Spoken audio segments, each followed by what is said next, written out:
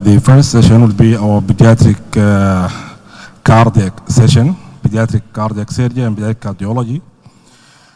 We have an eminent, outstanding speakers from outside and from inside, and we hope that you will enjoy the session.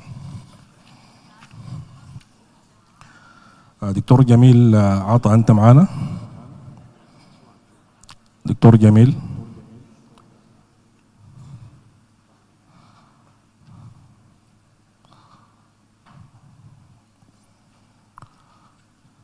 دكتور جميل.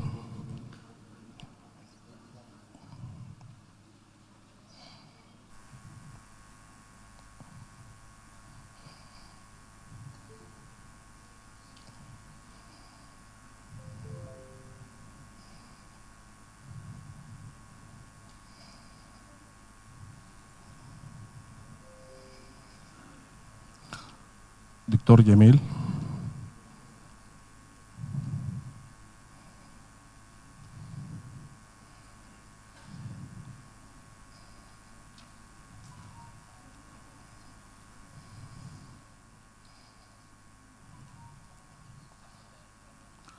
دكتور جميل.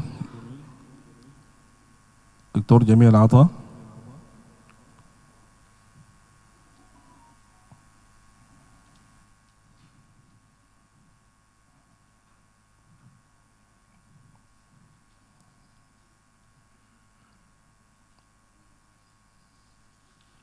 الو السلام عليكم دكتور جميل. السلام عليكم. تسمعوني؟ نحن الآن نسمعك. نعم. أنت سامعنا؟ حياكم الله.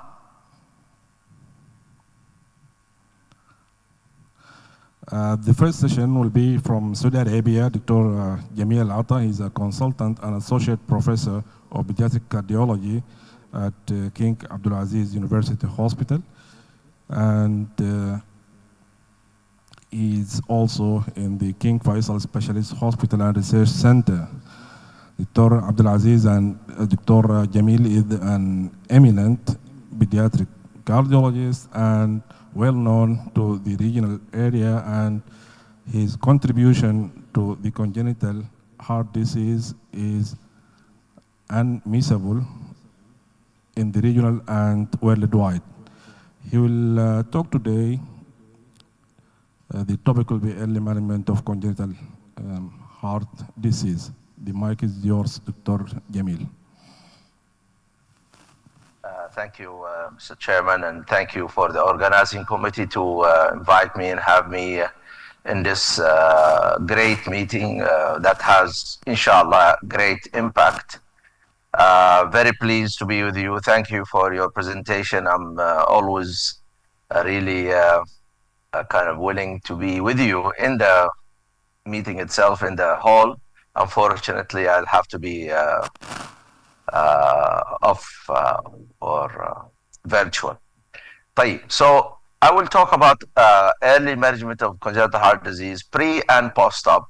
It will be quick points for us cardiologists and pediatricians to really look for in this kind of management.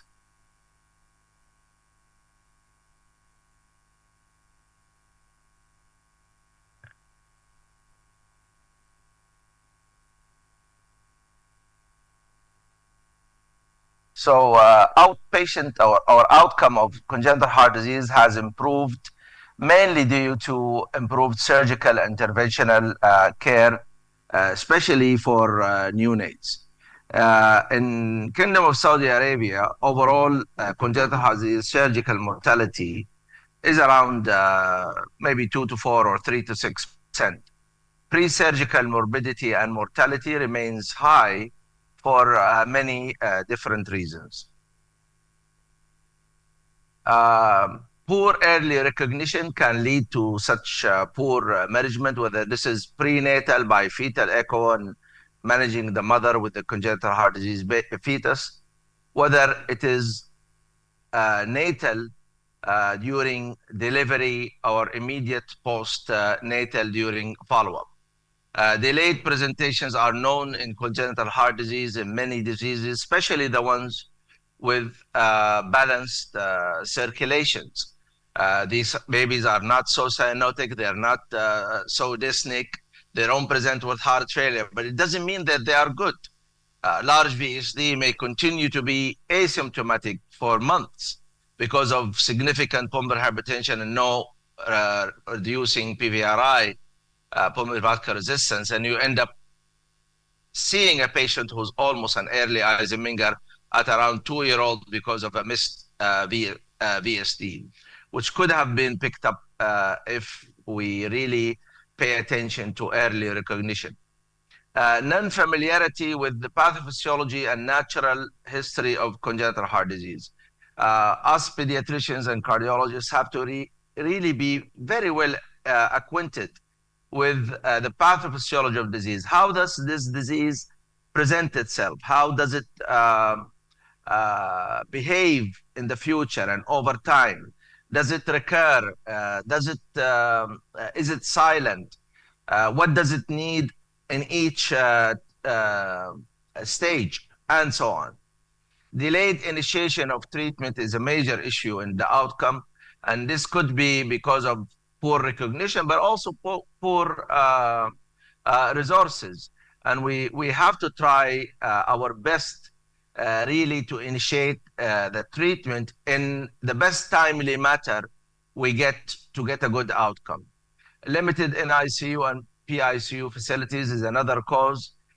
Limited PGE, prostaglandin availability, can affect your outcome. And I know in many of the countries, especially in Yemen, maybe prostaglandin is really not readily available for ductal dependent lesions immediately after birth. Limited medevac and transport services to take a patient from a peripheral or a non-equipped area to a tertiary or an equipped area, and other factors.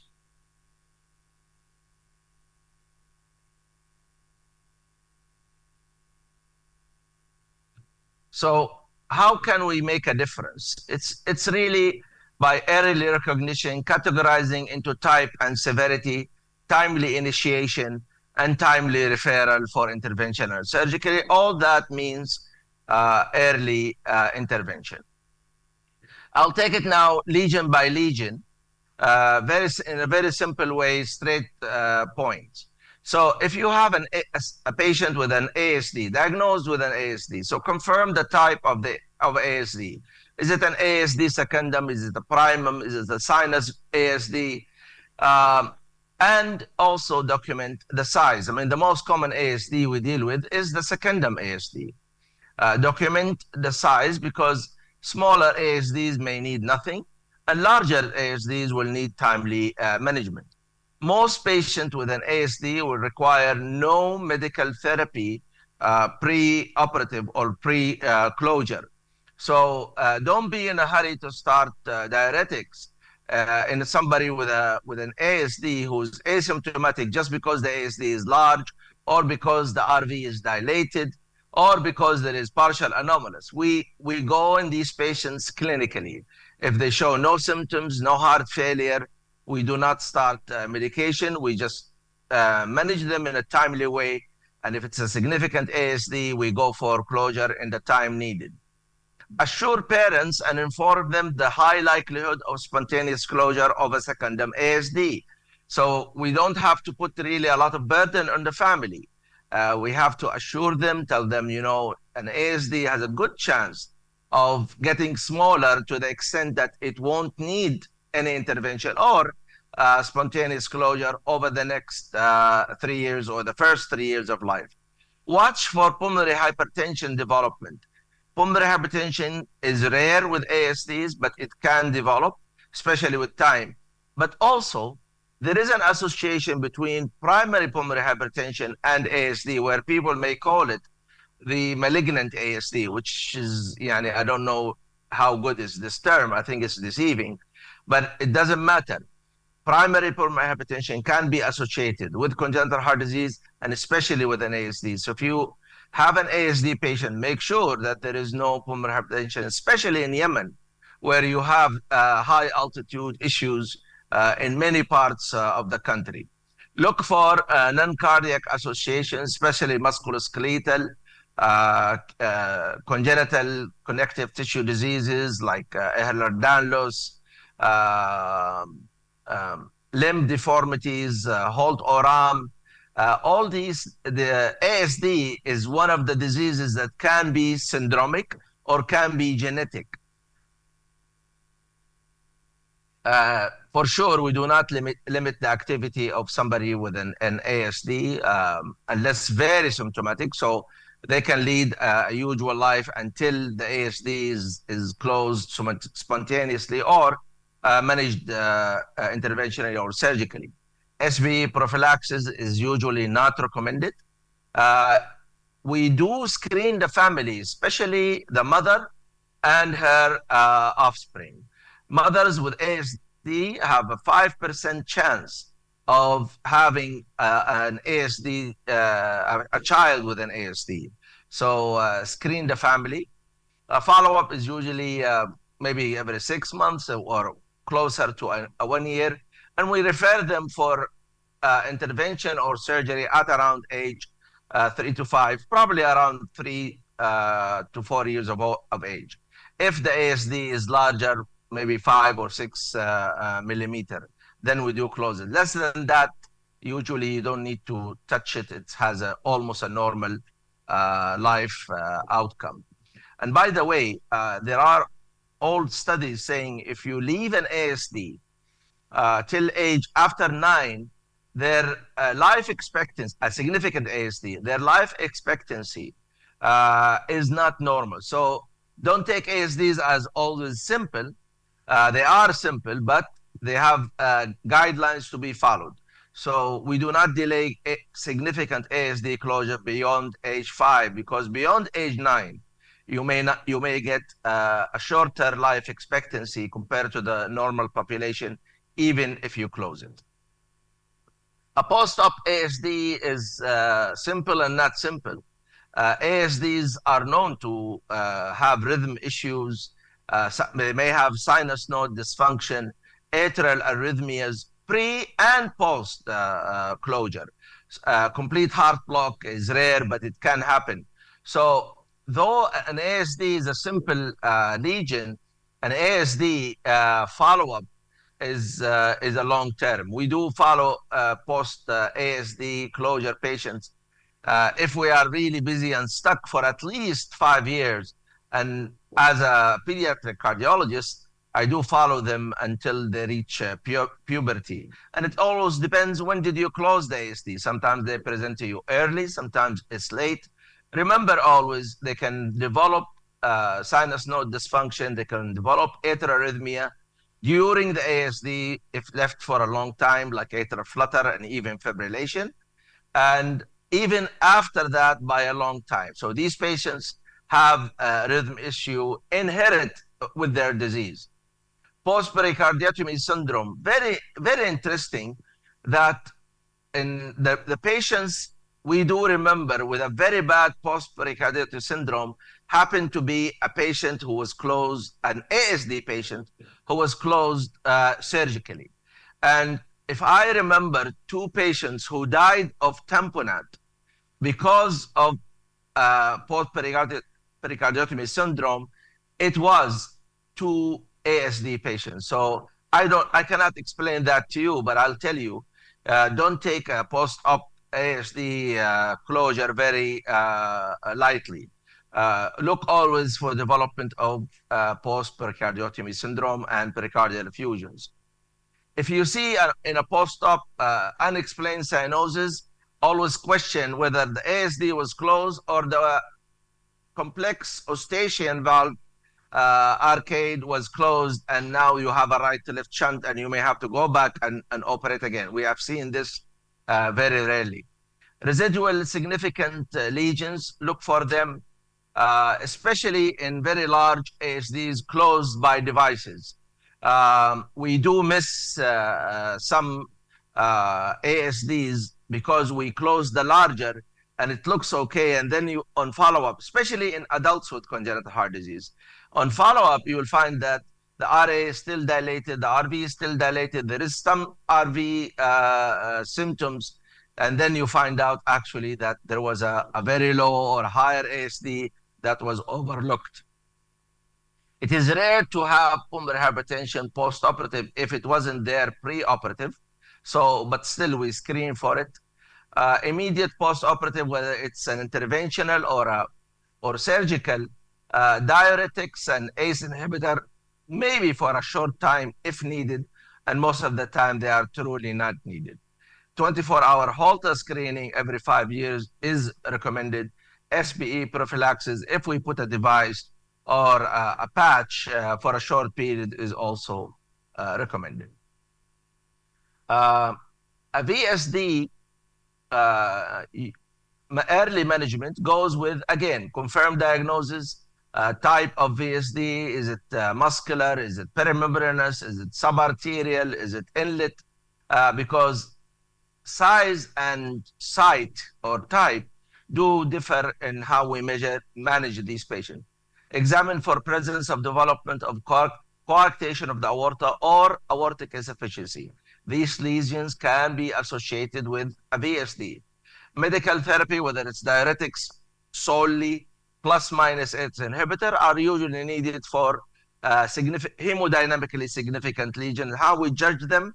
By clinical signs and symptoms of heart failure or increased pulmonary blood flow, and by echocardiography. Digoxin is usually not needed in these patients.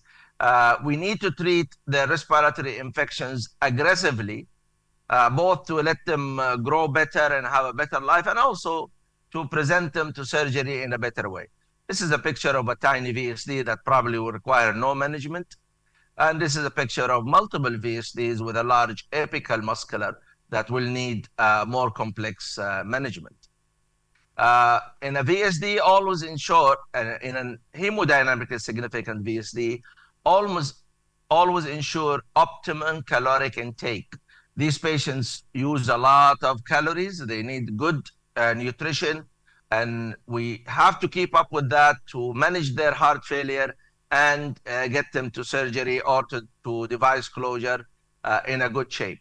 They are high risk for development of pulmonary hypertension when they have large VSDs. Large VSDs can be silent, as I said. You may examine the patient and find no murmur, but your clue is an active precordium, especially a right heave with a loud S2. No limitation of activity is usually needed pre-op. SBE prophylaxis when the VSD is significant and post-op is requested. How do we follow a significant VSD? Usually monthly until if they are below 4 months of age, and then every 2 to 4 months, depending, is it getting smaller, is it heart failure control? We do refer these patients for surgery or intervention when we have failure to thrive that's not controlled, congestive heart failure, signs of early pulmonary hypertension, new development of aortic insufficiency, and obviously a VSD, even if small, if developed into carditis, then it has to be closed, and usually the closure is surgical. Small, less than 5 millimeter muscular VSDs, perimembranous, has a good chance to for spontaneous closure, so we do assure patients, but we follow them for development of aortic insufficiency. Inlet and subarterial VSDs do not close, so these have to be planned from the start for timely surgical closure. Post-operative VSD, observe always for complete heart block, immediate and late. It can develop. They may have a right bundle branch block, that's not quite serious. But if it is bifascicular or they have a left bundle branch, then the risk of complete heart block is higher. Residual VSDs, tiny patch leaks are not important, but watch for development of new VSDs. Large VSDs can mask the smaller ones. So when we close the larger, you may see the muscular lower ones. They may be not important, but they may be important from point of being multiple and give you heart failure even after closure of the single large VSD. LV dysfunction can happen post device or surgical closure of a large VSD because of unmasking the effect of large shunt for a long time on the ventricular function. So ventricular dilatation may or volume loading dependent LV function. When you remove that volume loading, you will uncover the dysfunction and may need to be treated. And it's usually self-limiting. Look for LVOT obstruction, left ventricular outflow tract obstruction, coarctation development after VSD repair, mitral regurg, even RVOT obstruction, especially when large tunnel patches are used. Sometimes we see double chamber RV after a spontaneous closure of a tiny VSD. So these patients also need follow-up. Tricuspid regurg can be something we need to follow, whether post-device closure or patch closure because of involvement of the tricuspid valve. Pulmonary hypertension can be pre and post and can develop later if timely management was not done to close that VSD early enough. Diuretic therapy and ACE inhibitors usually are needed postoperative for the larger VSD for about 6 to 12 weeks. HB prophylaxis for 6 months. And then if there is no significant lesion, you don't have to. Post-pericardiotomy syndrome is always there, but not common in these patients.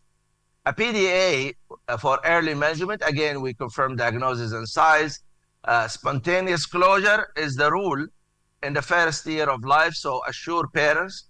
Limitation of activity is not needed. Medical therapy, diuretics, and ACE depends on the clinical presentation and the size of the PDA. PDAs that are usually less than 2 or 2.5 millimeter do not require any medical therapy and considered small. Larger than that may need medical therapy pre-closure if they didn't close spontaneously. This is a kind of a small to moderate VSD with a PDA with a large ampulla, and this is a device closure, which is the mainstay of therapy today. Large PDAs are 3 or above. And why is that? Because a PDA is shunting left to right, both in systole and diastole. So it's like a double shunt. So if you have a VSD, which is, let's say, 8 millimeter, a PDA of 4 will equal that. So always remember, not because the number looks small, a PDA that's 3 to 4, it's almost equal to a moderate, maybe moderate to large VSD, and has to be treated that way. Look for associations, whether it's cardiac, again, left-sided lesions, right-sided lesions, peripheral pulmonary stenosis, or non-cardiac, extracardiac. Rubella syndrome, other syndromes can be associated with PDAs. Small PDAs can be referred for intervention if still after age 1, whether symptomatic or asymptomatic. This is different whether you hear the murmur or you don't. But I believe a PDA which is 2 millimeter or more should be closed, because today interventional closure is quite simple. Post-op PDA, one thing that we've noted with large PDAs is really LV dysfunction. The LV was really dependent on volume loading. Once you remove that huge volume, you will see that. And there are quite a few publications on that.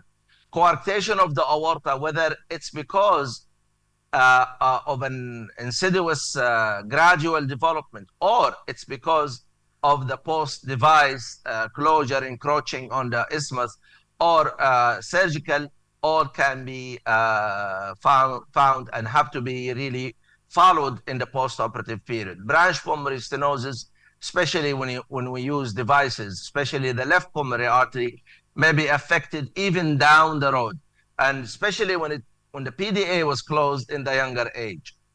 Diuretics and ACE inhibitors in post-operative period, if it's a device, usually we don't need it. If it's surgical, may be needed. Subaortic stenosis is known to associate a PDA or even happen after. Look for device embolization if it was closed. I recently came across of one of my patients, which we closed the device, and we have echoes after 4 months, after 8 months. It was a huge PDA. And the device was there and nothing, only to present years later with significant pulmonary hypertension. And guess what? When that patient, he lost follow-up, he came to us, the device was embolized to the left pulmonary artery, and now he has almost an Eisenmenger situation. So when you intervene with congenital heart disease, follow-up is quite important. Residual PDAs are rare.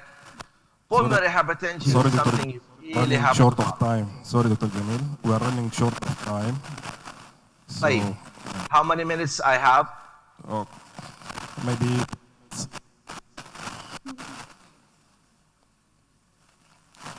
5, 10 minutes or less? no, 3 minutes. 3 minutes. 3 to 5 I'll minutes. go quick. Right.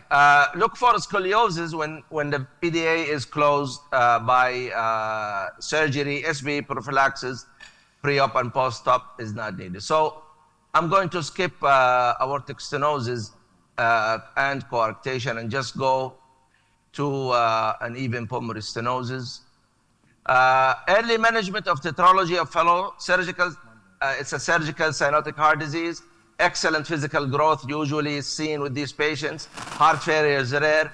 Acceptable saturation above 72, 75, maybe in room air, till you get them to surgery. Always prevent anemia and prevent dehydration.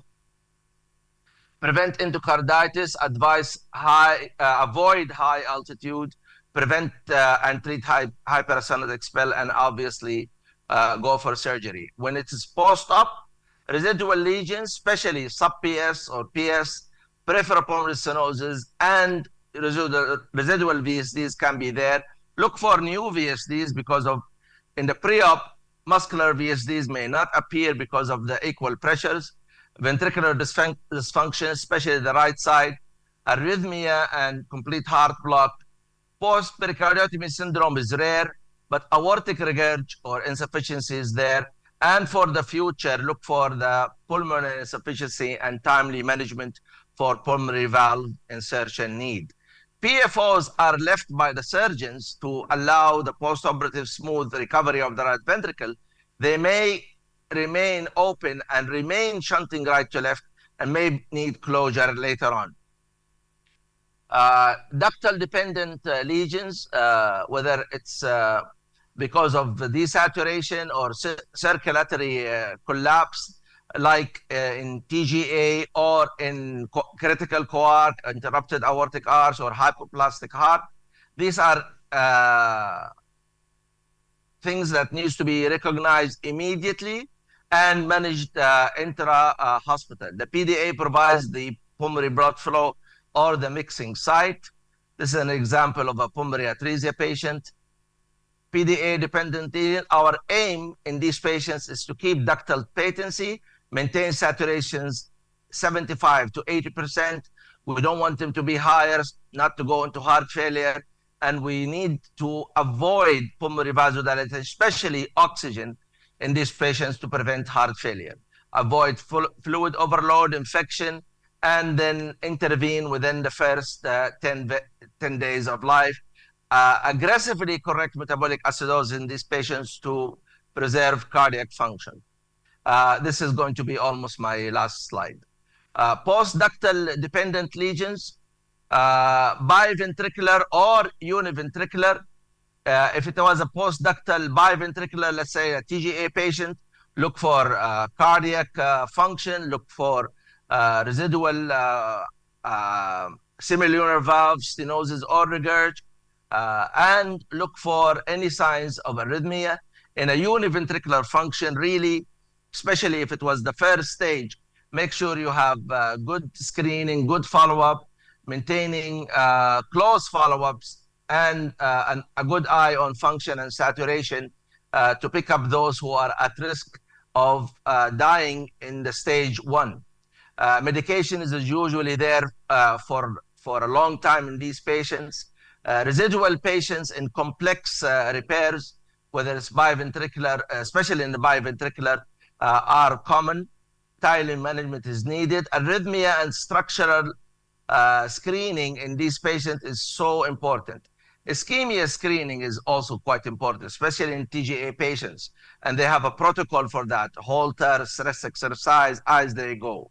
SBE prophylaxis, if it's biventricular with no residual lesion, is once you pass the first 6 months, you don't need it. And univentricular lesions, you will almost always need it. So in conclusion, knowing the pathophysiology and natural history and outcome is essential in the management of CHD. And I really emphasize on knowing the pathophysiology and the natural history. You will be able to tailor your management according to that. Most CHD patients can be managed as outpatient before they need the intervention. More exposure of our trainees to congenital heart disease, medical, surgical therapy, ICU, all of that can help make our outcome in these patients much better. Thank you, and I apologize for going over time.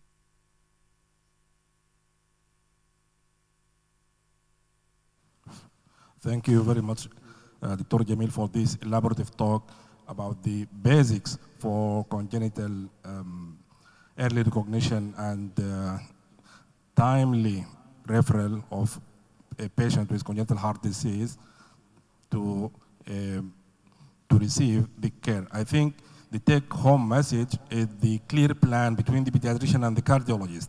And this is a missing part in the limited resource country like Yemen, Sudan. I'm practicing in Sudan and here in Yemen as a surgeon, and I saw a lot of patients, PDA, simple PDA with Eisenmenger syndrome, or BSZ with very high PA pressure or complication like aortic involvement and all these things. On the other hand, sometimes there is unnecessarily referral of a patient, for example, ASD less than 5 millimeter, the pediatrician is worried, the cardiologist is worried, and the parents are worried about this. So the proper communication, I think it will solve this issue, and I'm sure you faced these things in Saudi Arabia before, but now everything is advanced. The floor is open for question. We can take 2 questions or comments. Professor Yasser Ghunaimi.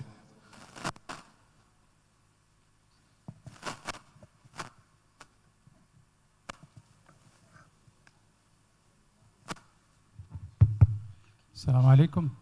Thank you so much, Professor Jamil, for your comprehensive presentation and the clarification of the early management of congenital heart disease. My question to you, because we know that Dr. Jamil has the best experience in Yemen, and you know the incidence of congenital heart disease is very, very high in Yemen. My question, in country with limited resources and low income like Yemen, what are the tools which can be used for prenatal diagnosis of congenital heart disease? And how can we manage if we face a cases like this? Do you think screening programs will be effective and valid in these situations or not? Thank you. Thank you very much, and appreciate your comment. Well, you see, whether we have limited resources or we don't, we can tailor our screening programs. It's very simple to talk to obstetricians, and actually even before that, is to make sure that pregnant women do have antenatal care. I think this is the first step, and probably in Yemen, in the cities, they do have that today, but maybe in the peripheral, there is still home deliveries and not much prenatal care. So we really have to start by emphasizing good antenatal care for pregnant women.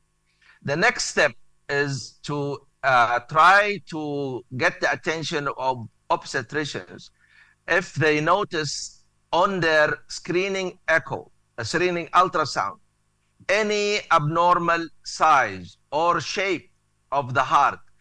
Where in the early times when fetal echo was just starting, we used to say, just tell me, do the 4-chamber look normal or does the 4-chamber look abnormal?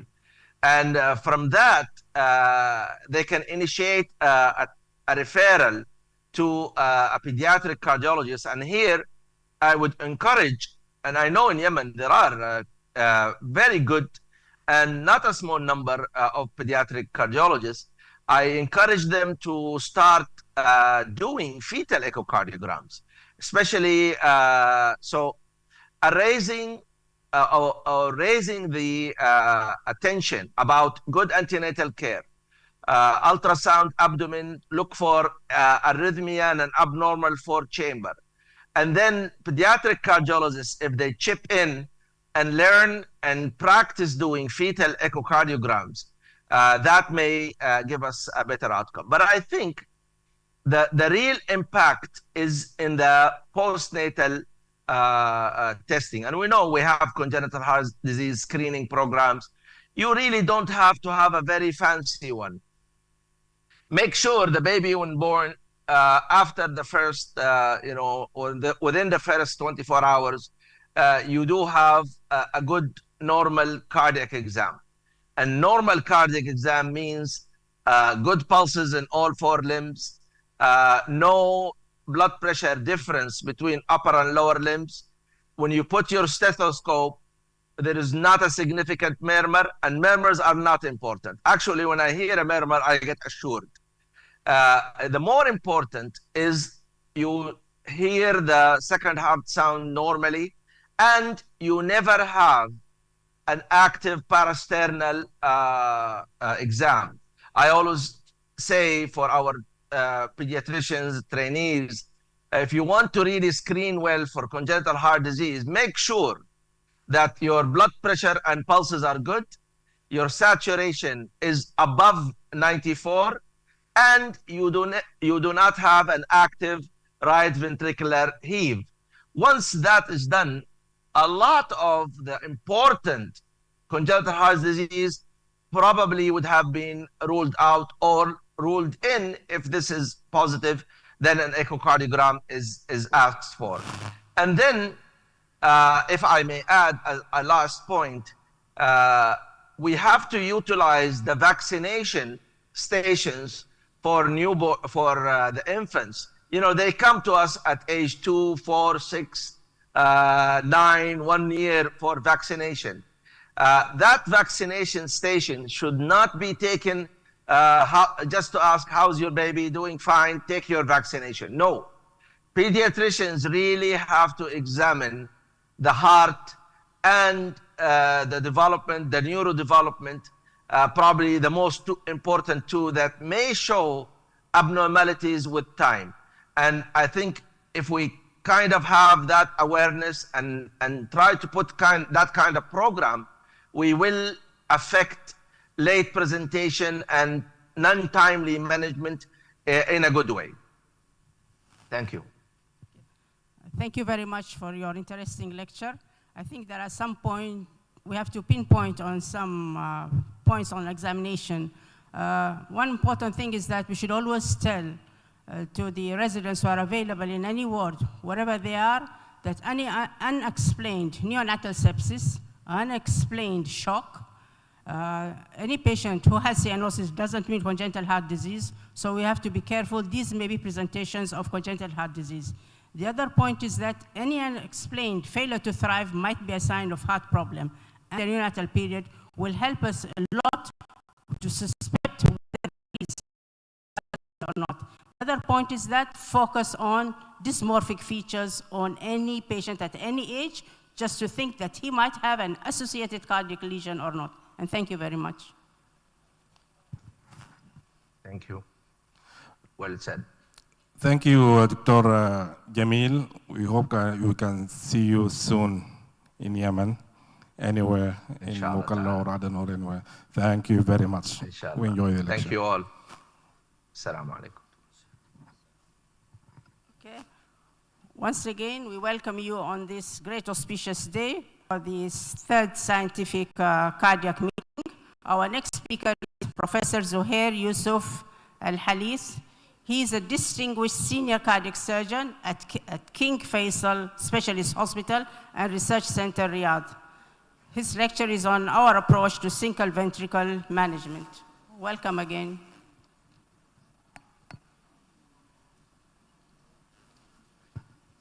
Assalamu alaikum. Can you hear me? Yes, Can you share? Allow me to share, please. yes, we can hear you very well.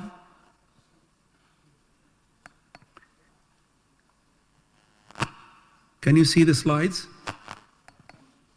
Yes, we can see the slides as clear as Okay. the sky. Yeah. Okay. Bismillah ar-Rahman ar-Rahim. Assalamu alaikum and good morning, ladies and gentlemen. It's a great pleasure and honor to be participating in this symposium. It's a pity that we cannot be there, but we're with you in heart. I'm just going to talk about the way we look at the patients with single ventricle and how we currently manage them.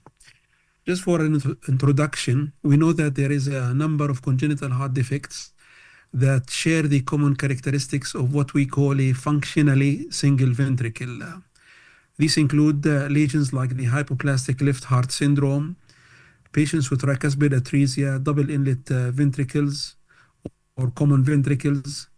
But there are also a group of lesions that have two ventricles, and sometimes these two ventricles are good size, but they do not allow biventricular septation or biventricular repair. And these include cases like unbalanced atrioventricular septal defects, double outlet right ventricles with non-committed ventricular septal defects, and many forms that we see associated with the heterotaxy syndrome.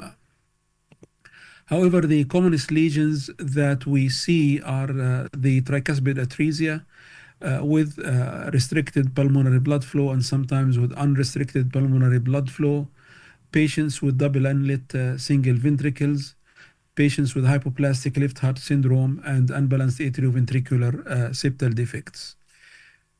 Most of these lesions are associated with additional lesions. Some are simple, like a patent ductus arteriosus.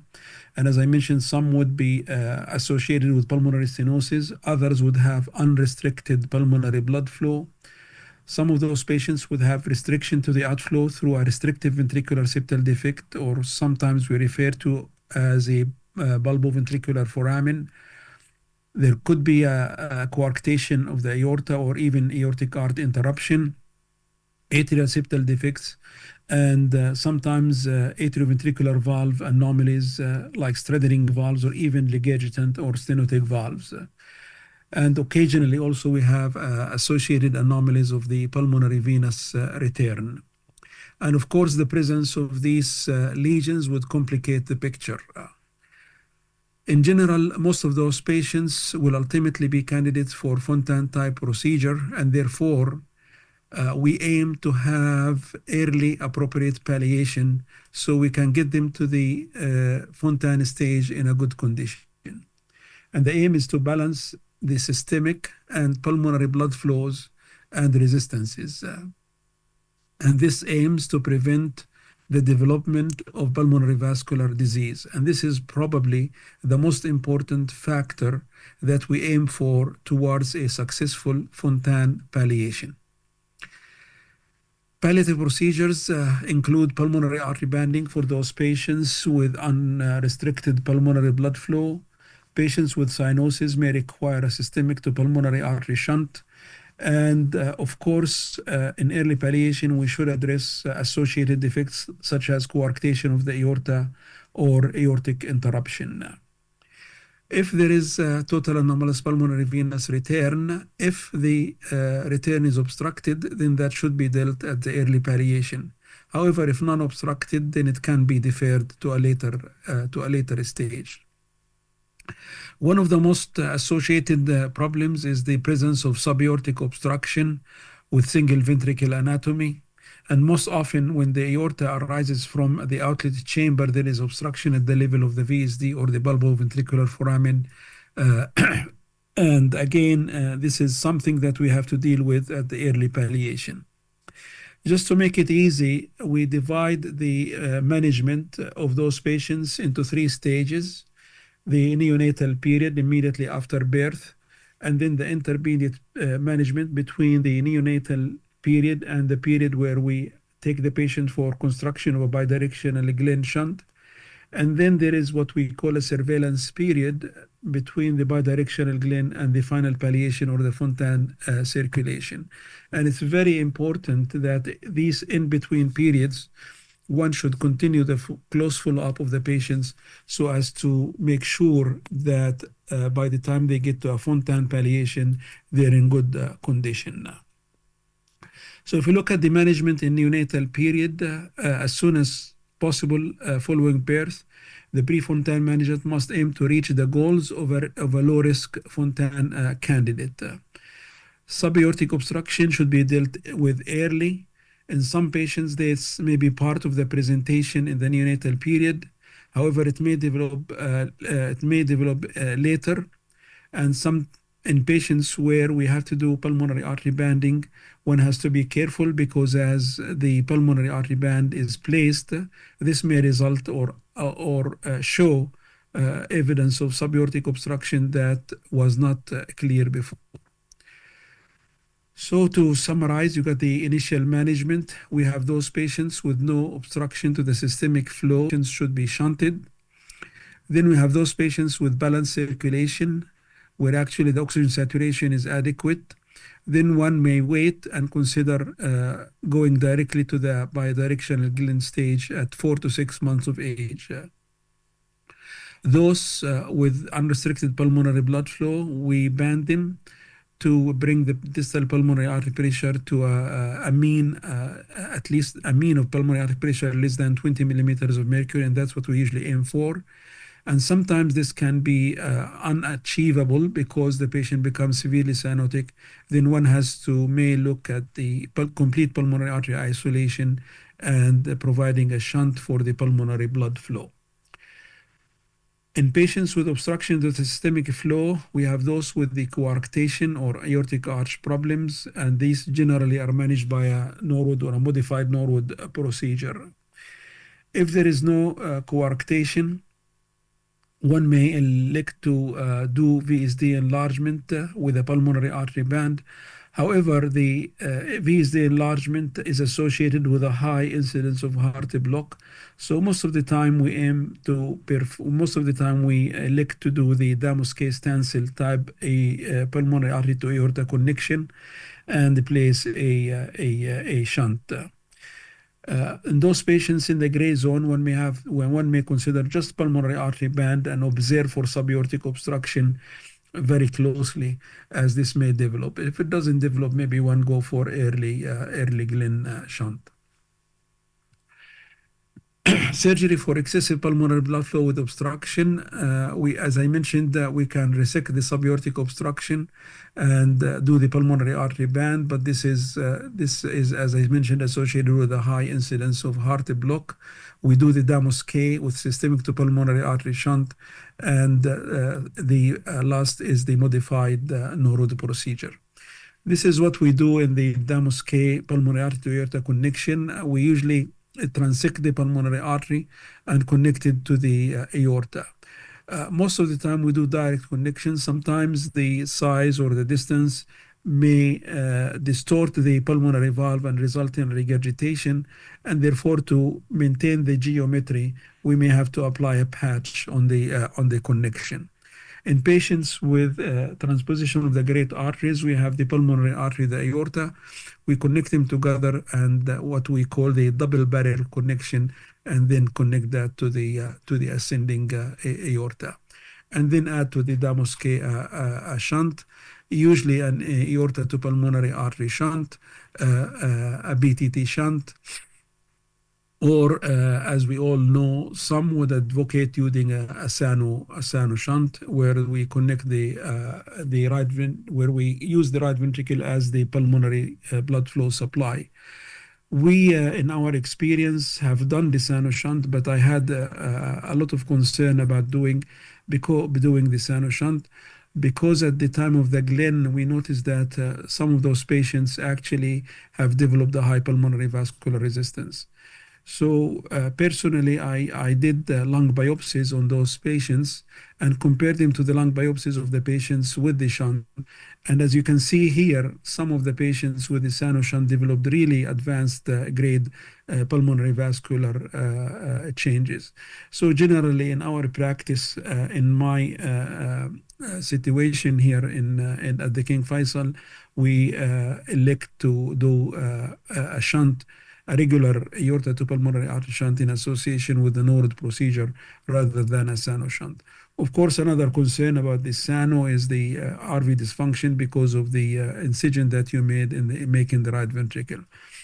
There have been many studies that compared both approaches, but even in those studies at the end or towards the Glen, there has been no difference in terms of prognosis. But nevertheless, this was our experience. So we can notice even that the patients that have a modified shunt do better than those with the Sano shunt, particularly in patients who presented late, something that we see quite often. The other approach to these patients is the hybrid approach, where the ductus is stented and then a bilateral pulmonary artery band is done as a first stage.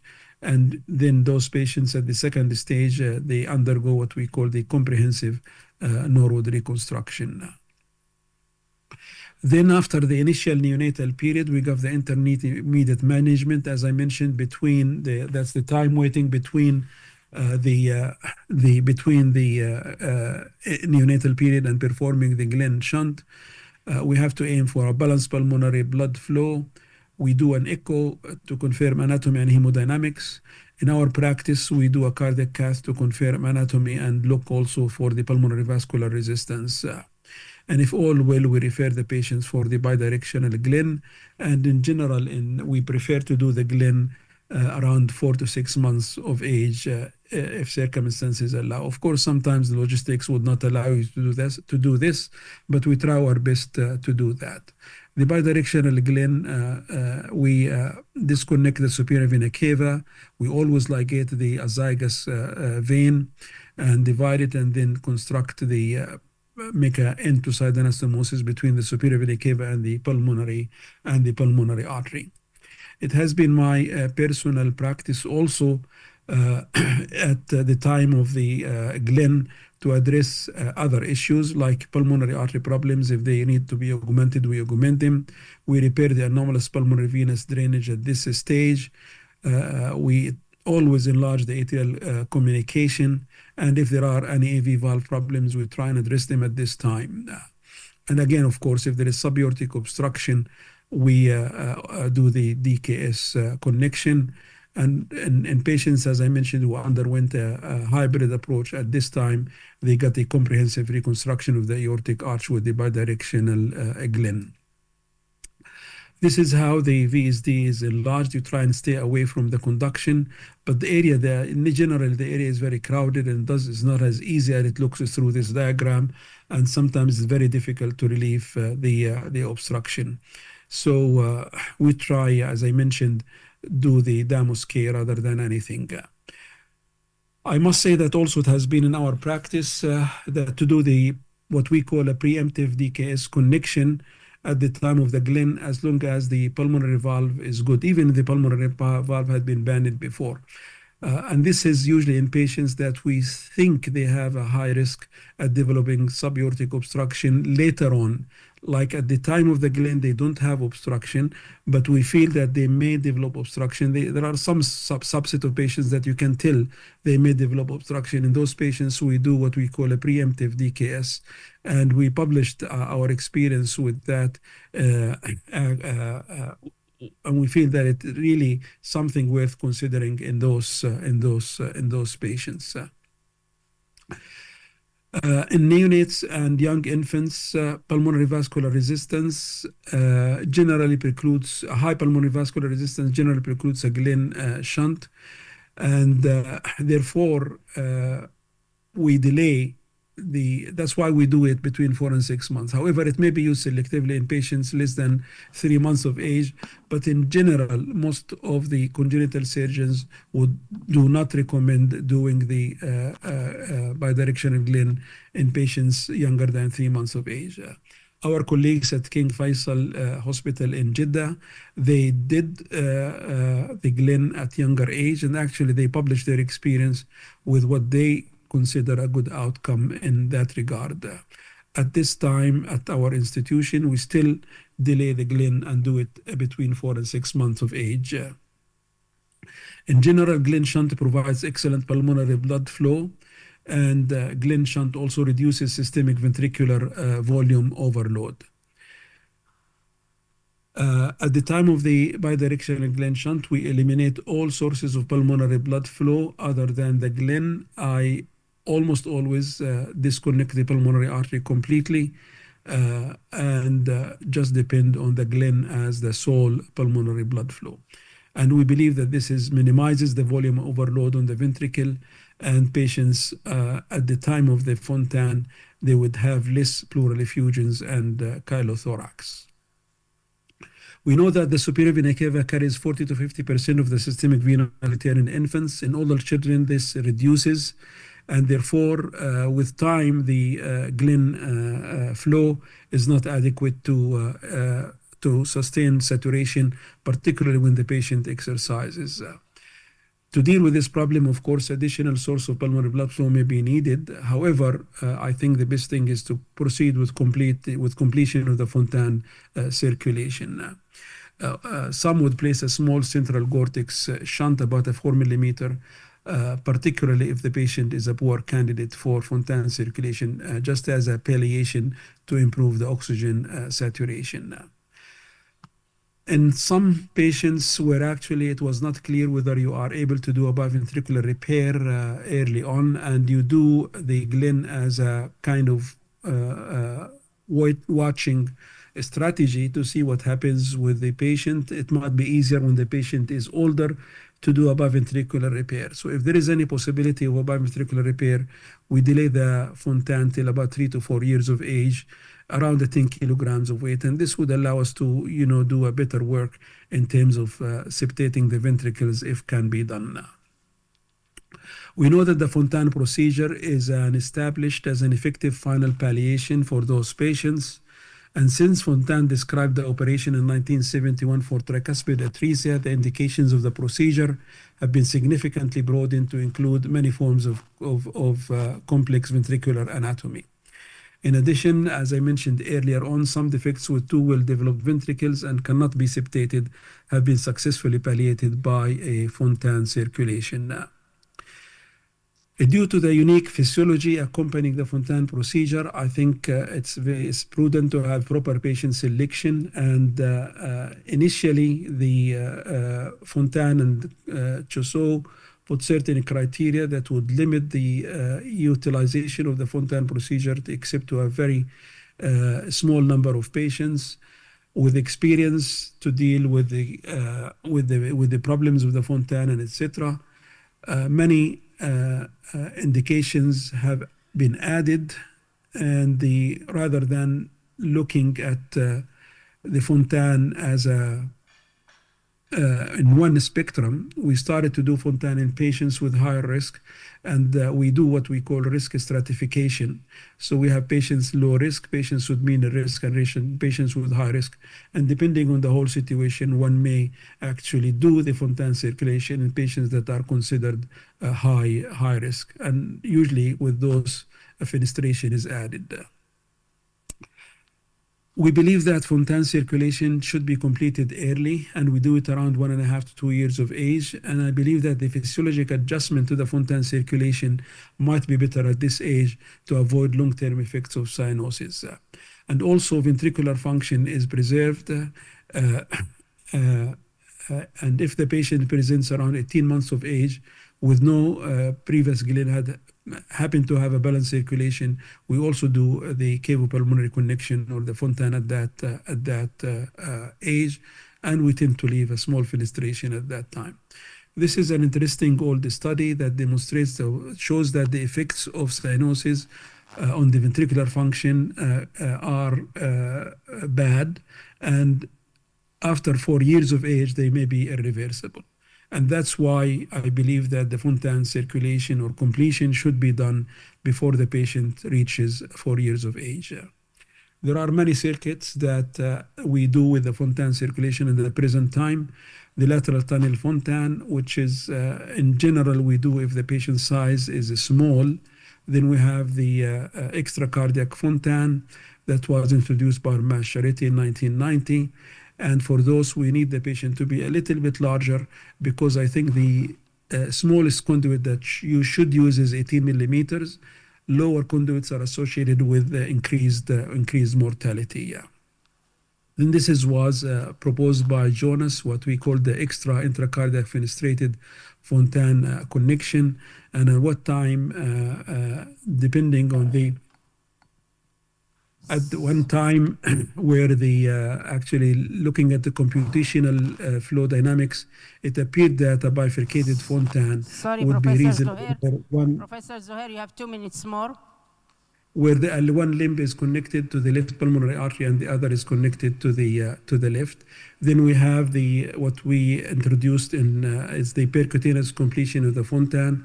At the time of the Glenn, we prepared the patient for percutaneous completion, and we were actually the first group in literature to publish a large number of patients that have been treated with percutaneous Fontan completion. Now, the anticoagulation, I think most of us would anticoagulate patients with warfarin because there are evidence of silent pulmonary emboli, and then continue afterwards on aspirin. And we looked at this in our group of patients with our pharmacy colleagues, and there was actually no difference long-term between the usage of the warfarin and aspirin. So early on, we start with warfarin. 3 to 6 months later, we continue the patient on aspirin, and we continue for life. Now, long-term results of the Fontan, we know that there is a continuous attrition of the patients. This is a study that was from the Mayo Clinic, actually the longest in terms of follow-up of the Fontan. And you can see that, again, with time, there is some attrition. Some groups of patients do better than others, and some connections also do better than others. This is just looking at the various connections, and it seems that the lateral tunnel and the extracardiac connections are the best. Here it looks like in long-term outcome, patients with pulmonary atresia and intact ventricular septum, patients with tricuspid atresia and hypoplastic left heart syndrome do better than other groups. They looked at the satisfaction of the patients in terms of the Fontan, and they can see 85% said that their life have improved, and 39% would describe their health as being excellent, and about only 5% would describe their health as being poor. So just as a final summary, we have the three we now carry on the procedure as staged. The neonatal stage that may require balloon atrial septostomy to improve the interatrial communication, BT shunt, PA band, DKS, modified Norwood, coarctation interruption repair, and if there is no obstruction, one may just do systemic outflow obstruction, one may wait. Sorry, I'll have to go back just to... Anyway, then the next stage is the intermediate stage, and then the final stage is the stage of the Fontan. Thank you.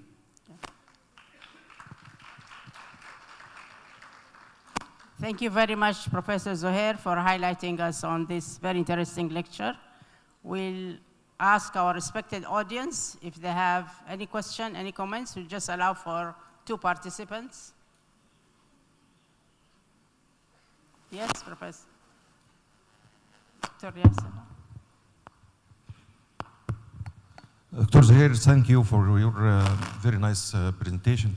I want to ask you about if there is AV valve regurg during the Fontan procedure. Do you prefer to do it in the same session, or repair the valve first, then followed by the Fontan? The other issue, did you do fenestration for all Fontan cases or only for high-risk Fontan? Thank you.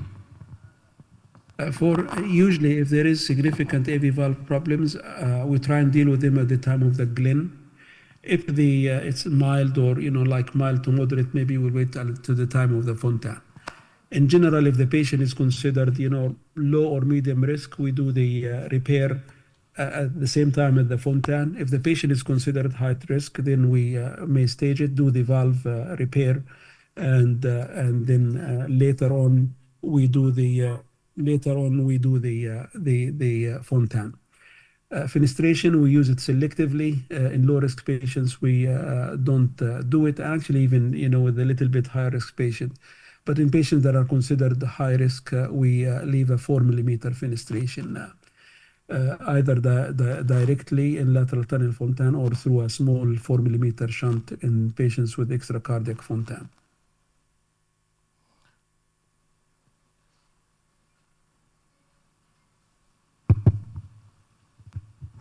Thank you, Dr. Zahir, for this nice presentation regarding single ventricular pathway management.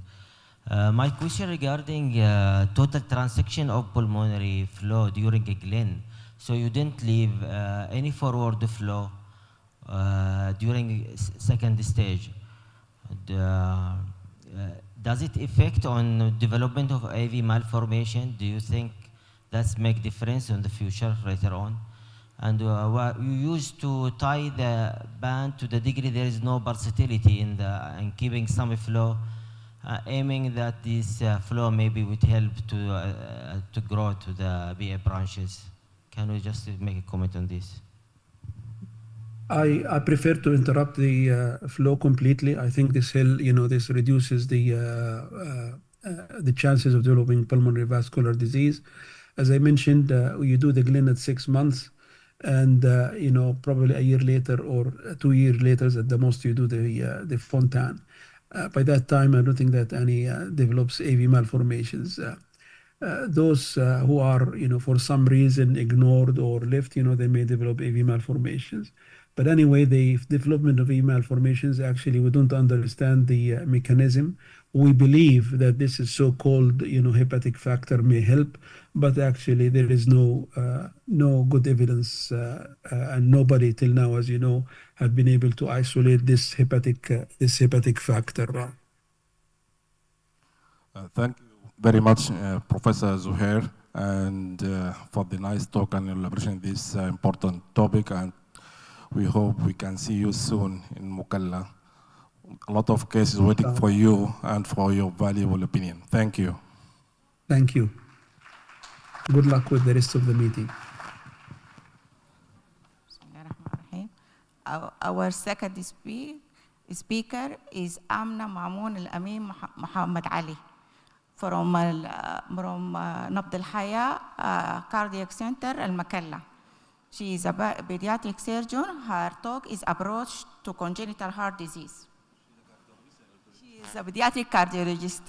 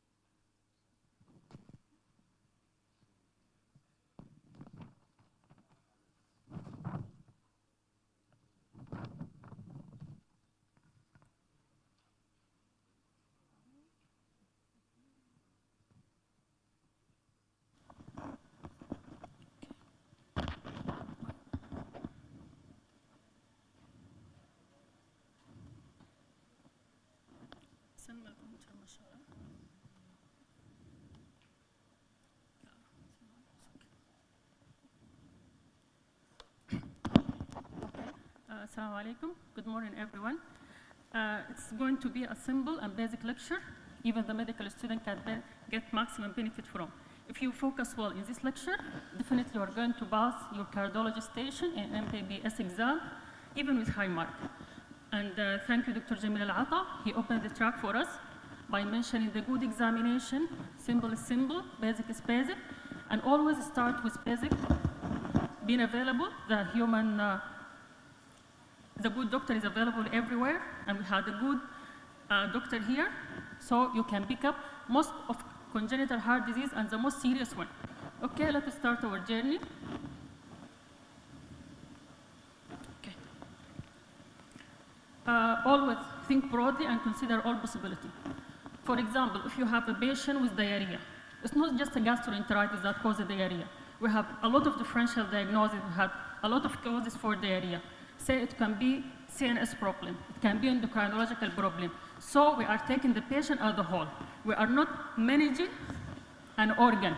We are managing a patient. So focus in all patients. Before blaming the heart, is it guilty or not? You have to judge the heart. A golden message, always communicate. From the start, from first time you're seeing your patient till the end of the story.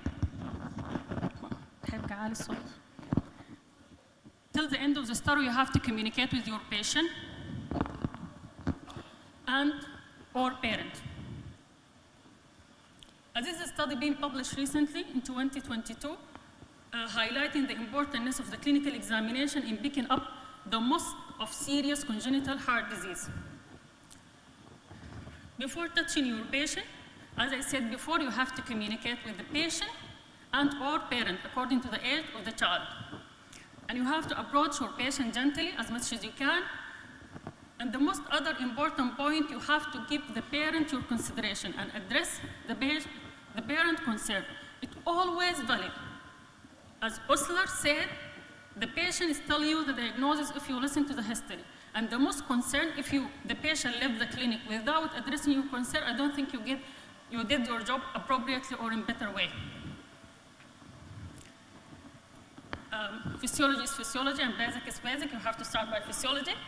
Physiology of congenital heart disease, either the patient can present it by congestive heart failure due to increased pulmonary blood flow. Sorry.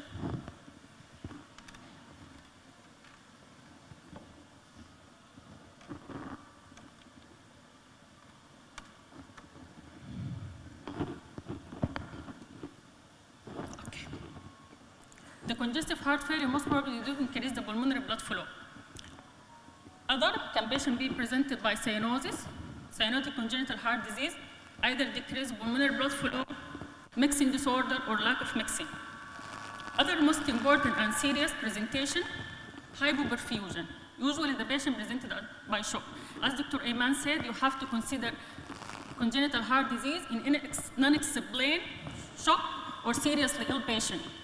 As we know from the medical school, you have 3 differential diagnoses for neonate with shock. Either severe sepsis metabolic disorder or congenital heart disease in form of obstructive left-sided lesion.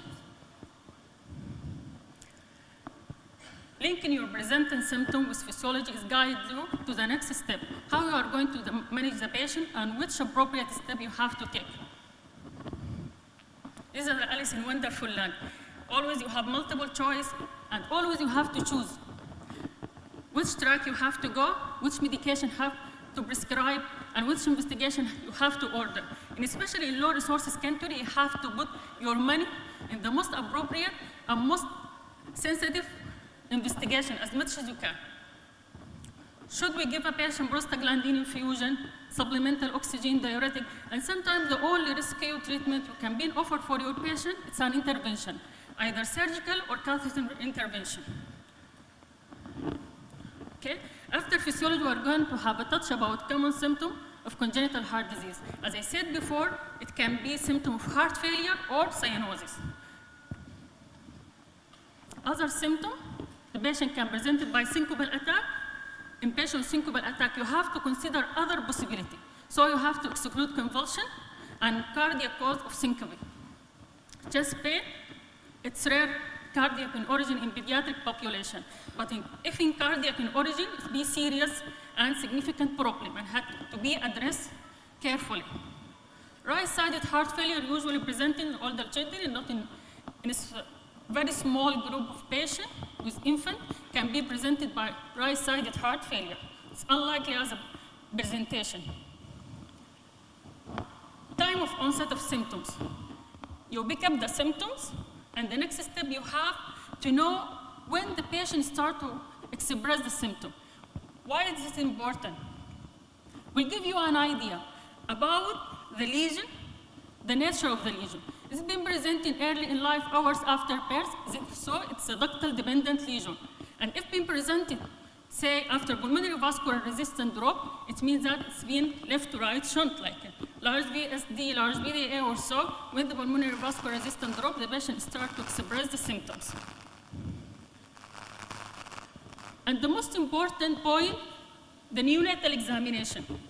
The neonatal examination will let you to pick the most serious congenital heart disease. Appropriate neonatal examination by pediatrician or general practitioner interested in pediatric. So any delivery of new neonate should be attended by an expert person in pediatric with careful examination of the neonate. In better situation, as Dr. Jamil mentioned, the fetal echo for screening. When the baby born, is already born with a diagnosis, born with a management plan.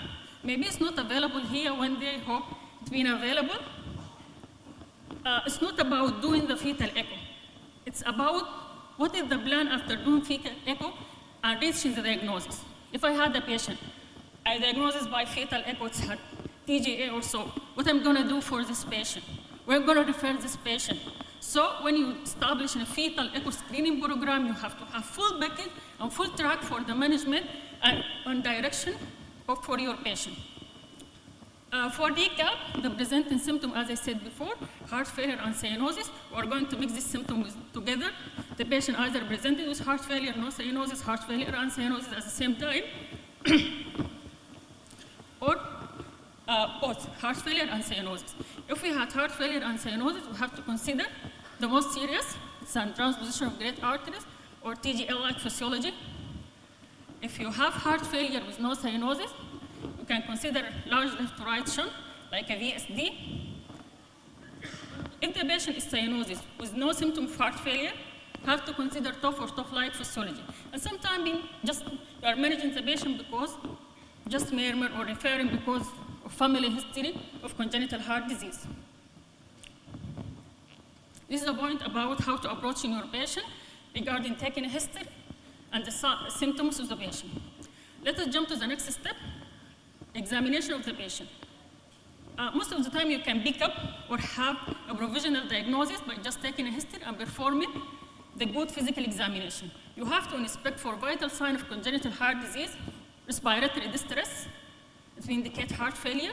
And if the patient have a respiratory distress with wasting, that indicate a chronicity. It's a chronic heart failure.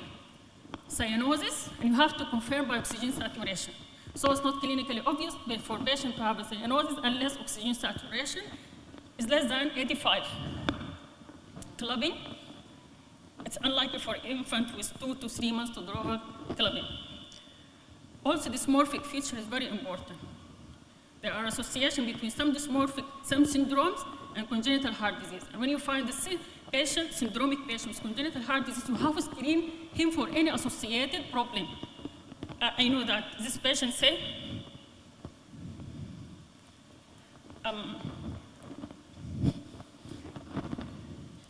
this is 20 years old, presented by shortness of breathing.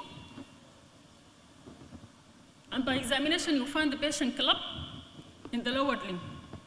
And his upper limb with good saturation. What you are going to think about? It's a BDA with pulmonary hypertension with right to left shunt. Okay, you have to confirm it by echo or whatever investigation you're going to do, but at least you have an idea about the diagnosis. Sometimes you find the patient being but clubbing. It could be anything. Just narrate the causes of clubbing in medicine. Cardiac problem can be just an iceberg, so you have to take the patient as a whole, managing a person, not a system, as I said before. Always look for unseen problem. Consider the common syndrome associated with congenital heart disease. Say in case of Down syndrome, the patient with trisomy 21, they've been prone to have AV canal problem, and the problem with Down syndrome, they may get in Alzheimer's earlier than usual. And you have to screen the baby. Before ordering the echo, say, as a general message, we have a lot of pediatricians here. Before ordering the echo, you have to do a thyroid function test for any trisomy 21 baby. Because if you pick up early the hypothyroidism, the outcome of management will be better, and you're going to improve the quality of life of this child. Noonan syndrome. Sorry. All this in association with Noonan syndrome. So if you pick up this patient had a Noonan syndrome, you have to screen him for cardiac and non-cardiac problem associated with Noonan syndrome.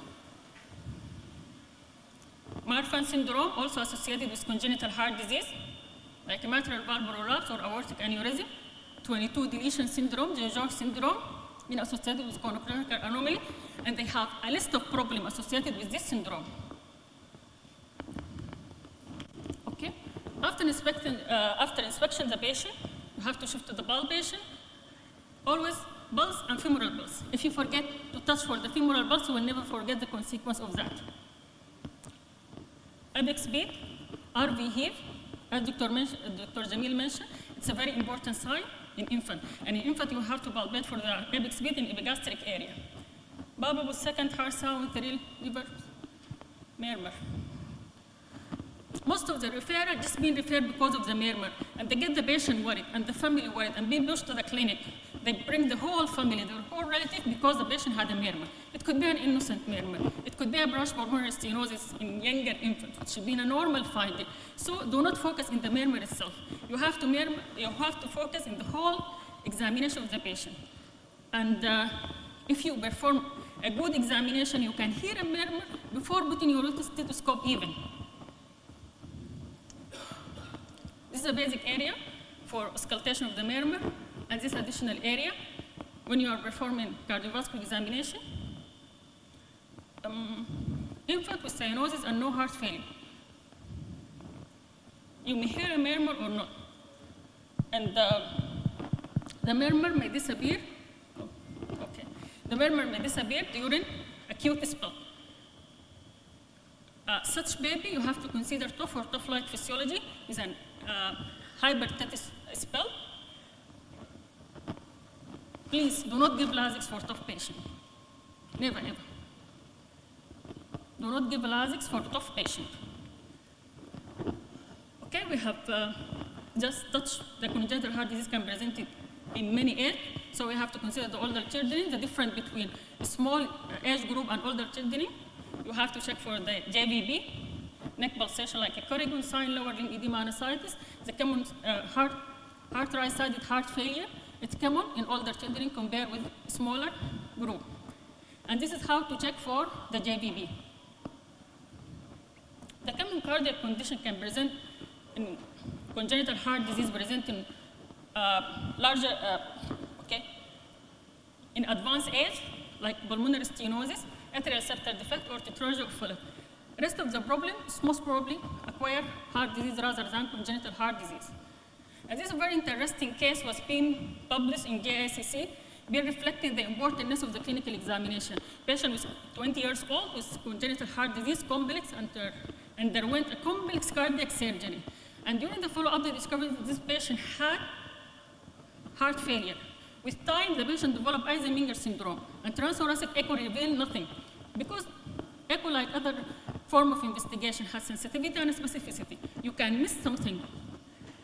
And just by listening to the patient, they find that the patient had a murmur, and they ordered an advanced form of imaging like CMR, and cardiac cath was confirmed the diagnosis. So start by the basic.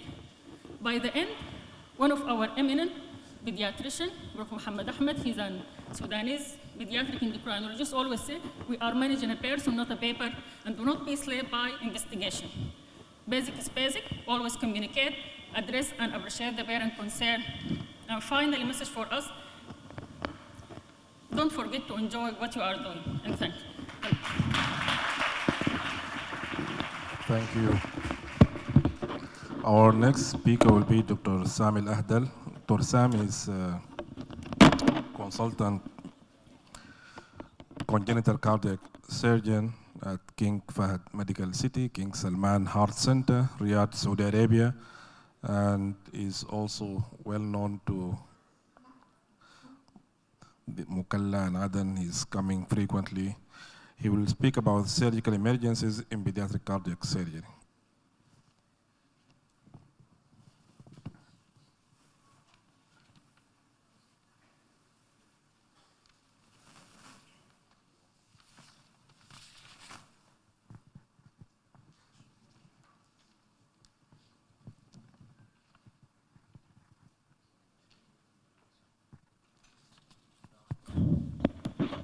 السلام عليكم.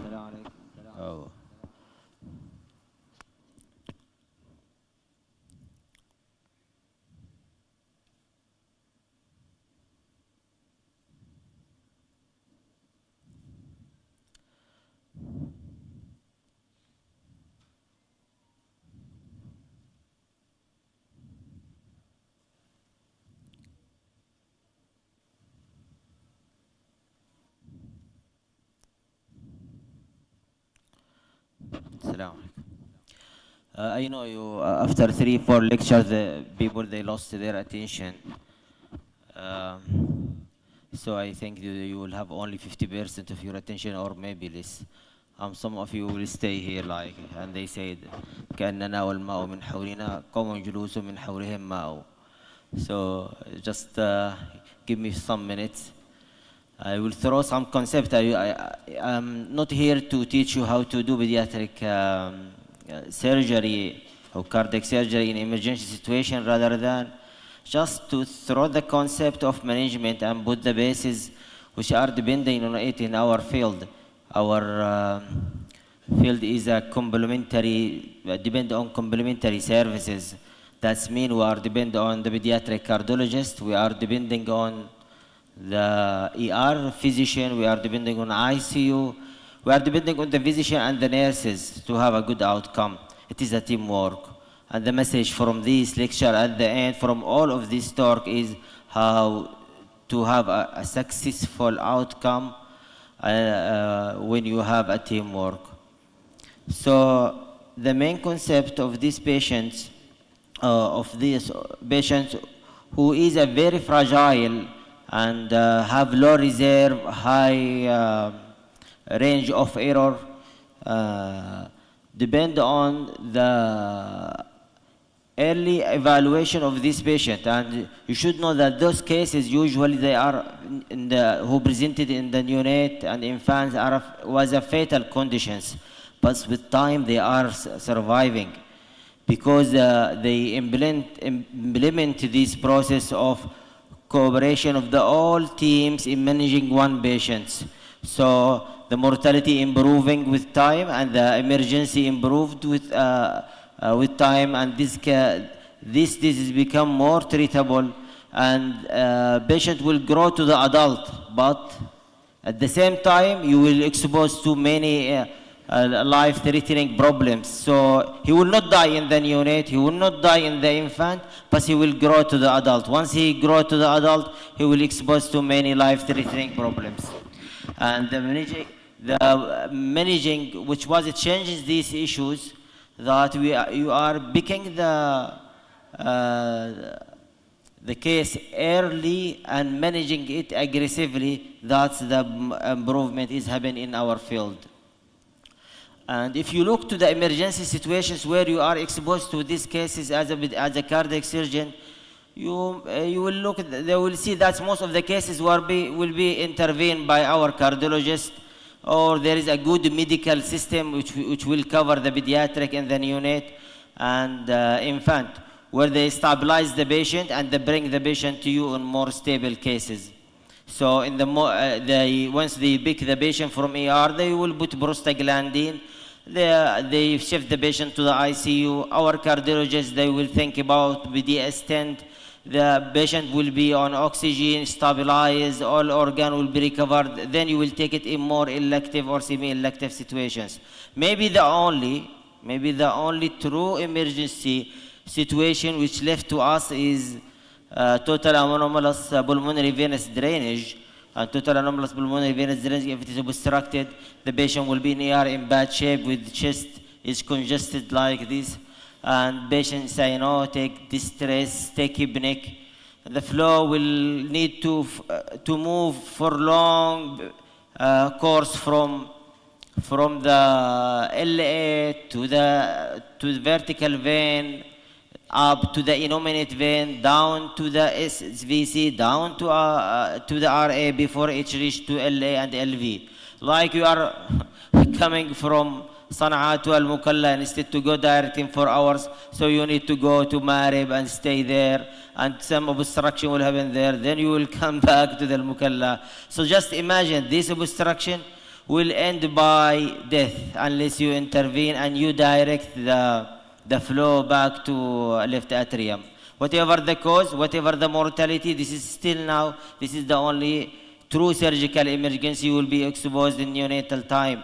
All other neonatal cases which is presented in our practice can be managed if you have strong system, strong medical background, and strong cardiac intervention procedures when the equipment is there and the expertise is there. So let's to have a look on the cases which may be presented in your practice. Either clear diagnosis that they call you and your college, they told you, okay, I take this patient to a small ASD, I will cover it by device, I did a device is okay, alhamdulillah, I'm happy, family are happy, they shaking hands with the cardiologist went home, you are in deep shit. Because the device was migrated and they call you in the middle of night, come to remove the device. So this is a case with clear diagnosis, or you have a patient with perforation, both any intervention, patient with leak, for any intervention, and so on. Or maybe you have a patient with trauma, patient with pericardial tamponade, patient with known case of congenital heart disease, he will be presented to you. Some cases, if they are newly diagnosed, the presentation is different, which Dr. Amina was talking about, how to pick it up early and put them on the map for the correct management. Have a look. This is a case for a pericardial effusion. Have an effusion. It will be more clear if you have a good ER doctors. So I still emphasized on this point. Let's do this case was not diagnosed at all. You don't know what's going on. So if you want to improve the system, healthcare system, and your outcome in here, your money should be started from ER, from the primary care, from this point, how they pick up the patient early, to direct them in the correct way before they are running around, and you pick them late, and you start to treat the complication rather than the primary disease. So this patient with pericardial effusion, they diagnose the patient, they push the patient to the echo. Echo is clear. You think this patient impending tamponade, they send the patient to you, not for Dr. Umar Abdullah, for you. Then you will try to drain it, and the patient was drained. Patient is okay. It's clear diagnosis. Next one is the case with device. They have a device. Device is migrated, and unfortunately, still his patient is holding. And you take the patient for device removal. Or they bring the patient with congenital heart disease, heart rate around 70, without congenital heart disease, patient around 40. You think this patient is in shock, need with complete heart block proved by ECG. So you will take him for temporary pacemaker, simple procedure, just leads connected, lead him to grow more than 3-4 kg. Then you put a pacemaker under the skin, and that's all. So it's clear. So need only think about, put the patient, please, put the patient in the correct way. This is another story of successful story of trauma. It was presented in our center, where this patient was around 1,000 from our area, and the patient was struck by a woody object. It was transfixed the heart from the sternum to the RV, to the septum, to the LV, to the posterior mediastinum. And the local team there was very oriented. They put central line, they sedate the patient with opioids, They give a fluid. They cover the wooden stick. They remove. They cut it and leave this small piece. They didn't move it. Family refused surgery by local center. We can't retrieve the patient by ECMO team because we need arrange medevac from our side. It needs around 12 years. They have a good system medevac there. They shift the patient down to the our center. They land in Riyadh. From Riyadh to the ER. In ER doctor there, cardiology is there, intervention is there, CT scan room was open, OR is ready, bypass is ready. Patient from ER to CT scan to the OR, femoral bypass. After femoral bypass, step by step releasing the wood stick, then repairing the LV, repairing the RV, doing TE, evaluating interventricular septum for device closure for residual injury, patient chest closure in ICU, extubated over the night, second day in the ward, third day psychological support for the patient and the family, discharge. The story that is teamwork. I want to say there is any field, they have a key of success. I think the key of success in pediatric is a teamwork. And any weakness in this chain will end by bad result. If you want to start the surface and push the surface, you should start to build a team rather than, okay, I have cardiologist, I have a surgeon, but I don't have an ICU.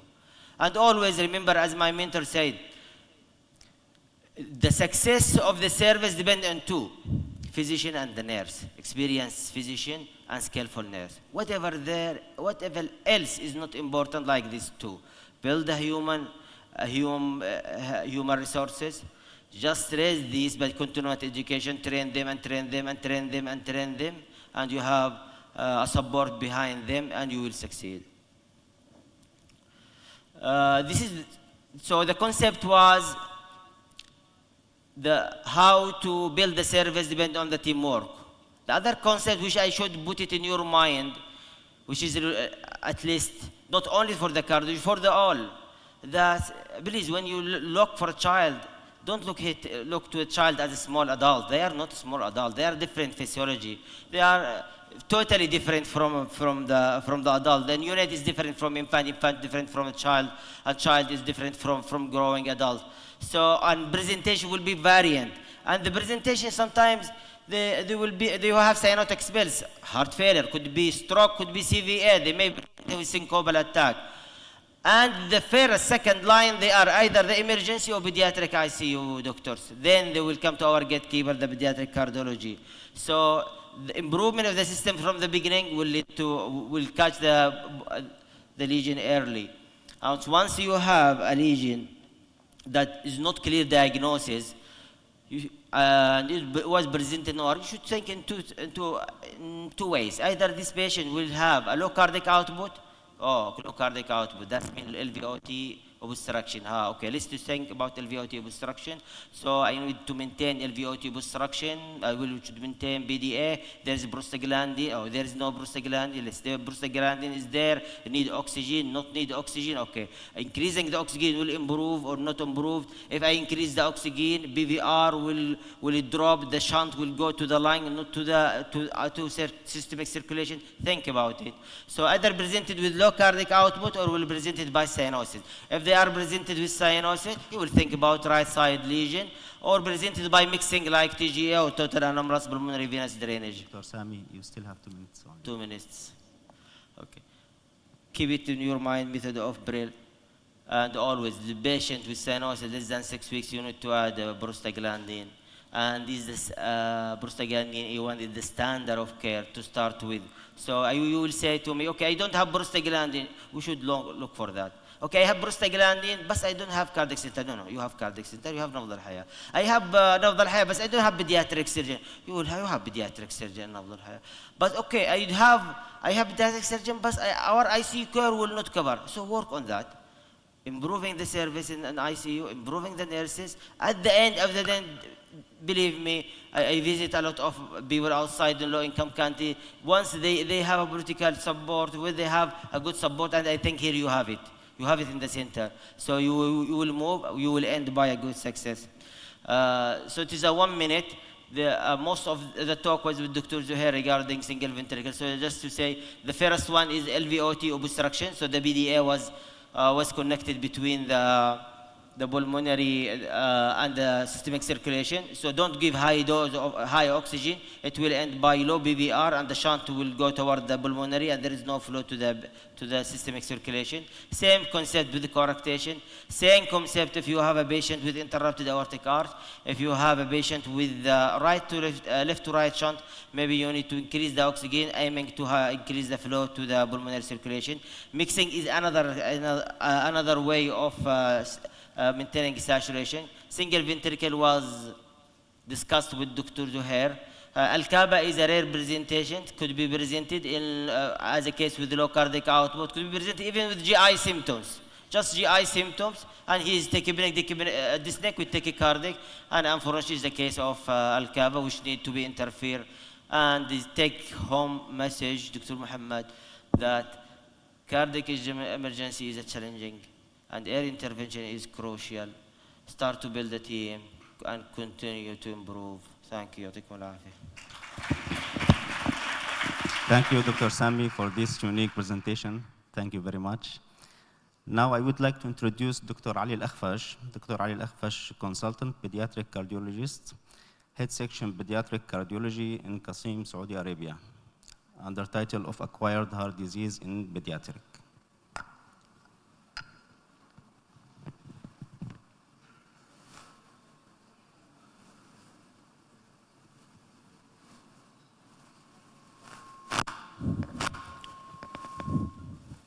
السلام عليكم. ممكن نوقف شوي؟ احنا نايمين شوي.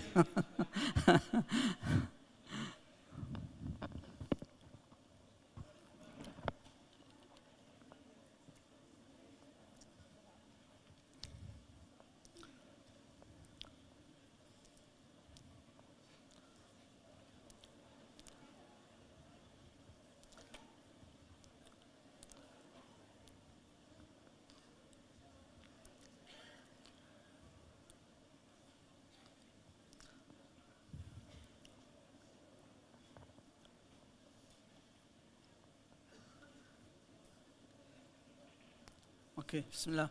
Assalamu alaikum. Good morning, everybody. I'm happy to be here again. This is not my first visit to Al-Mukalla. I'm visiting Al-Mukalla multiple times, actually. I will speak about acquired heart diseases in pediatrics. And we know that acquired heart diseases can develop after birth. And the significance is that it is a major cause of morbidity and mortality in children, and it is a high prevalent actually in our society, especially in developing countries like Yemen. And the most important point and message I want to deliver is that early recognition and prevention of acquired heart diseases in pediatrics.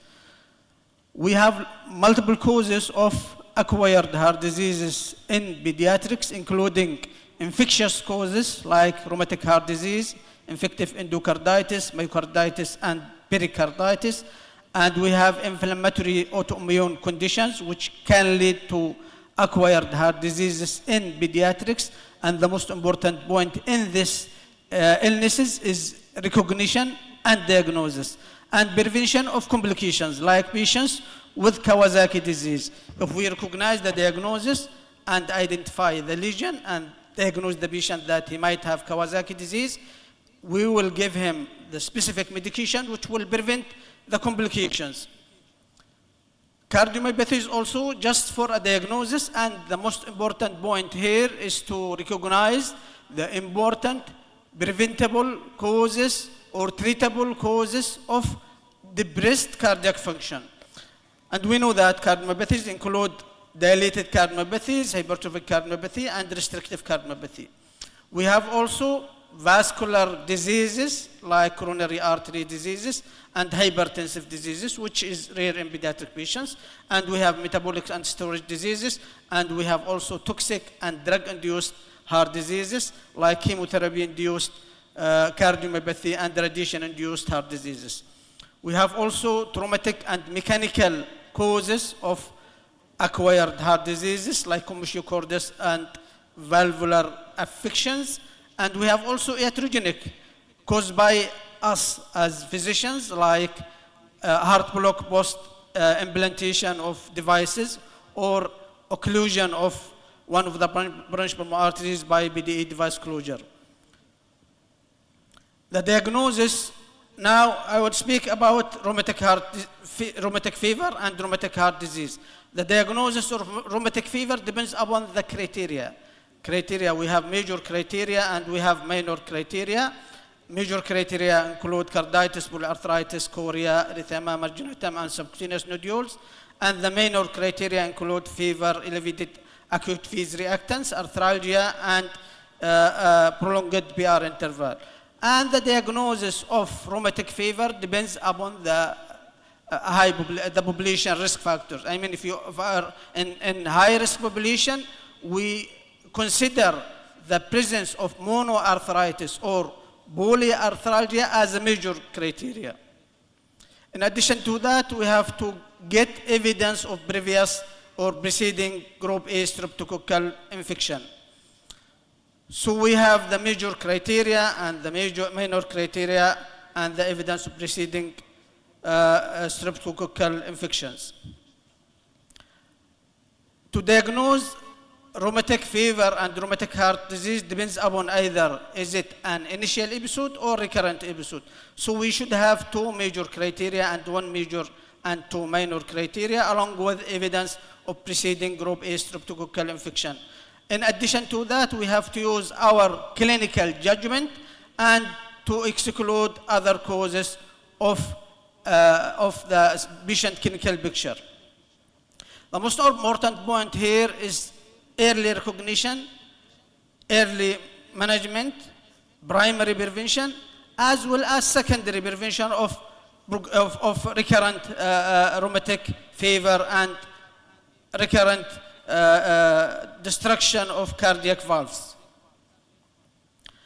The other point here is to get a proper diagnosis by echocardiography.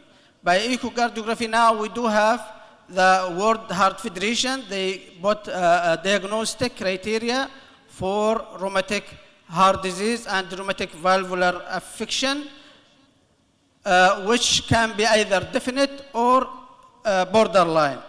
So we should have pathologic criteria to diagnose valvular affections like pathologic mitral regurgitation or pathologic aortic regurgitation, or mitral stenosis with a mean gradient greater than or equal to 4 millimeter mercury. And we should have restricted leaflet motion, thickened leaflets, and thickened coordinated mitral valve, as well as restricted leaflet motion, thickened leaflets, and aortic stenosis in the aortic valve. In borderline cases, we might not have the full criteria, but in areas where the rheumatic fever is endemic, we should have a high index of suspicion, and to diagnose the patient as having rheumatic fever, rheumatic heart disease, is better than to miss the diagnosis. So borderline rheumatic heart disease, we should have at least two morphologic features of rheumatic heart disease of the mitral valve without pathologic mitral regurgitation or pathologic mitral regurgitation or pathologic aortic regurgitation. So this is an echocardiography view, long axis parasternal view for a patient with significant mitral valve disease. See, the mitral valve is damaged and there is significant mitral valve regurgitation with significant left atrial dilatation as well as left ventricular dilatation. This is the same patient in the four-chamber view showing shortened chordae, thickened leaflets, and significant mitral valve regurgitation with dilated atrial and ventricular chamber. This is a long axis parasternal view with double valve affection the mitral valve as well as the aortic valve are affected, but not to the degree that the patient will require intervention. So we have to pick patients either when they have group A streptococcal pharyngitis, so that this is a primary prevention. And if we pick patients by screening of school-age children by echocardiography, you can pick patients with early diagnosis of rheumatic heart disease, so that will give them secondary prevention. So the morphologic features include leaflet thickening, this is in rheumatic fever.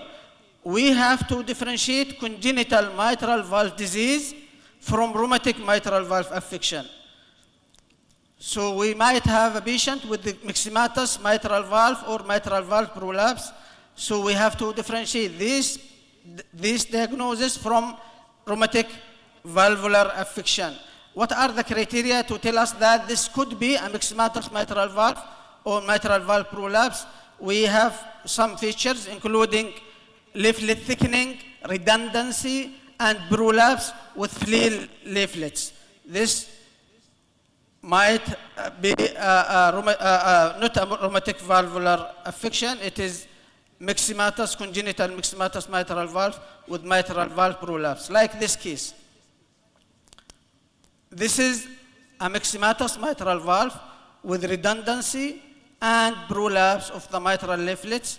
This is not a rheumatic mitral valve. This is a congenital mitral valve prolapse. So, I mean, the message here is to not to overdiagnose rheumatic fever and not to miss such patients.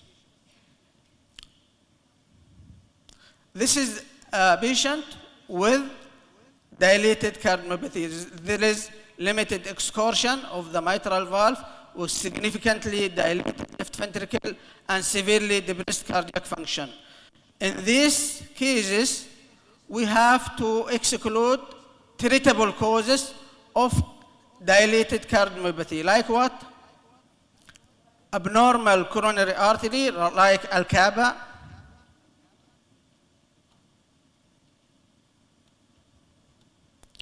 So in Al-Kaaba, you will find some dilatation of the right coronary artery is abnormal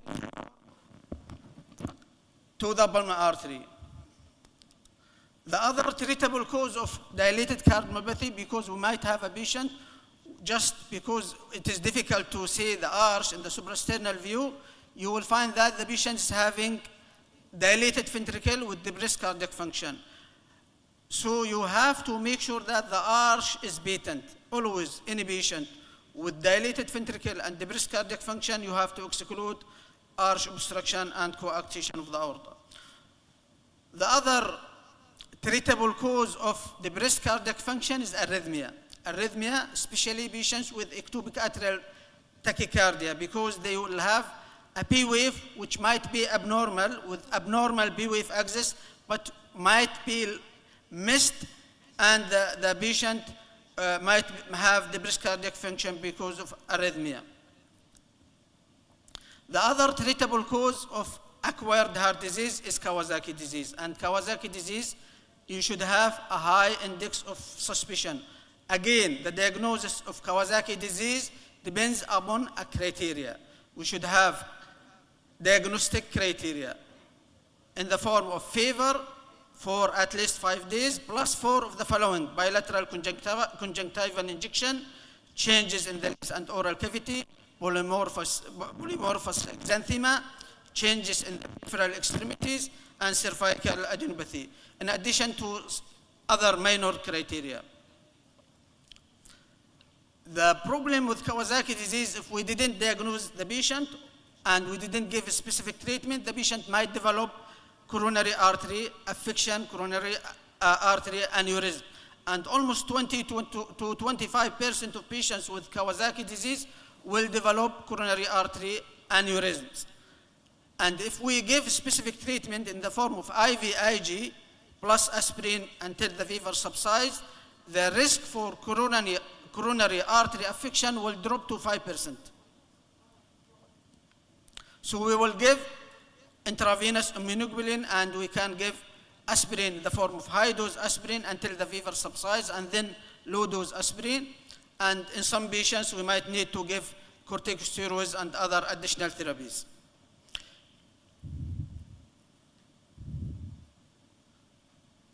This is the just long-term management of coronary artery affection after development of coronary aneurysm. The other important acquired heart disease in pediatrics is infective endocarditis. Again, the diagnosis of infective endocarditis depends upon criteria. Again, DO criteria. And DO criteria, we have either definite diagnosis, rejected diagnosis, or borderline diagnosis. So we'll have major criteria in the form of positive blood culture and evidence of endocardial involvement. 2 minutes. And other minor criteria in the form of predisposition, fever, vascular phenomena, immunologic phenomena, and microbiologic evidence. So we might have definite infective endocarditis if we have 2 major criteria, or 1 major and 3 minor, or 5 minor, or possible infective endocarditis in the form of 1 major criteria and 1 minor criteria, or 3 minor criteria, or rejected infective endocarditis if we have alternative diagnosis, or the patient improves after 3 to 5 days of antibiotics. The other form of acquired heart disease in pediatrics include arrhythmias in the form of tachyarrhythmias, most commonly supraventricular tachycardia or ventricular tachyarrhythmia, which usually occurs in patients post-cardiac interventions, or bradyarrhythmias, like AV block in patients with delivered to a mother with systemic lupus erythematosus. Or we might have premature pitch, which might be a benign condition, or conduction abnormalities. Like patients post-cardiac surgery, they will have bundle branch block, or they might have heart block. In addition to that, there are arrhythmias related to channelopathies. This is inherited conditions which might lead to sudden cardiac death.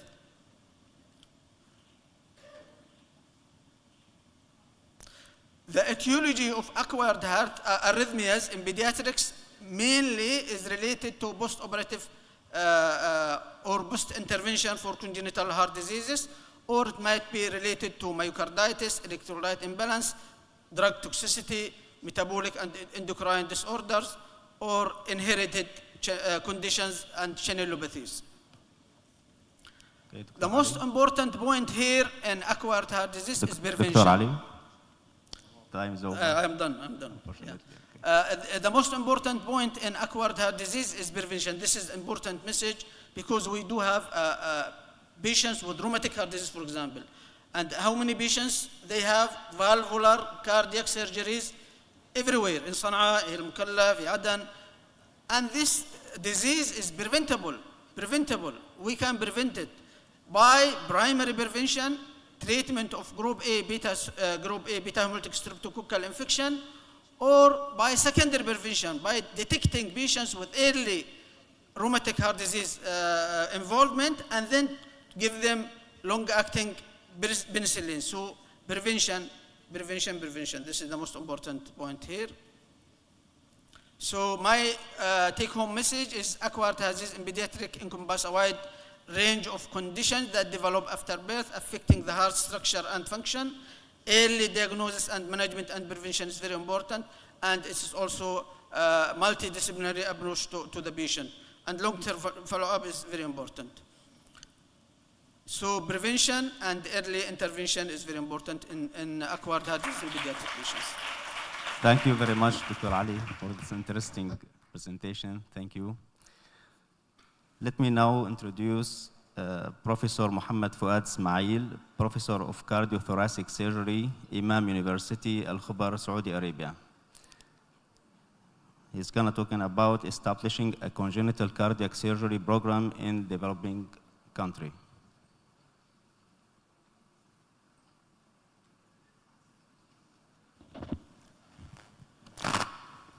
السلام عليكم ورحمة الله وبركاته.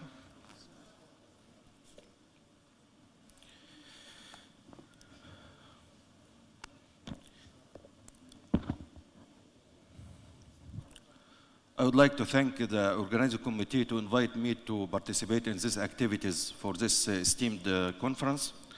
And we'll talk today about the establishing of a congenital cardiac surgery program in developing countries.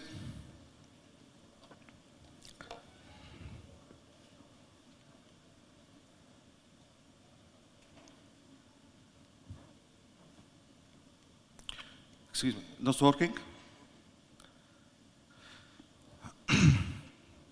The WHO estimated that 1.5 million newborn cases each year developed with born with congenital heart defects, and around 4 million children waiting to do congenital cardiac surgery intervention.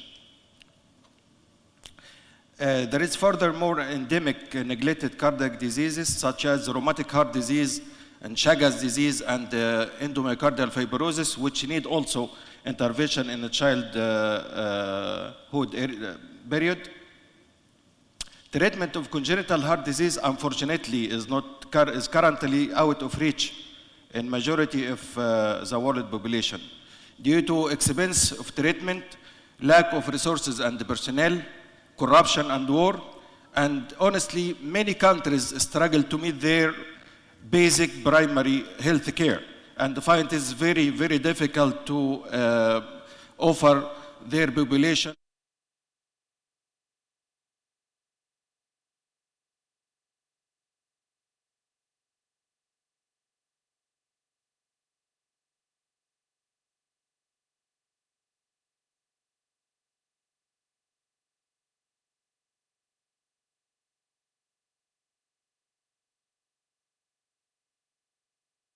availability of cardiac surgeon. According to the WHO, in sub-Saharan area in Africa, the most poorest countries worldwide, there is a cardiac center per 38 million population. In Asia, per 25 million. In comparison to North America and Europe, there is a center for every 120,000 population. Okay, do you imagine the difference? So how can we meet this shortage of congenital cardiac surgery in our countries, in developing countries? Either we send the children abroad to be managed, which is one of the solutions, and the other solution is to bring a visiting cardiac team to do cases inside the country, or the permanent solution to establish a program. If we send the children abroad, only a few children can be treated, and it is very expensive. On the other hand, visiting teams, they didn't have fine to teach the local personnel, and expensive, and also few children can be met. So the permanent solution is to establish a program. And as they said, give me a fish and I eat a day, and teach me fishing and I'll eat long life. To establish the program, there is a triad of a center, the infrastructure, a teamwork, and the fund and the financial support. Fund came in the system of 3B, through public, private, and philanthropy. Philanthropy يعني حاجة خيرية, donations يعني. الpublic through the government to support the program, either financially with money or politically. Private through private hospitals, donors from inside the country, families and insurer companies, and philanthropy through non-governmental organizations, the WHO, the World Heart Federation, World Bank, and United Nations, etc. Many of these organizations are interested to establish a sustainable program. This slide showing many of these, almost 100 worldwide organizations, and these contact numbers in this slide. So conceptual model of developing a sustainable cardiac program, starting with request for assistance. These organizations wait a message from the developing country to establish the program. Anyone can send the request, medical, non-medical. Yeah, no need only to be medical, to be cardiac surgeon, or to be cardiologist to send the request. Anyone can send the request, okay? And after they receive the request, they organize like a leadership team. Leadership team, including the cardiac surgeon, cardiologist, and one administration from the established hospital. And the most important member is one from the authority, the local authority, the government, which will facilitate everything to establish the center. And for sure, the sponsors, okay? And one important member also is one of the celebrities of the country. أي حد مشهور من الكانتري for the media, social media, advertisement, in television, and on the internet. All this can help to build up the leadership team. And this leadership team with the organization have to review the geographical, economic, and demographical deficits in the country. After establishing this team and reviewing all this deficit, the organization sent a special team from their own.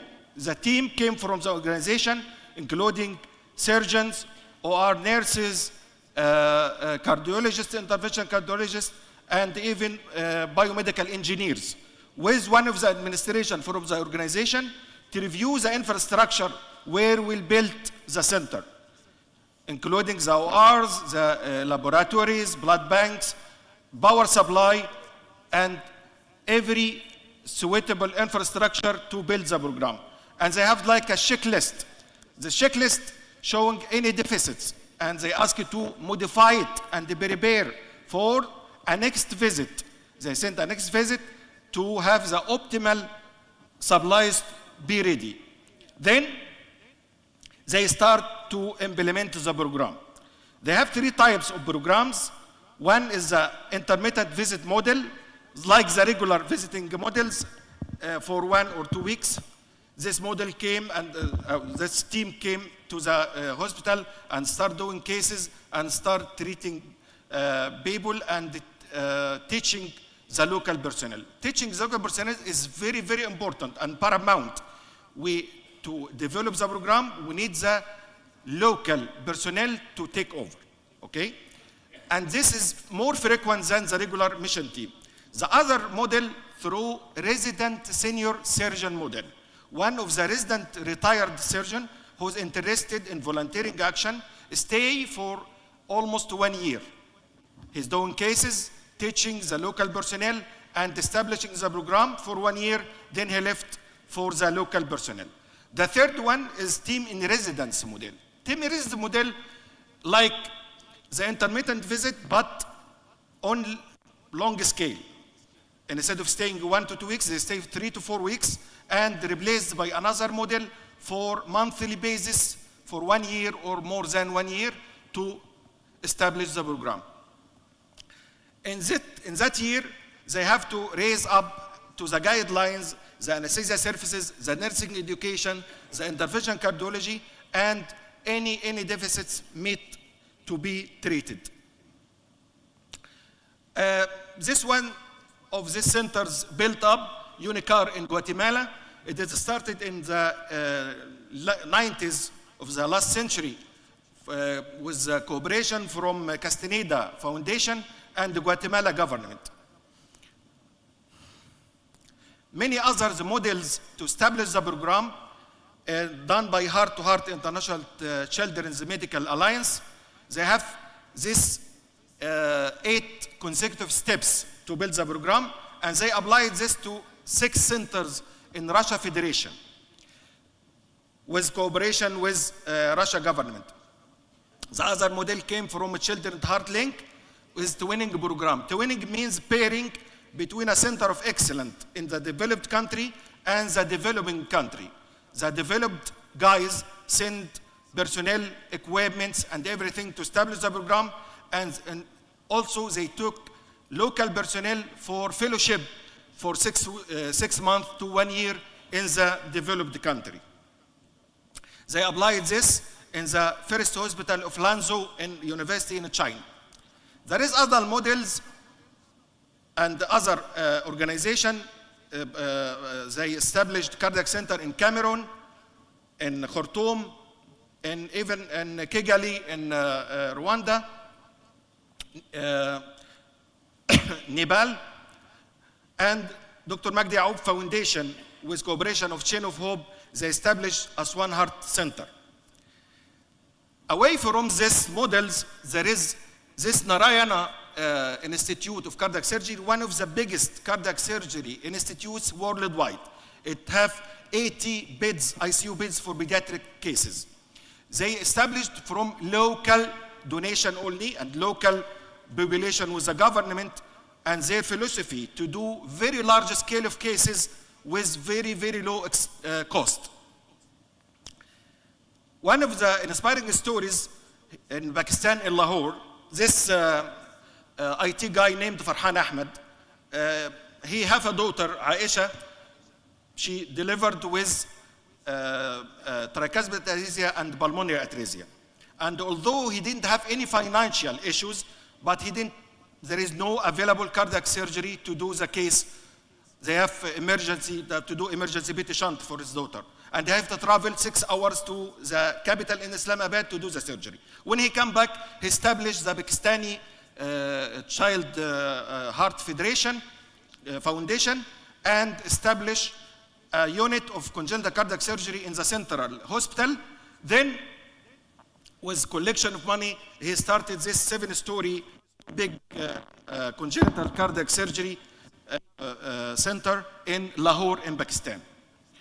And one of the inspiring stories here in Al-Mukalla, with the effort of Mr. Bashaib and his companion, the difference there, they started from scratch. There is no hospital, nothing, and they started from scratch, stone by stone, as they say.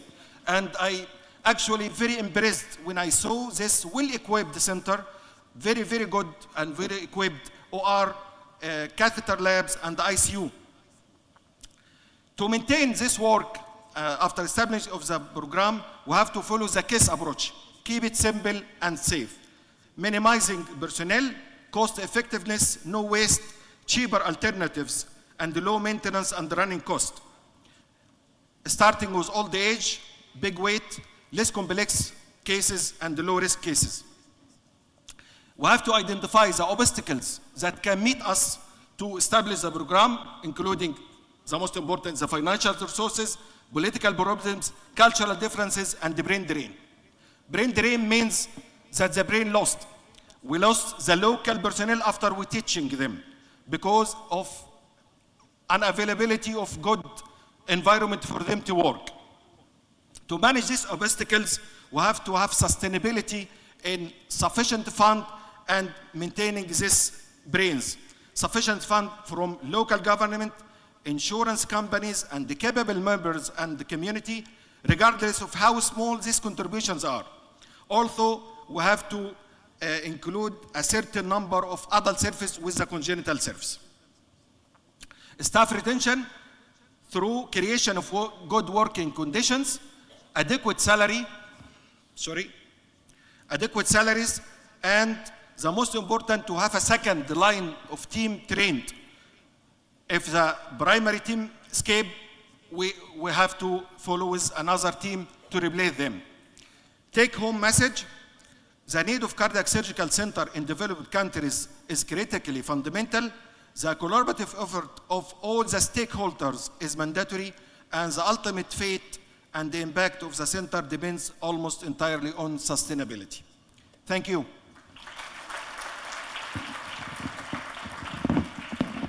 شكرا دكتور محمد، ونوعدك نحن في حضرموت أن مركز نبض الحياة سيصبح واحد من تضاريس حضرموت إن شاء الله.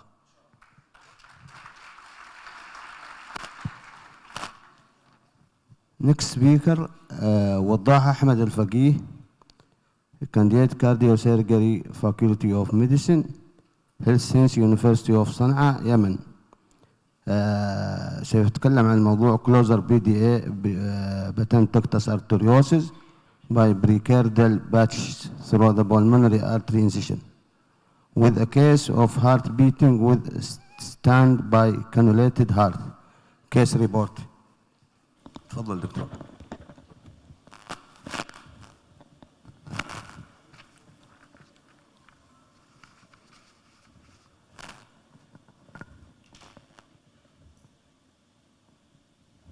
السلام عليكم.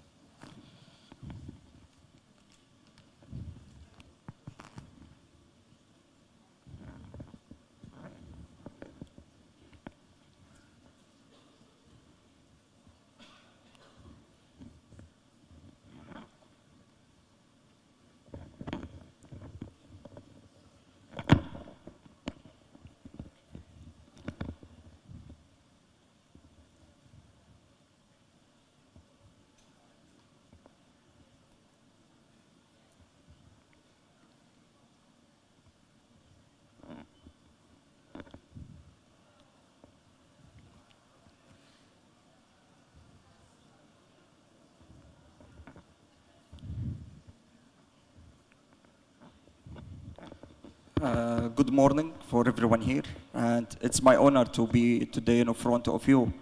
And I would like to thank the scientific and organizing committee to give me this opportunity to talk about this challenging case. And I will just go forward for my case report. And this case report is about a young lady. It's about 13-year female patient. And we done the surgery on a Thawra General Hospital in Sana'a. And the operator was Prof. Abu Zaid Al-Kindi. It's published also in this journal before 5 months. And let's just move and talk about this case report. I still remember that day when I was in the OBD clinic.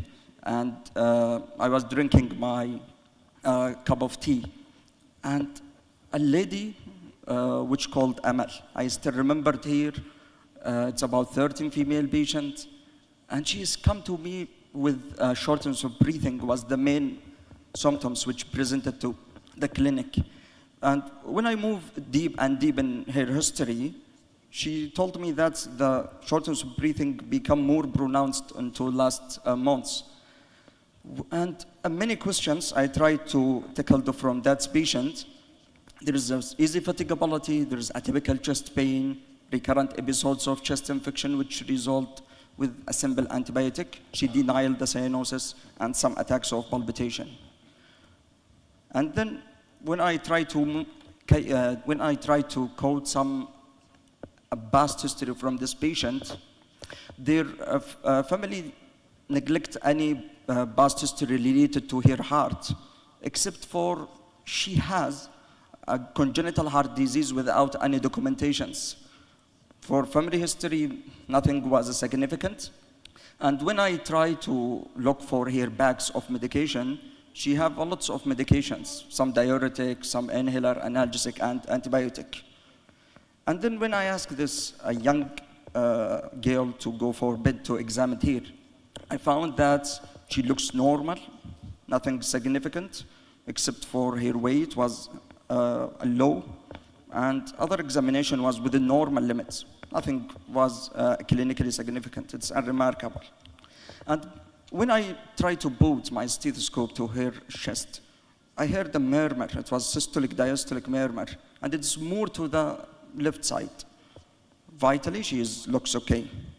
And then when I moved to the routine investigations, it was within normal. Nothing clinically significant for me at this investigations, except she has a mild anemia. And then when I try to send here for the doing echocardiographer, this is the important things which we find. She has a large BDA about 10 millimeter in diameter. There is also a bidirectional flow from the aorta to pulmonary and from pulmonary to aorta. There is also a pulmonary artery was dilated due to more blood which is come into the pulmonary site and there is a right ventricle pressure elevated with a secondary tricuspid regurg and severe pulmonary hypertension. So the importance here is BDA with a complex affection to the right side. And as we know from this physics equation, increase flow load to increase pressure. And so there is increase in pressure in the pulmonary vasculature. Here we can to see the right ventricle and pulmonary artery is dilated. Here is the bidirectional flow through the BDA. And the second question was from the relatives. Is the BDA is a benign or malignant things? And so I will move just to a small background about the fatal circulation. And we can to see here is the umbilical vein, which bring the blood oxygenated to the IVC and then to the left side, which ejected through the aorta. And we can see also the oxygen saturation in aortic circulation. It is the highest level of oxygen. And some blood will go to the right side and then to the vasculature, pulmonary vasculature. The lung here are shut down, so the blood will shift through the ductus arteriosus. So a ductus arteriosus in utero, it's still a button. To keep it buttoned, there is about 90% of right ventricle cardiac output will pass through, and there is low saturation of oxygen due to the lung are not working and filled by amniotic fluid. Postnatally, there is a high pulmonary flow due to the oxygen come inside the alveoli, and that's lead to dilatation of the pulmonary vasculature. And a high oxygen will lead to obliterating the ductus arteriosus. We know that also ductus arteriosus are functionally closed functionally after few days, but anatomically after 3 to 4 weeks, about 1 month. So according to the clinical scenario of Amal, that's patient, a young girl, we have 4 questions we have to tackle and answer it. Does she need surgery or not? Does I have to send this patient for OT, for cath lab, for whom, or for abort? And why surgery, why intervention, not percutaneous? And does the surgery is urgent or not? The timing, and which is the best approach? Should need sternotomy or thoracotomy? So what's guidelines said about this point? According to American Heart Association, in 2021, they say the size of the BDA, the presence of the pulmonary hypertension, the evidence of right ventricle strain, all this give us a chance for send the patient for intervention and not medication. And according to European Society of Cardiology in 2022, the presence of pulmonary hypertension and the right ventricle enlargement or failure give a patient chance for intervention. Don't wait.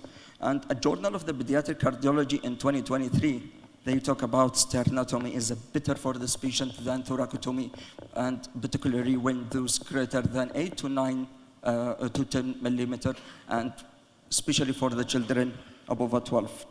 So according to that guideline, we will try to answer that question. Now, this patient has, according to her echo and age, and according to guidelines, I will send this patient for surgical intervention because the pulmonary hypertension, a large BDA, bidirectional, there is a right dilatation for right side, and secondary pulmonary regurg, and we will never forget the age consideration. Other point why this patient is not sent for the cath lab, it's due to the same reasons, severe pulmonary hypertension. I prefer sternotomy according to guideline, a bidirectional shunt, also prefer for surgical closure, and the pulmonary artery dilatation with right ventricle strain. So the timing of the surgery, the best time for surgery for this girl was at the time of presentation, and to prevent the Eisenmenger syndrome. It's still bidirectional, it's not completely irreversible shunt. And to prevent the right side complete heart failure, which can be a fatal in absence of intervention, and to enhance the quality of life of this young girl. So I will move with thoracotomy or sternotomy. And according to Journal of Pediatric, they prefer the sternotomy due to the age consideration and the size of BDA. So this is our procedure, and this is the batch which we will boot it and closed the BDA. So our procedure was when we open the chest through the sternotomy, and then malseparations the pericardium, and we found a dilated heart. And then we try to search for the BDA. Where's the BDA? And then guess what? We find it. It was a short neck, it was a deep, and it was a very wide, about 14. It was not 10, 40. And after discussion with my prof, Dr. Abu Zaid, he said it's a little bit difficult to ligate or transect this a BDA. So we make a small discussion during OT, and then we discuss with a pediatric cardiologist. And finally, we reach to that opinion about closure of this BDA through the pulmonary transection. And then we will talk to the relatives about this. Another point here, we measure the pressure between the pulmonary artery and aorta. It is a little bit similar to each other, with a high dominance for the aorta. It's a higher. And then we transect the pulmonary artery, the same transection for the pulmonary embolism, the same opening, and then move to the BDA, and then we fill the BDA with a pericardium and suture it with a mattress approach or mattress stitching to give chance for the residual shunting. We use Prolene O0, and then we closed the chest and the heart, and finally the surgery was passed smoothly. Time is up. Okay, sliding. And finally, we closed the chest. It's passed to smooth surgery and shift the patient to the ICU. And in ICU, she complained of 2 attacks of absence epilepsy, was not diagnosed. With more approach, we find that in AAG she has a petit mal epilepsy, and this is post-op echo. This is the batch which closed for this patient, and then we shift the patient to home, and finally it's okay now. The message to home is the value of the surgical expert, and finally the importance of timely diagnosis and intervention. I hope also in this case will contribute to the growing body of knowledge regarding how to manage BDA. And thank you.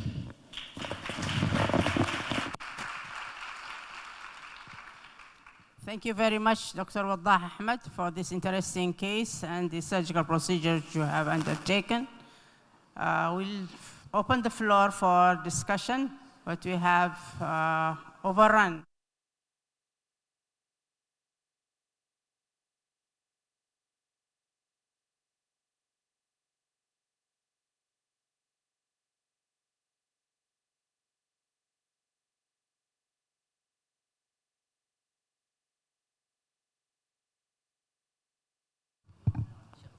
And Husami, you mentioned your lecture regarding myocarditis. What we face in the adults, fulminant myocarditis. How you manage the fulminant myocarditis in pediatrics? For example, do you do for them immunoglobulin, give them support, ECMO? What do you do for your center? In case fulminant myocarditis. So your query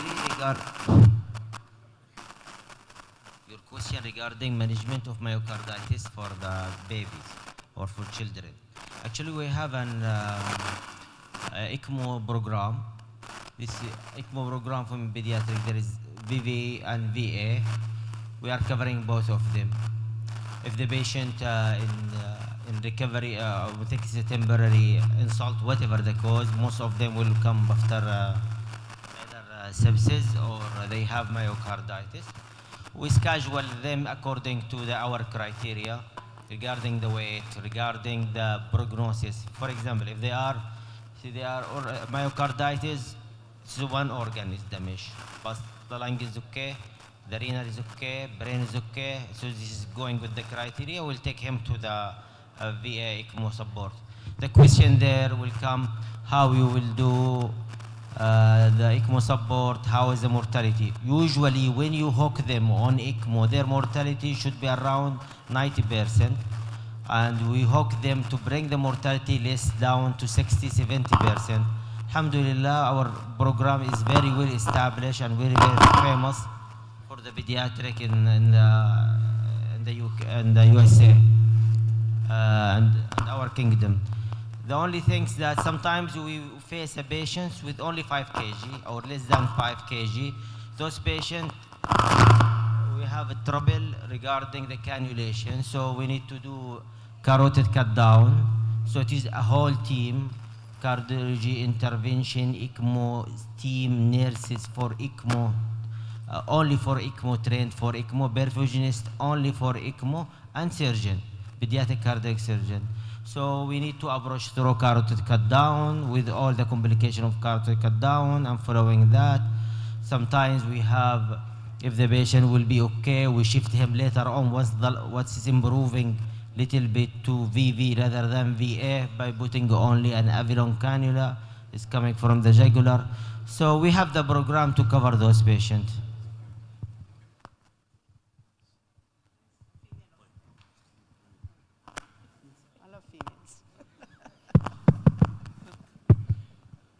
Thank you for nice presentation. My question for Dr. Ali.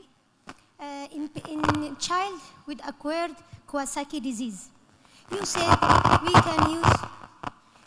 we can use low dose aspirin in Kawasaki disease. How about Rey syndrome in this patient? Development of Rey syndrome post aspirin use. Because aspirin in these patients is an essential medication, because we will forget about Rey syndrome. This is the only indication, absolute indication for aspirin in pediatric patients. If you suspect Kawasaki and you have typical Kawasaki criteria, Kawasaki syndrome, you have to give IVIG, 2 grams per kg over 12 to 24 hours, and high dose aspirin until the fever subsides, and then you have to continue on low dose aspirin for 2 to 6 weeks until you are sure that there is no coronary artery affection. So it is an absolute indication. Forget about Rey syndrome. Thank you.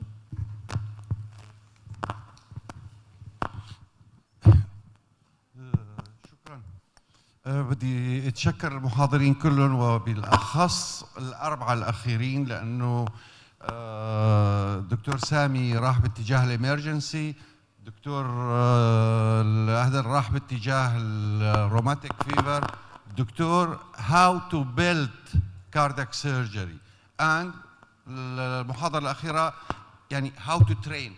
بصراحه الموضوع اللي عم يحكوا فيه الاربعه هو موضوع ناشونال، هو موضوع ليس موضوع بشخص او تيم او مكان، يعني دوله بكامله يجب ان تحيط هالكلام تبع الاربعه المحاضرين الاخيرين، تحيط به وتبنيه وتبني عليه، لانه بالاساس الروماتيك فيفر هي مشكله حقيقيه، هي مشكله حقيقيه. كلياتنا بنعرف مثل عامي، الروماتيزم بيلحس مفاصل بيعض القلب، مثل بسيط لكنه مبني عليه. المثال الثاني هي الامرجنسي ان بيدياتريك سيرجري، يعني بروجرام كامل. هاو تو بيلد ان بروجرام سنتر كمان هذا يعني مبني على. هلا اذا بدنا نطلع بخلاصه من هذه الجلسه، هي خلاصه الاربع محاضرات هذولي، انه نحن اخذنا فكره عن ماذا يجب ان نعمل وكيف يجب ان نعمل. طبعا بس بدي عارض بجمله وحده، مو عارض ما اكون معها بالجمله، انه هي الاعتماد على الاخرين، لا، الاعتماد على ابن البلد وابن الوطن، لانه هو اللي بده يضل. انا عم اجي على المكلا، انا عم اجي 10 ايام عم نساوي عدد من المرضى، عم امشي. دكتور عبد الملك الصياغي هون صار لي 1.5 سنة عم بطلب منه بدي متابعة لما أجريته سابقا لحتى أعرف شو عم يصير، لأنه على نفس الكلام إنه أنا أجيت أبديت خبرة، أوكي، بس أنا بدي أعرف شو عم يصير وراي كمان. هذا الكلام أتمنى من الشباب اللي هن الريزدنت أو الهوسبيتاليست إنه هن يكون على قدر المسؤولية لحماية ابنهم. مو أنا رايح، أنا اشتغلت يعني ساعدت بجمعية الشيخ زايد للعطاء لفترات طويلة بحدود ال 15 سنة، وزرت أغلب الدول اللي أندر بوفرتي بتسميها، الفكره اللي انا استنتجتها انه انا عم اعطي بس انا ما عم شوف مردود، لانه ليس مشروع شخص، هذا مشروع دوله. اتمنى الخير للجميع. دكتور طيب. هو جاست كومنت. طبعا اشكر القائمين على هذه الجلسه لانه التوبكس كانت بيرفكت والتوكس، وخاصه البرنامج استبلش الكونجنتال هارت ديزيز بروجرام. انا بس بحاول انقل التجربه حق نبض الحياه من بدايتها. انا حاسس كان محاضره الدكتور محمد كانه نحن اللي حاصل عندنا في المركز نبض الحياه. اعتمدنا بجزء اساسي في الكبير في الاول على الحملات العلاجيه والناس اللي تجي من برا. حسينا خففت معنا كثير من المرضى، من الاطفال، من المرضى، لكن عملتنا احنا مش اقول مشاكل، عملت اشكاليات معنا. متابعه الحالات مثل ما قال الدكتور ماجد، المرضى من محافظات مختلفه صعب متابعتهم. اتخاذ القرار في الحاله نفسها، الفريق الطبي الزائر ياخذ لك 4 أيام 5 أيام وحيمشوا مرتبطين باشغالهم وارتباطاتهم. حتى زملائنا واساتذتنا اليمنيين المقيمين مثلا في السعوديه لما يجي برضه زيارته تكون محدوده. عملتنا احنا اشكاليات لغايه ما بدانا نستبلش لوكال تيم عندنا، سواء كان في الكونجنيتال، في الادلت، في الانترفنشن. فدي خففت معاناه كثيره. اخذ القرار اتخذ صح. الفولو اب للمرضى بدات كويسه، وبدات الحمد لله انه قللت كثير من المعاناه. يعني في مرضى يجونا من محافظات مختلفه اتخذ القرار عندهم في المحافظه عندهم انه لازم يعمل انترفنشن، سواء كان جراحه. يوصل هنا مع المخيمات مع الحملات العلاجيه اتخذ قرار اخر، بدل مثلا كان انترفنشن اتخذ قرار جراحه، بدل ما كان القرار مش انترفنشن لا فولو اب. طب انا اقول لك اخذت مسافه يومين في الطريق 3 أيام، انت كيف حترجعنا؟ طب الدكتور اللي شخصنا عندي في المحافظه ايش مش فاهم مش عارف كيف. فاتخذت القرارات كذا. لما بدا اللوكال تيم عندنا في المركز تغيرت السياسه تماما وبدات الناس ترتاح، وخاصه انه في جزء من المرضى في الاول تخوفوا من الفيزيتنج تيم. قال لك الدكتور حيجي يعمل العمليه وحيرجع، طب لو حصلت اي مضاعفات مين بيتابع؟ فعملتنا احنا اشكاليات. لكن الان الحمد لله مع بدايه تستبلش البروجرام والدكتور واللوكال تيمز الامور صارت للافضل.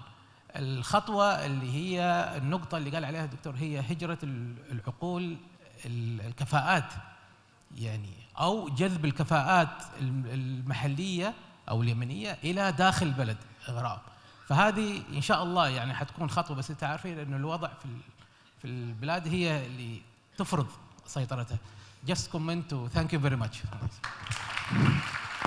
Okay, a last comment. I think policymakers should not remain static. They should be dynamic. They should have been available to listen to what is going around. How can we establish a good pediatric surgical standards in wherever, in any governorate, okay? Where are the Ministry of Public Health? They should have good standards of hearing to listen what is going around. And once again, many thanks for our eminent speakers from the neighboring countries and from within the country. And the first session is off, and we call for the second session. And many thanks for the chairpersons who have been holding this session. دكتورة إيمان لو سمحتي دكتور، بالنسبة للبي دي اي كلوجر تمام، هي usually closed by catheterization. السيرجيكال كلوجر الانديكيشن of the BDA. Surgical closure of the BDA by surgery. It is it depends upon the pediatric cardiology evaluation actually, because we don't know from the case which was presented, the pediatric cardiologist should decide in which way he will go. Is it device closure or surgical closure? Because I think this case was a window type BD. You don't have, it is not along ductus with waste. That's why they went for batch closure. They did just a window type BD. So the pediatric cardiologist is the one who will tell to go where. BD device closure or surgical closure or no closure at all, because the patient is having Eisenmenger syndrome. You shouldn't close it. Thank you. Thank you. We'll close the session because we are running short of time, and we are inviting the next Thank you very much. care persons. Okay, thank you very much. الآن ندعو البروف ماجد. طيب اطلع. دكتور ماجد عثمان تفضل. دكتورة فايزة العمودي. دكتور مروان طرن. دكتور أحمد دعكيك. دكتور أسامة الزهيدان. تفضلوا.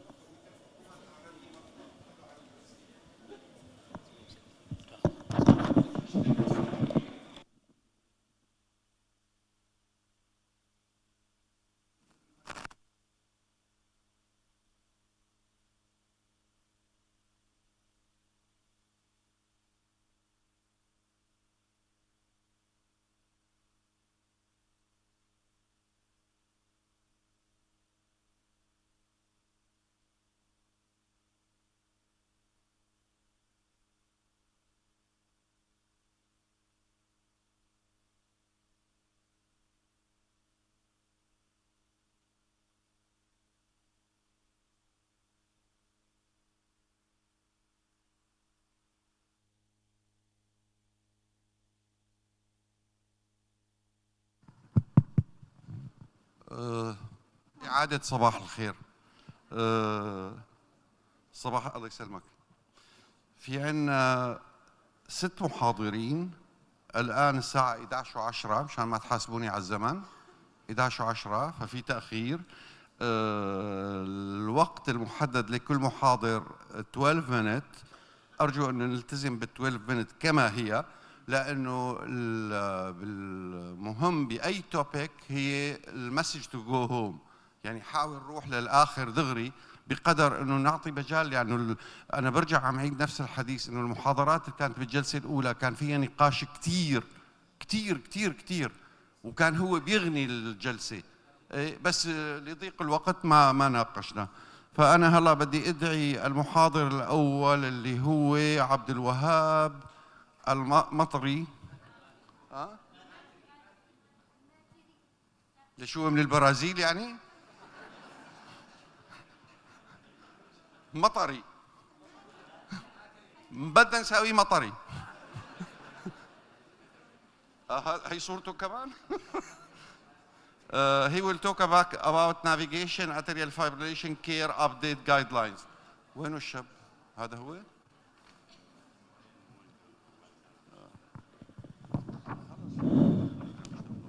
السلام عليكم. حكيم 12 minutes. مش من البرازيل. بدي افصل التليفون بعد المنى. لسه بيعدوا الوقت. Thank you for invitation for the scientific committee. حتى الموضوع حقي I had a patient once في مرة من المرات كان عندي مريض.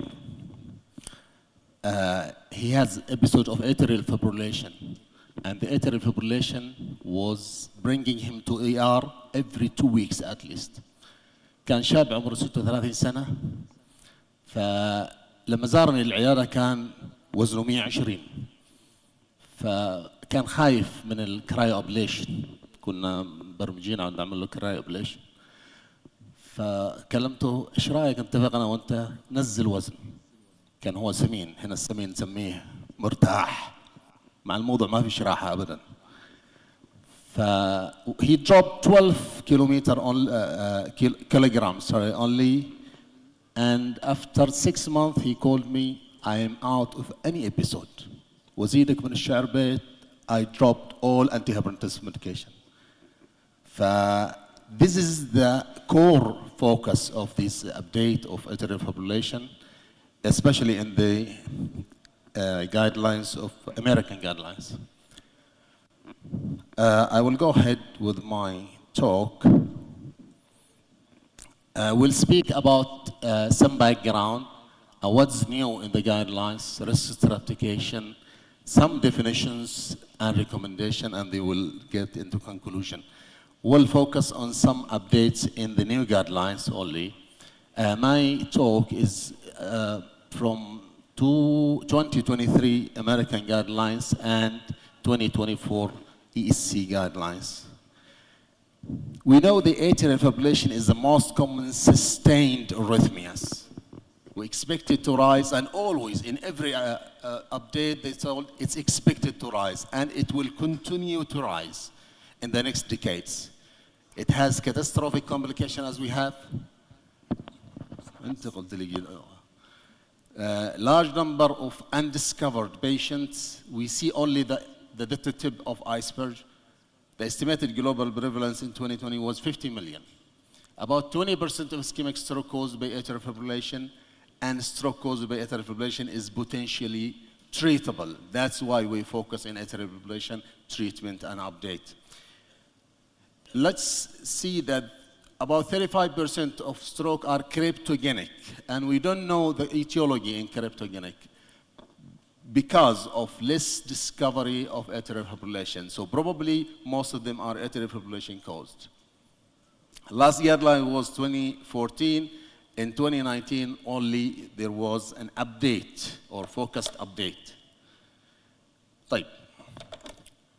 Back to the historical definition in the previous guideline. لازم يكون عندك ECG 12 lead ECG أو at least 30 second من atrial fibrillation عشان نشخص atrial fibrillation. تمام. So what's new in the latest guidelines? Stage. The guidelines بدل ما كان مقسم إلى paroxysmal, persistent, permanent. Now it is a stage of atrial fibrillation. Why they staged it? Because they want to better define atrial fibrillation, which is a progressive disease. So they emphasize on prevention of risk factors, management, and timing of screening. These are the stages, stage 1, 2, 3, and stage 4. Stage 1, there is no atrial fibrillation, but there is at risk. يعني واحد obese, واحد lack of fitness, واحد مرتاح زي ما قلنا. Second stage is pre-atrial fibrillation. There is some structural dilated left atrium, atrial flutter, it's ring in that area, and some runs of tachycardias. So he is pre-atrial fibrillation. We need to screen him. Atrial fibrillation, as we know, paroxysmal, persistent, or paroxysmal persistent, or long-standing persistent. إذا كان عدى السنة long-standing persistent. ال 3D ما هوش permanent. ال permanent هنا atrial fibrillation stage 4. So what is 3D is واحد عنده atrial fibrillation وعملت له ablation successfully. طيب let's go to clinical evaluation. EC guidelines قالوا they introduce integrated atrial fibrillation care. So atrial fibrillation management is not just the two that we know, like symptomatic management and stroke prevention, but include comorbidity and risk factor management, evaluation and dynamic reassessment is integrated work between all parties, multidisciplinary decisions, cardiologists, pharmacists, primary care, etc. These pillars of atrial fibrillation introduced in the latest guidelines, they make approach of quadruple A and SOS head-to-toe. That means assess all patients on all aspects of care. You have the stroke risk prevention. We optimize all medical risk factors and the symptom management. The risk stratification and screening, a lot of predictor models for atrial fibrillation in the community. Most widely implicated risk prevention model like أهمهم اللي طلع اللي هو CHARG AF and chest score. CHARG AF في parameters في السكور هذا إذا عدت some point لازم نعمل له screen هذا الإنسان. هذه كانت زي chest واحد عنده COPD أو coronary disease, hypertension, elderly, عنده heart failure. Those need to be screened for the presence or absence of atrial fibrillation. Regarding the symptoms, دخل modified era classification. نعرف إنه واحد عنده it's depend on the daily activity. إذا كان ما عنده symptoms class 1 أو عنده symptom restricts his daily activity is class D. لاحظ إن class 1 if with no symptom is not always correct because لأن المريض ممكن يقول لك ما عندي symptoms لكن لما تجي تعمل له كارديوفيشن أو rhythm control بيحس إنه في فرق في حياته فيقول لا كان عندي symptoms after he got to sinus rhythm. Definition of atrial fibrillation: it is supraventricular arrhythmia with uncoordinated atrial activation and ineffective atrial contraction. الاي سي جي في 3 كرايتيريا: irregular RR interval لما يكون الاتريو ventricular conduction موجود، لان لو عندنا اي بلوك ال RR interval is regular. Absence of B wave and some fibrillatory wave. طيب وش الجديد؟ atrial fibrillation can be documented by, for example, 12 lead ECG. atrial fibrillation, rhythm strip, atrial fibrillation, wearable. الwearable دخلت بقوة في الموضوع. I can diagnose atrial fibrillation بس any wearable device, for example, Apple Watch or whatever. لكن في الأخير it need to be seen by physician to diagnose atrial fibrillation, not by machine or program or application. هذا التعريف الأول. عندنا موضوع clinical atrial fibrillation to differentiate from what we called SCAF.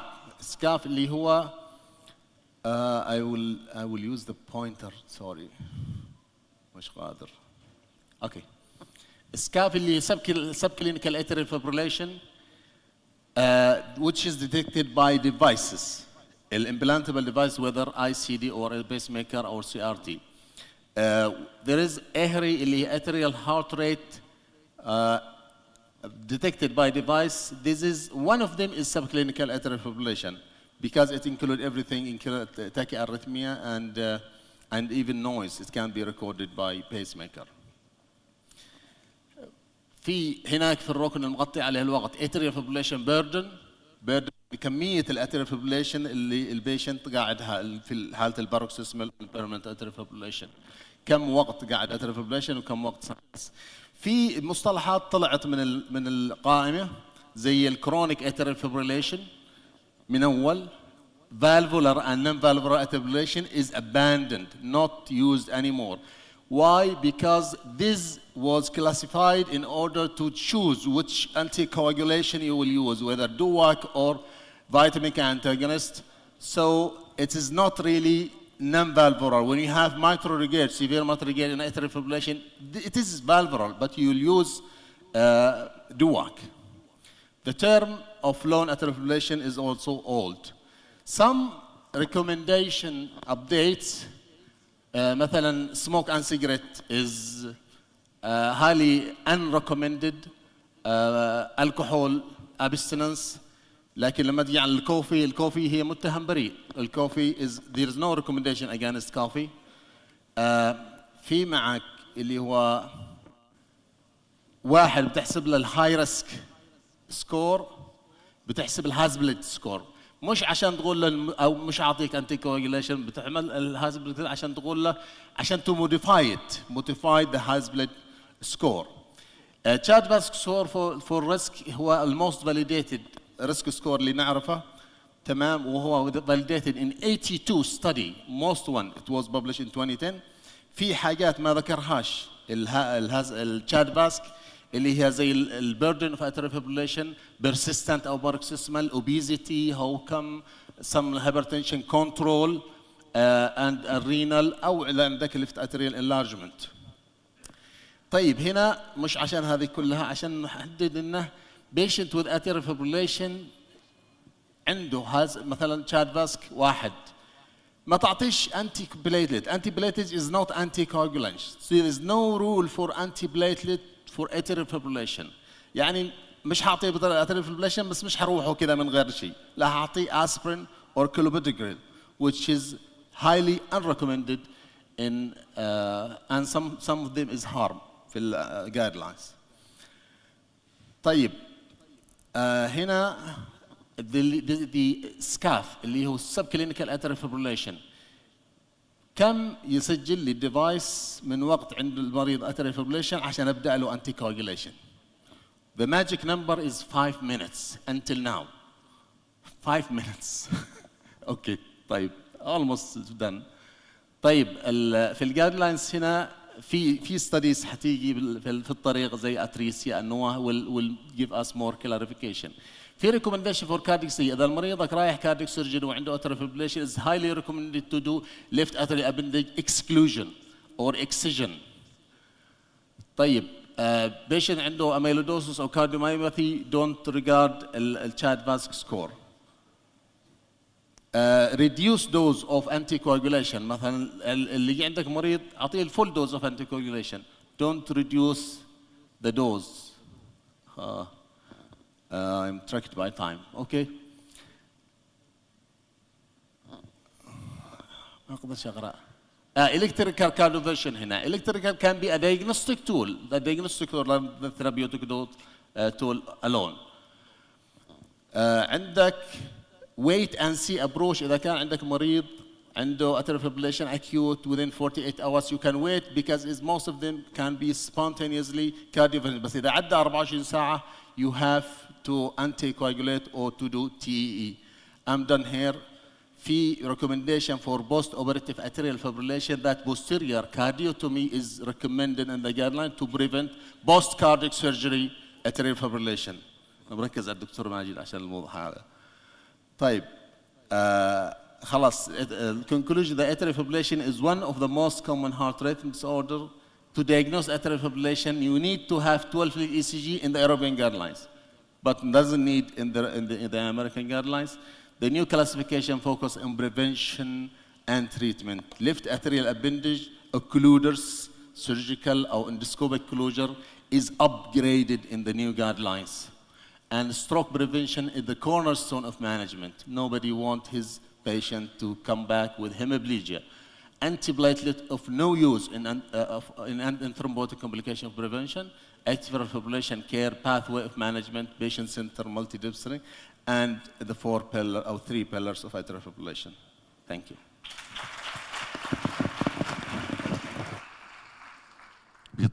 بيطلع لك مرحلة لأنه احترمت الزمن. شكرا.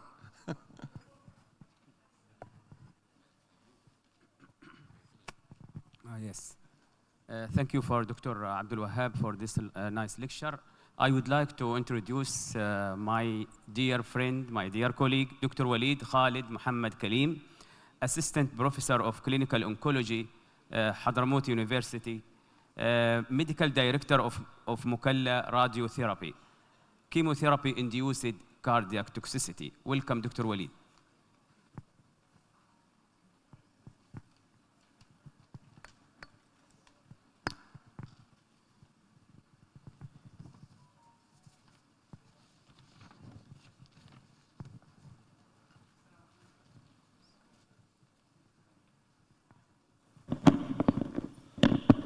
السلام عليكم. خلاص هنا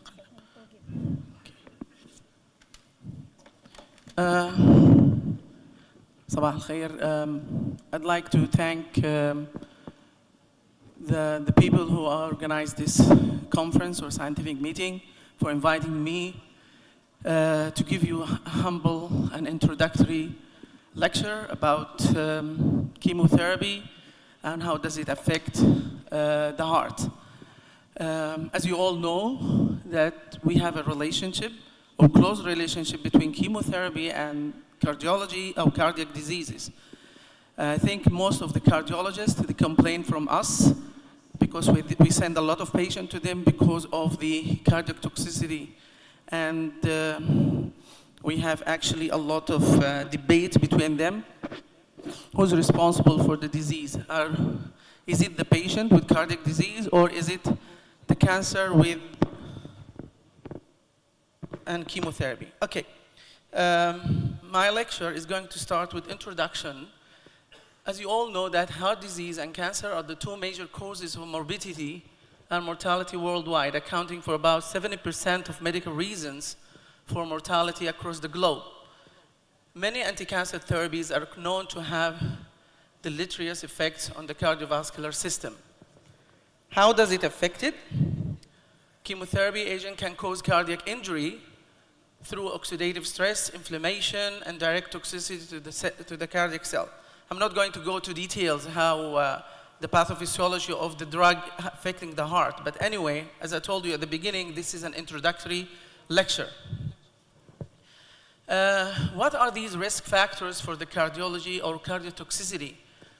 There are a lot of risk factors that contribute age, pre-existing heart conditions, and the type and dose of the chemotherapy. As we all know, that age is very important. That's why you have to ask the patient about his exact age, if possible. And pre-existing heart condition, it's very important to ask the patient if the patient has diseases, heart diseases in specific, and what I'm going to use as an oncologist for this patient, and what type of chemotherapy. Do I have to use this chemotherapy only, or do I have other alternatives? If I have other alternatives, I have to use it. Otherwise, I have to communicate with my colleague cardiologist that I have to use this type of drug that's going to affect the heart in some way, and we have to follow the patient together, okay, from his side and from my side. Identifying these factors can help a healthcare provider tailor treatment plans to minimize cardiac risk while effectively treating the cancer. These are some examples of the drugs that we're using in oncology, and the most famous one is the anthracycline family. The anthracycline family, such as doxorubicin and ibuprofen, they have a good relation that they cause left ventricular systolic dysfunction as well as heart failure. We face a lot of people, or a lot of patients, using this drug, anthracycline's family, and they complain of heart failure either during the treatment or after the treatment. That's why we have to follow up the patient after he finishes his treatment. Second one is the HER2/neu, or HER2 inhibitors. I know some of you are familiar with these type of drugs. These drugs, such as monoclonal antibodies, as trastuzumab, which is used in breast cancer in particular, and it's used for 1 year, and this is related to heart failure as well. And other inhibitors, such as tyrosine kinase inhibitors, one example is lapatinib and pazopanib and so on. They are associated with systolic dysfunction, heart failure, and they can have a risk of hypertension and QTc prolongation and thromboembolic events. As you all know, that cancer is one cause of thromboembolic events by itself. So these types of drugs can cause this kind of complications. QT prolongation, I'm not good in ECG, but as far as I know, that hypokalemia can cause QTc prolongation. Some of the drugs, such as lapatinib, is going to cause this QTc prolongation. So ECG follow-up for this patient is very important. If you don't, or if you can't interpret the ECG, you have to refer him to the cardiologist, no matter what he's going to say. حدش هيقول لك مثلا عيب ومش عارف ايه وكده. تمام؟ I'm sorry. The second group is another mTOR inhibitor. This is mammalian tissue rhabdomyosin and so on, such as everolimus, bardo causes hypercholesterolemia, hypertriglyceridemia, and hyperglycemia. Another one is monoclonal antibodies, such as bevacizumab, Avastin, which is very important in GIT malignancies, causes so many adverse events, such as mentioned above. We have Abl kinase inhibitors, such as imatinib.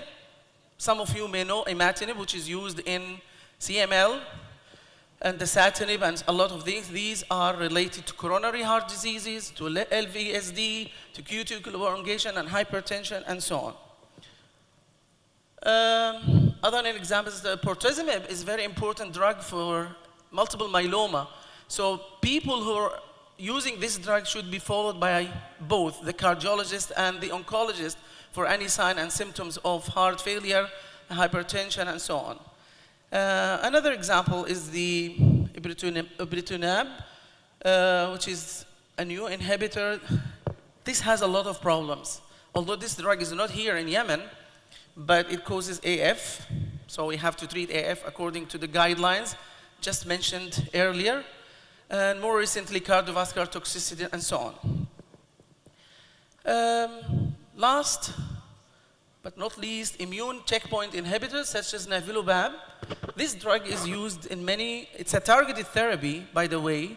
It's used in in melanoma, associated with occurrence of immune-related myocarditis. Here we have immune-related. It's not direct injury to the heart. It's through the immune system, which has a high mortality of about 50% and can cause pericarditis, supraventricular arrhythmias, and acute coronary syndrome, Takotsubo syndrome, or other potential cardiovascular immune-related. Anyway, we have to concentrate on this drug, that this drug can cause something called immune-related myocarditis. The cardiologists know better than me and much more than me about this kind of disease, which causes 50% of death. What do the guidelines say? The guidelines say that we have to monitor and recommend things to the patient and to the relative. The ASCO and the ESMO recommended various guidelines. ASCO, of course, is the American Society of Clinical Oncology and European Society of Medical Oncology.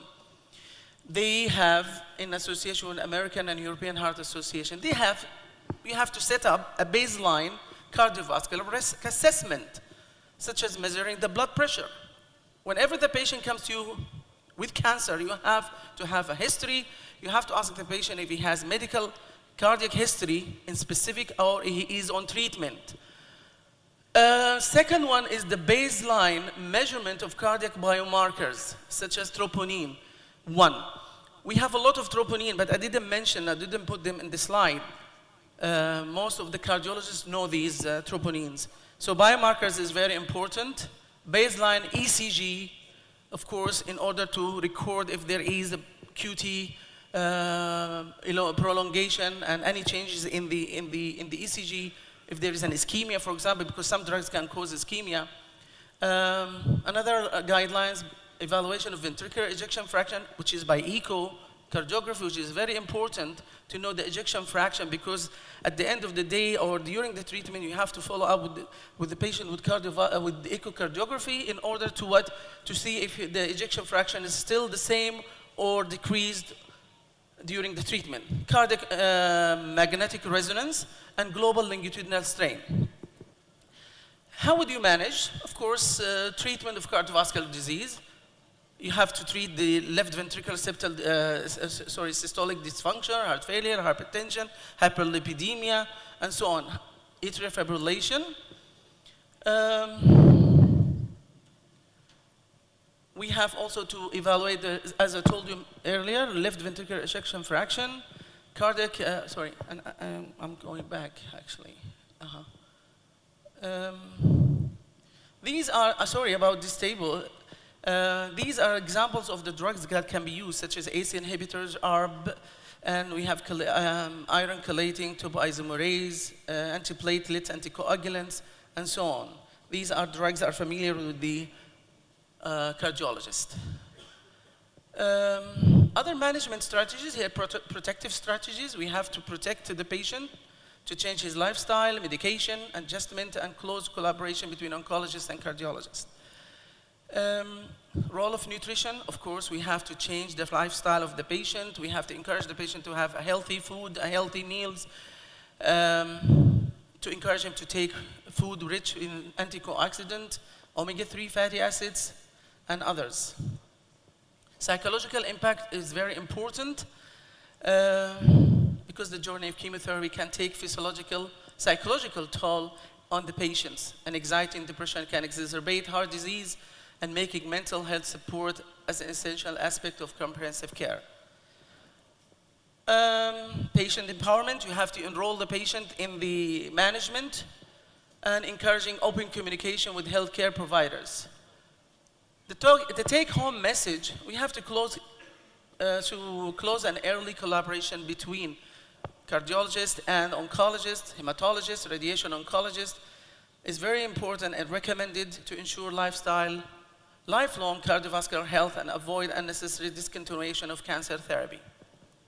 Thank you very much.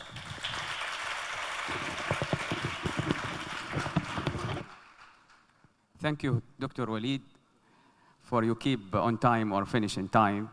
So the next speaker will be. شكرا دكتور وليد. المحاضرة التالية للدكتور عبد الرحمن خطيب، دكتور أخصائي قلب في مركز نبض الحياة بحضرموت، Egyptian Fellowship in Cardiology, Master Cardiology from Sana'a University, الموضوع راح يكون عن الدواك والكلينيكال ابليكيشن له. اهلا وسهلا دكتور عبد الرحمن.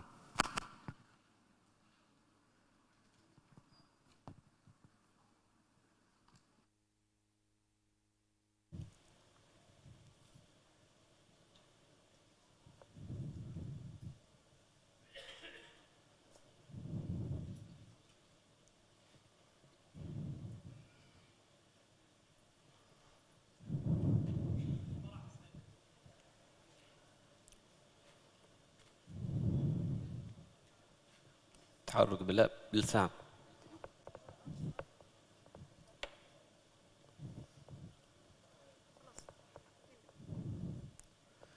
بسم الله الرحمن الرحيم.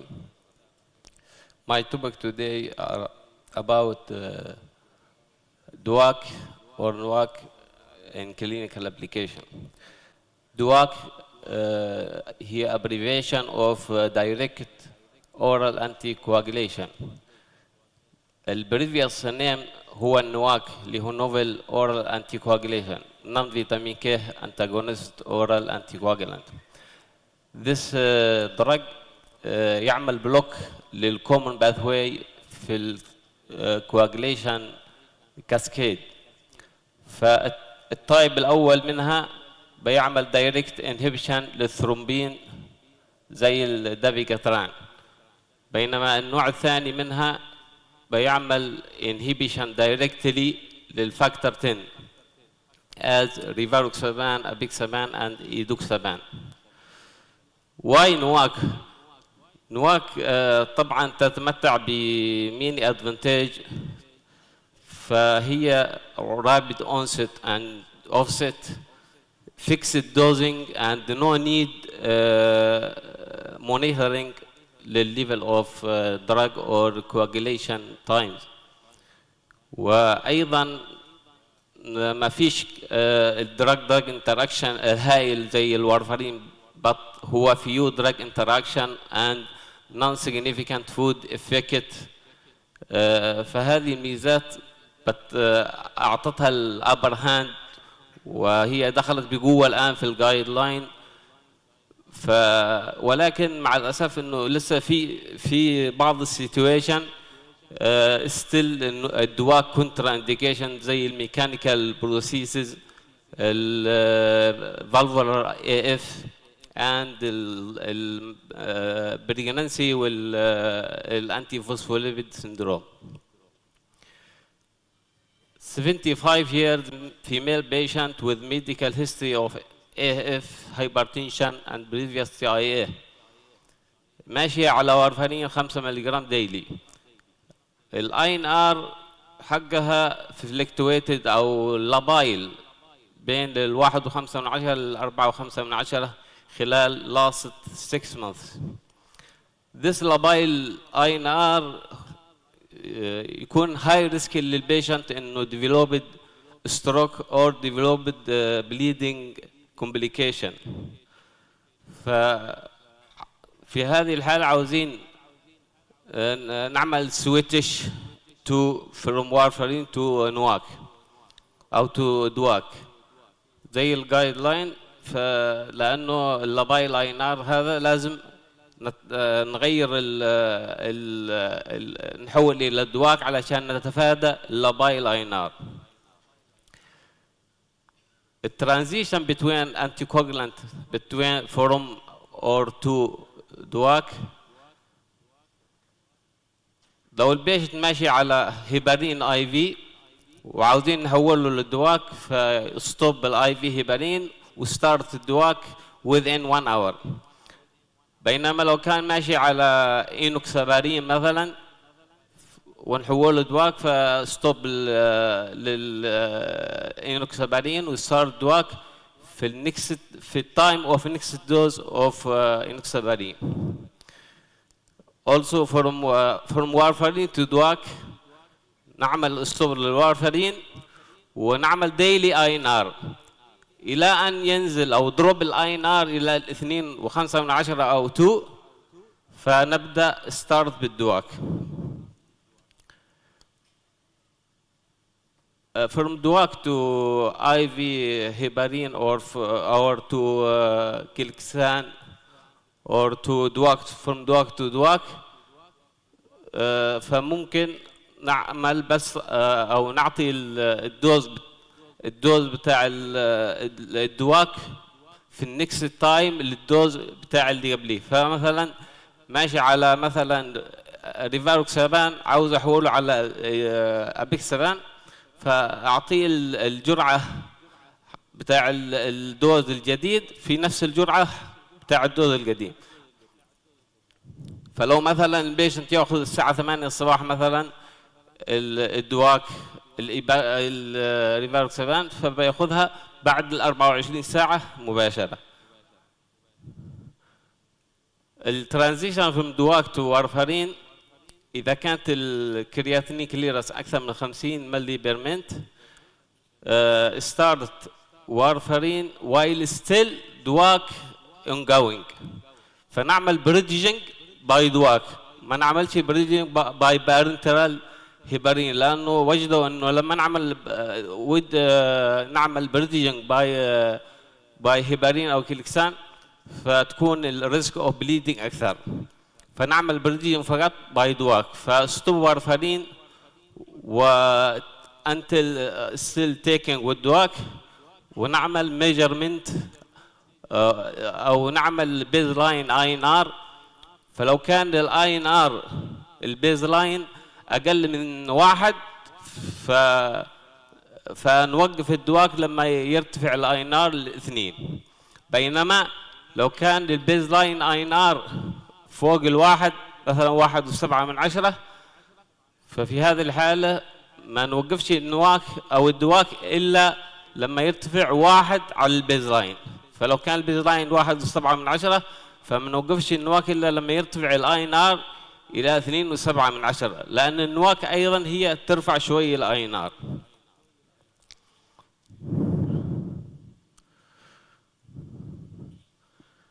Another case, 72 years male patient with a history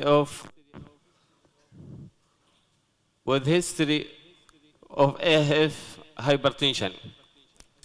ماشي على ريفاروكسابان 20 ملغ ديلي. Presented with acute chest pain, ECG show C elevation MI. فكيف معاملتنا مع النواك في هذه الحالة؟ البيشنت لما يأتي بالأكيوت كورونري سندروم بالاستيمي، فالأفضل حاجة إنه يدخل برايمري بي سي آي، والأفضل يكون راديال أبروش علشان decrease the risk of bleeding. بعد ذلك يعطى يلود بالدابت، وكمان يعطى الهيبارين او الكليكسان بغض النظر regardless of last dose of نواك.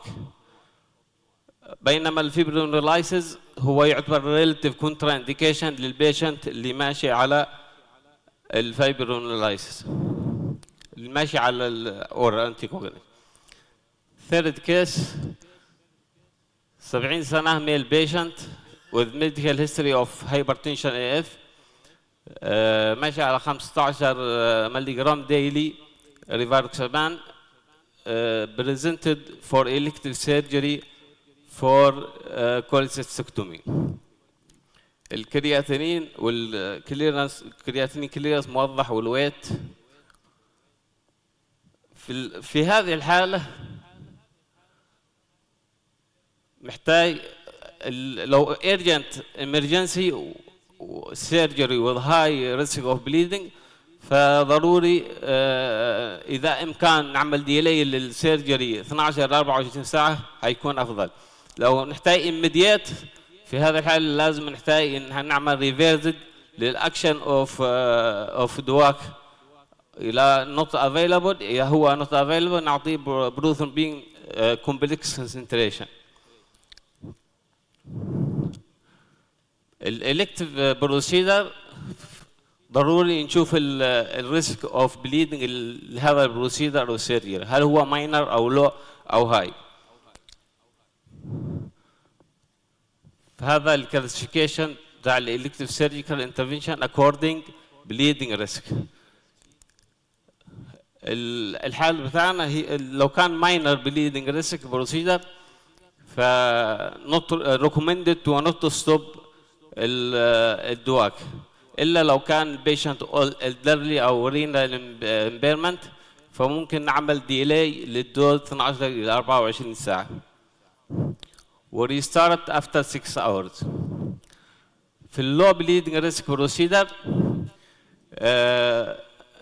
اذا كان في حاله الريفاروكسابان او الابيكسابان اللي هو موجود عندنا في الاور كانتري فنوقف 24 ساعه قبل البروسيدر اذا كان الكرياتين كليرنس من 50 ل 30 واذا كانت الكرياتين كليرنس اقل من 30 فنوقف 36 ساعه قبل البروسيدر وريستارت اجين الدواك بعد 24 ساعه من البروسيدر. لو هاي بليدنج ريسك بروسيدر نفس الطريقه نوقف 48 ساعه او اكثر اذا كانت ونرجع فيما بعد 48 ساعه الى 72 ساعه بوست بروسيدر اذا كان الهيموستاسيس از استابلش. 85 سنه female male patient non case of atrial fibrillation old cerebral infarction on apixaban 5 ملغ اسبرين 100 ملغ presented the intracranial hematoma. What is the mistake in this case او scenario? patient فوق ال 80 سنه و also الويت بتاعه اقل من 55 سنه وكمان ماشي على اسبرين فهذا هو الريسك اللي حصل complicated by hematoma. ف الابيكسابان هنا الستاندرد دوز دكتور عبد الرحمن 30 minutes. يس الابيكسابان الستاندرد دوز بتاعه 5 ملغ twice daily بينما في كريتيريا للدوز ريدكشن ما ينفعش ننقص الدوز من غير ما توجد هذه الكريتيريا لانك بيكون البيشنت اكسبوزد للريسكي للثرومبومبلايزيشن فما نعملش ريدكشن للدوز الا اذا كان 2 من 3 الايج اكثر من 50 او الويت اقل من 60 او الكرياتينين اكثر من 1.5 فنقصه الى 2.5 ملغ twice daily. كمان الاد الاسبرين للدواك او النواك هو يعتبر كونترا انديكيشن لانه increase the risk of bleeding. اوكي بس تكلم عليها الدكتور علي والدكتور شريف.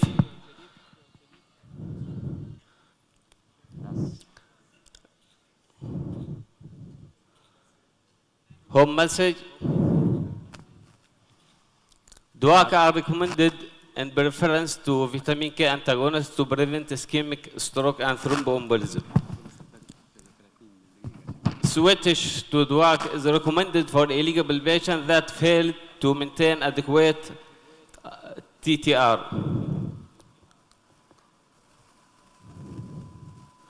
Adjustment DUAC does according comorbidity, renal function, body weight, and age. During switch anticoagulant therapy, no need bridging by parenteral anticoagulant. Reduced DUAC therapy is not recommended unless patient meet DUAC specific criteria for prevent underdosing and avoidable thromboembolic events. Adding antiplatelet to oral anticoagulant is not recommended in AF to prevent ischemic stroke or thromboembolism. Thank you very much. شكرا جزيلا دكتور عبد الرحمن الخطيب على هذه الليكشر الرائعة. Our next speaker is Dr. Abdul Aziz Subait Al-Ahmadi. He's a consultant of general surgery and laparoscope. He will speak about post-arterial puncture complication and management. Welcome, Dr. Abdul Aziz.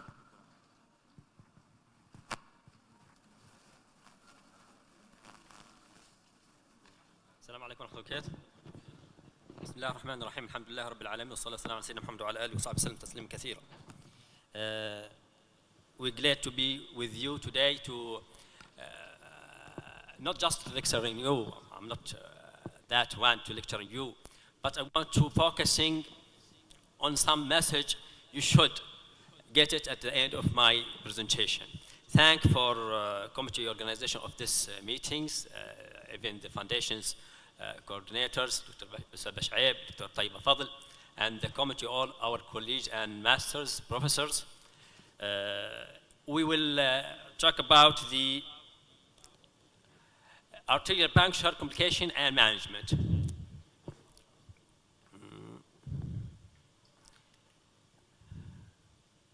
Before everything, we will start by وَيَسْأَلُونَكَ عَنِ الرُّوحِ قُلْ الرُّوحُ مِنْ أَمْرِ رَبِّي وَمَا أُوتِيتُم مِنَ الْعِلْمِ إِلَّا قَلِيلًا.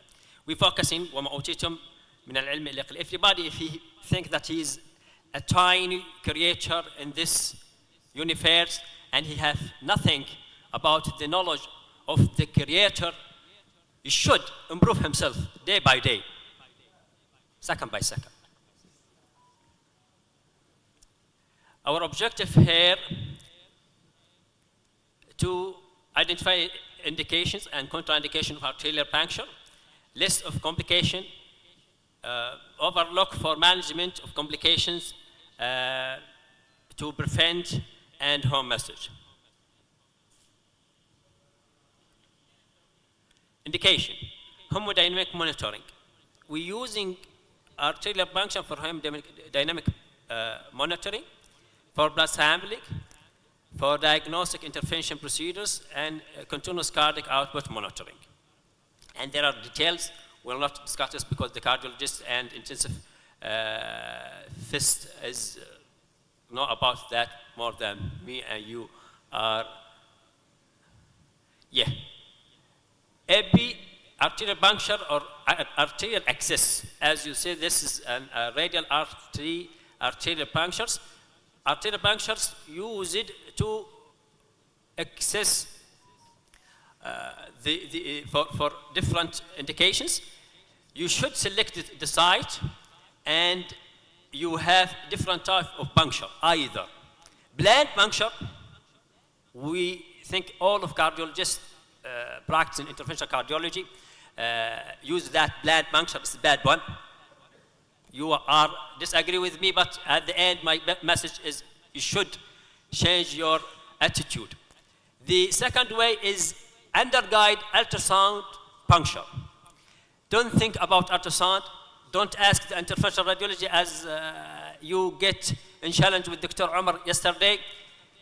Do it by yourself because you are a master of ultrasound. Mainly Doppler one because the echo is a matter of ultrasound.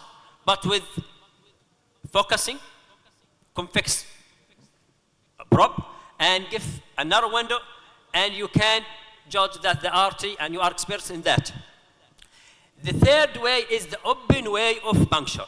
This is used in cardiac surgery and in interventional peripheral vascular, because we want a hole that just by blunt puncture will end by torrential bleeding. You should control it after that.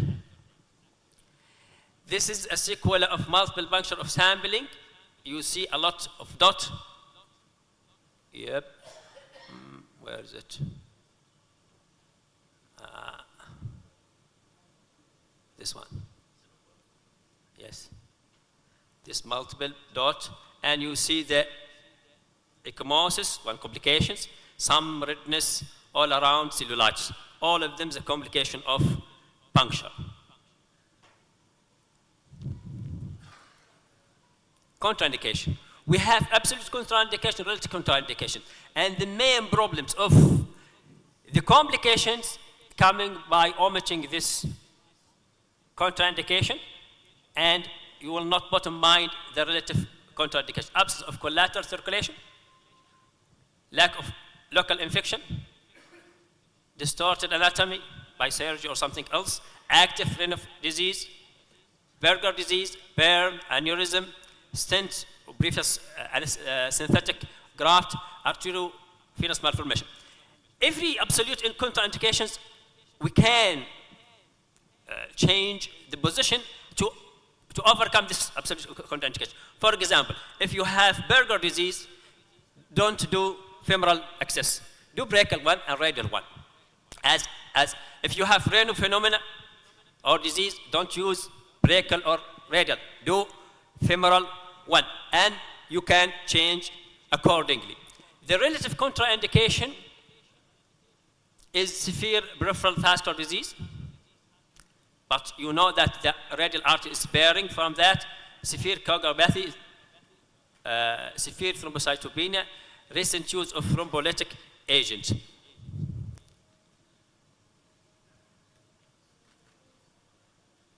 Yeah, we get the puncture and excess of the artery by surgical procedure. Everybody knows surgical procedure or technique, either the classical one or the modified one. We use previously two puncture. Now we use just one puncture. And if you put it under guide ultrasound, you have your echo probe, put it and pick the artery and put one puncture. The complication mainly is not so common because the common complication is minor complication, can be managed easy. But the serious complication, if happen, you will be in a trouble and dilemma to manage them, and it's have own impact on your future medical practice. Be wise and select your artery before you get a puncture. Check that the artery is suitable for puncture. For example, severely atherosclerotic artery will end by hole because you go inside the calcified artery and the bleeding will not stop. Why? Because the degeneration in the antima and the media, and it will cause spasm that will prevent bleeding.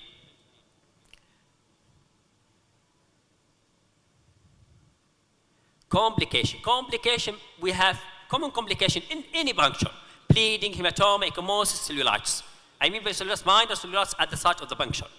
But all of them will have some certain serious sequelae of them or another complications. Mainly, the complication will happen if you omit the complaint of the patient or underestimate the patient complaint, either before the procedure, during the procedure, or after the procedure. Every time you have not take the contraindication, absolute or relative contraindication in mind, you jump and you not check the artery properly, then during the procedure, patient complain. Take that to complain because you do your puncture in a waking patient, not a sedating one, and you can't judge that the patient is suffering. For that, you should bottom mind, if the patient complains, he has a problem. Serious complication, embolization, thrombosis, aneurysm, pseudoaneurysm, nerve damage, every fistula, and this is not in every puncture, because as much you increasing your needle, the complications will appear. Arterial spasm and dissections, rare complication, compartment syndrome as sequelae of bleeding or infection, necrotizing fasciitis as a sequelae of cellulitis. Now we have overlooked to the complication, as you said.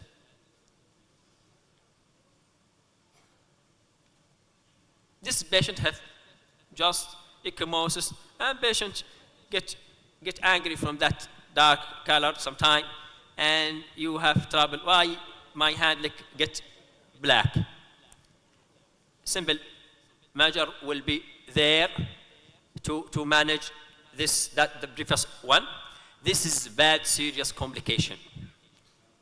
The cause of this is as a result, you omit one of precaution before using a puncture is not using or conduct the alien test before do radial puncture. This is the end result of that ischemia. We kept it for auto-amputation. We'll not do amputation in patients. This is the dissection. Management is coagulation.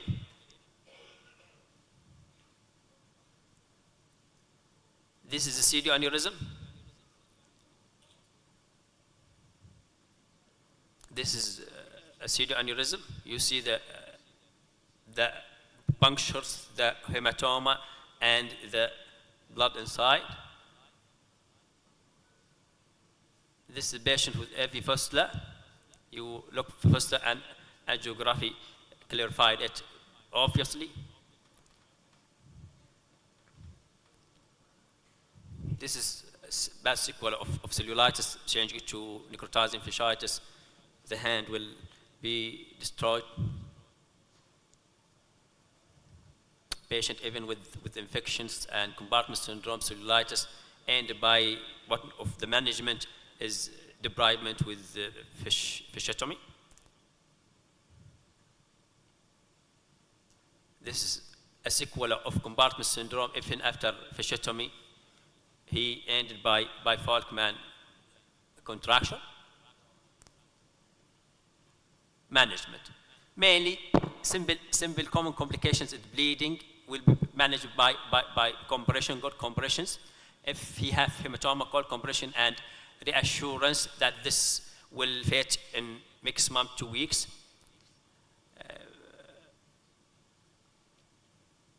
For pseudoaneurysm management, we have different ways to manage it, either by ultrasound compression. And the pseudoaneurysm, we're looking for the small pseudoaneurysm with a small defect less than 2 millimeters. Otherwise, you can't manage it by this procedure. You should have open surgical procedure and either ligation or batching. We focus in that one. We have a new inventions and device to close small puncture. Yep. This is another one. Prevention measure. Ensure absence of absolute contraindication. Conduct Allen test for every patient. I know you will not use and conduct Allen test for your patient at all. Who will do that? Not recommended. Arterial puncture under guide ultrasound. Allen test, this is Allen test. Yep, we finished. The under guide ultrasound puncture is safe and easy. Home massage, don't underestimate yourself. You are in the top of the rank of the doctor providing medical service.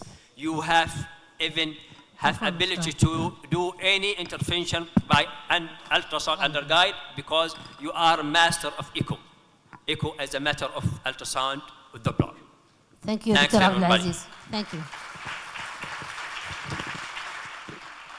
بس دكتور عبد العزيز تعليق بس انت قلت ان في ميل زعلت يوم ان اليد صارت سوداء اكيد تزعل لانها حلوه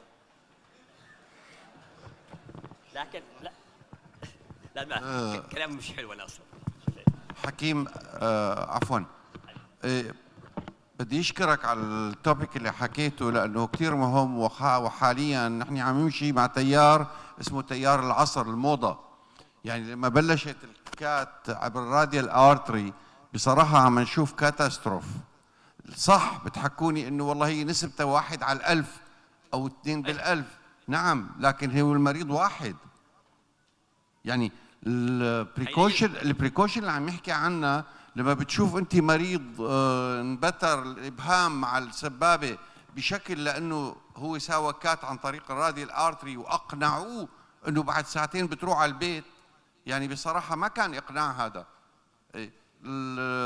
ضروري جدا جدا يعني بسهوله العنوان وخطوره الموقف يرجى الانتباه وفحص ألن اجباري لازم يكون لكل المرضى والبانكشر يكون عبر الايكو شكرا حبيبي Now we'd like to present Dr. Wafa Haj Shaib. She's my colleague, family medicine, and she's Dr. PhD in community medicine and lecturer in Hadramaut University. Early detection of heart disease, the role of primary care physician in saving lives.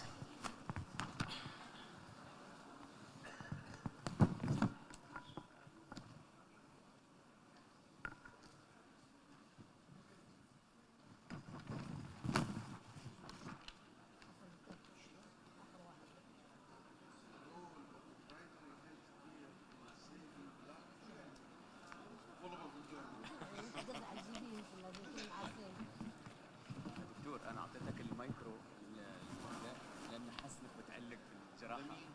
انا في الاول اعطيتك اياه لان حاسس انك بتعلق بجراحه لانه كله كومبليكيشن صح عن المحاضره اللي قبل.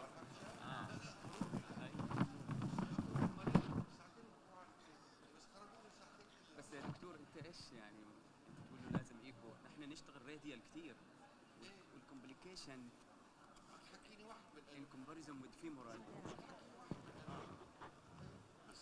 طبعا سعيد اليوم اني بينكم ضمن هذا اليوم العلمي. بقدم محاضرة. المحاضرة هي فيها مسج اللي هي prevention better than cure. In the title of a role of primary healthcare physician in saving lives. السلايدز اللي بناخذها اليوم هي أول حاجة بناخذ overview of the burden of cardiovascular disease as one of the major causes of death globally. بتحدث برضو عن الوفيات في اليمن.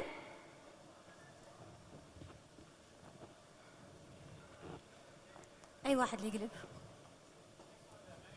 هذا؟ العرض فين؟ أوكي. لا العرض فين؟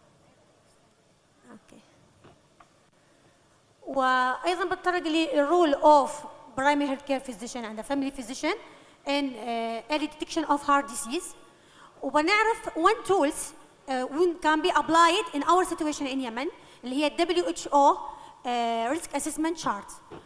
وبناخذ case which is the case in real practice about the pregnant female. طبعا cardiovascular disease as a leading cause of mortality globally. فالإحصائيات أشارت إنه 1 in 4 deaths occur caused by the cardiac disease. في 2015 أشارت إنه حوالي 17 مليون شخص يموت بسبب الكارديوفاسكولار ديسيز. وطبعا المتوقع إنه هذه الزيادة تزيد في 2020 تصل إلى حوالي 24 مليون. لو خدنا البيكتشر في اليمن فاليمن rank in the 20% globally for age standardized mortality from the cardiovascular disease. في الإحصائية آخر إحصائية نشرتها WHO في 2019 كان العدد طبعا مهول في الديث due to the cardiovascular disease تصل إلى 56,000 تقريبا death. في إحصائية نشرتها مؤسسة نبض الحياة اللي هي الكيسز اللي كانوا جايين للكارديوفاسكولار كلينيك كان حوالي 26,600 كيسز. We are as a family physician at the primary health care. We are at the front line defense against cardiovascular disease began in our situation. They play an important role in early detection, prevention, and management of heart disease. So our role, all of us, to reducing mortality and morbidity of this disease. The role of primary health care physician in heart disease are the first ones, the early detection and risk assessment. In my presentation, we focus for the risk assessment of those patients. Second is the prevention and patient education. Prevention through lifestyle modification, through giving advice about the diet. Sometimes can be use some drugs like aspirin in some patients as a tool for prevention. The third is the community and public health advocacy and chronic disease management. In chronic disease management, not focusing just for prescribing a drug. We should monitor the patient and follow the patient with chronic disease. That is our job in primary health care. The last one is coordination of care. What we mean by coordination of care, that when those patients with cardiovascular disease need referral for high situation, دوري أنا كطبيب أسرة أو كبرايمري هيلث كير إنه أنا أوجه المريض أقول له فين يروح، مش أعمل له ريفير وجست إنه يتحول وخلاص، لا لازم إنه أنا أعمل coordination with specialist إنه هذا البيشنت فين بالضبط أوجهه. اوكي؟ نتكلم على ال early detection and risk assessment. طبعا ال early detection and risk assessment first at the first contact with the patient. A lot of patients present sometime in acute phase. For example, present with chest pain or shortness of breathing. Our rule هو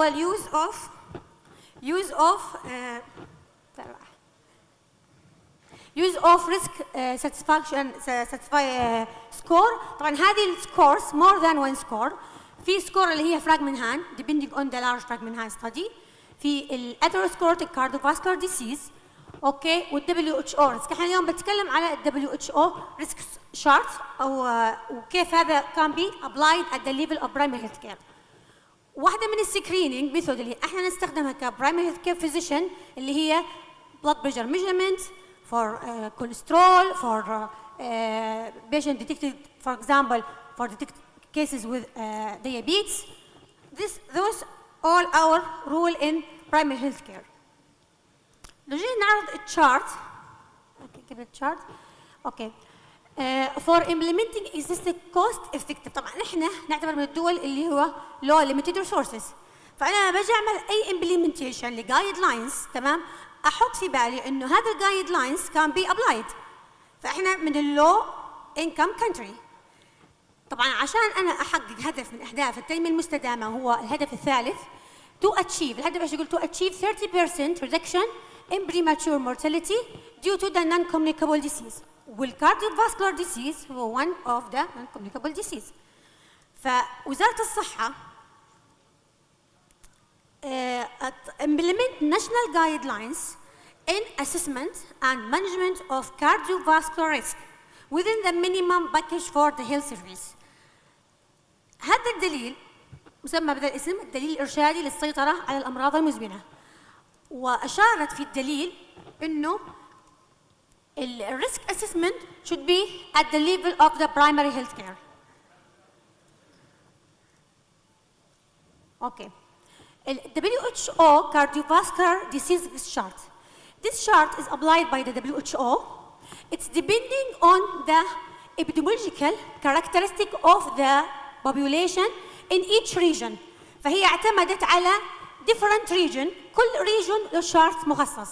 يعني في region تبع الأوروبيان في مثلا تبع الإسلام ميديتيريان فيختلف الشارت from country to other country. الشارت يحسب لي ال 10 year cardiovascular risk. فaccording لل 10 year cardiovascular risk تمام انا بحدد هذا البيشنت ايش الانترفنشن اللي هو بيحتاجه. هو اور رول مش جص ان احنا نحسب الريسك وخلاص، ايش اللي بعد ما احسب الريسك اوجه البيشنت هذا يبقى عندي at the level of the primary health care او need more intervention فبيحتاج الى referral. طبعا الشارت يعتمد على ال gender, systolic blood pressure, total cholesterol, smoking status and diabetes status. طبعا الشارت ممكن انا applied في in our mobiles تمام وممكن يكون هذا الشارت عندي موجود في العيادات at the level of primary health care في الكلينيك مثلا انا كدكتور اداوم بعياده يبقى عندي في العياده بيسهل علي ايش انه انا كيف احدد الريسك.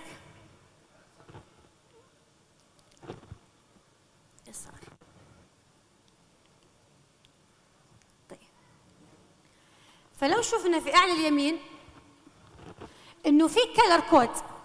هذه الكلر كودز اللي موجوده تعطيني الريسك فهم مقسمينها الى 4 ريسك كاتيجوري low, moderate, high and very high.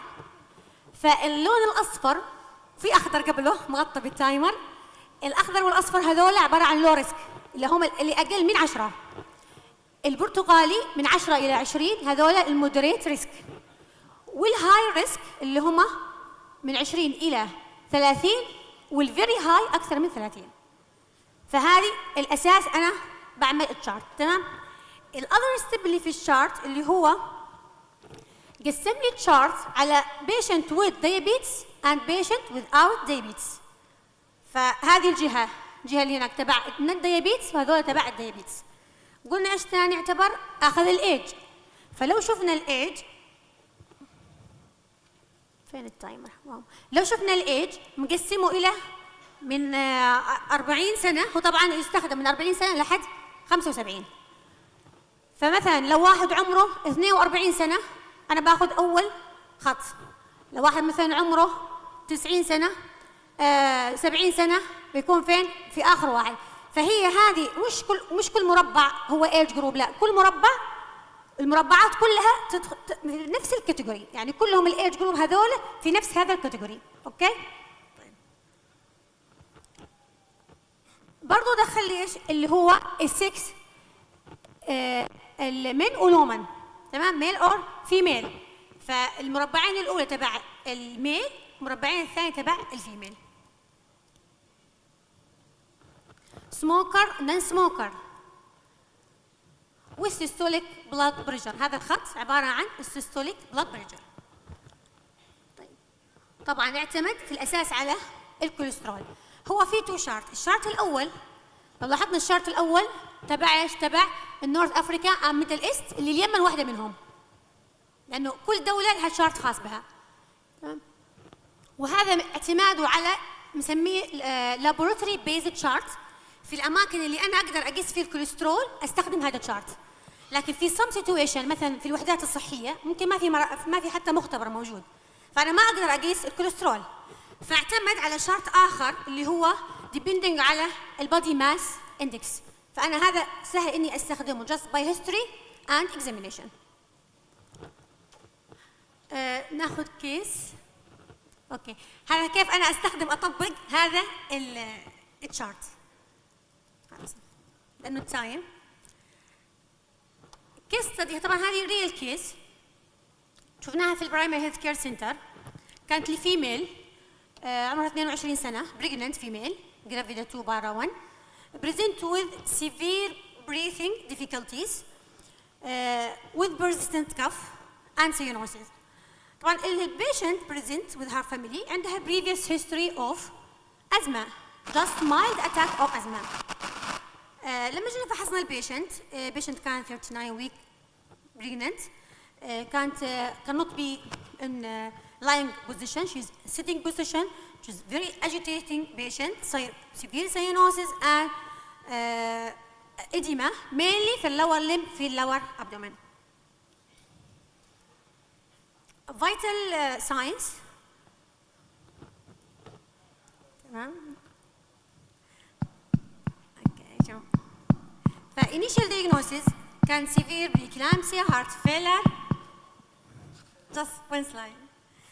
بالمرة edema acute exacerbation. طبعا البيشنت هذا عملها ABC، تمام، just quick refer for hospital. في الهوسبيتال after stabilization طبعا البيشنت اول ما دخلت راحت عليهم شوك وكان arrested وعملها resuscitation. ف diagnosed second day بعد الميديكال consultant diagnosed as undiagnosed heart valvular heart disease. فهذه البيشنت جيها difficulty of breathing attack مشخص عنها mild asthma. While the patient present with acute presentation which is a valvular heart disease, but after stabilization she delivered by cesarean section. Okay. So diagnosis of cardiovascular disease during pregnancy may be a challenge. So for that there is assessment which can be applied also in antenatal care depending on just history, which is depending by patient presentation, risk factors and examination, cardiovascular examination and vital signs examination. فهذه السكور تمام، طبعا في ارقام عشان التايم. هذه السكور depending على الهارت ريت، السيستوليك بلاد بريشر، دكتورة conclusion والا بدنا نحفظ الجدول الاحمر هذاك. خلاص اوكي. فهذه كرايتيريا diagnosis في level of primary health care. My home message is that empowering primary health care physician with necessary resources and training is essential to ensuring a heart healthy future for all. Implementing a standardized protocol for diagnosis of heart disease at the level of primary health care centers And also, the last one is enhancing health education for pregnant women on a cardiovascular risk during pregnancy. Thank you. شكرا عليك.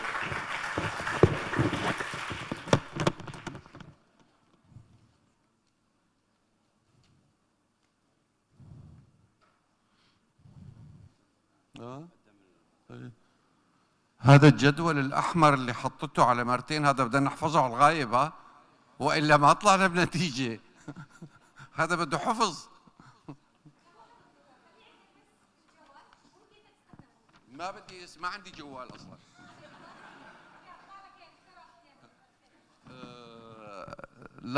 last topic is إلي الشرف اللي يقدم الدكتور عامر صالح الأرضي. أرضي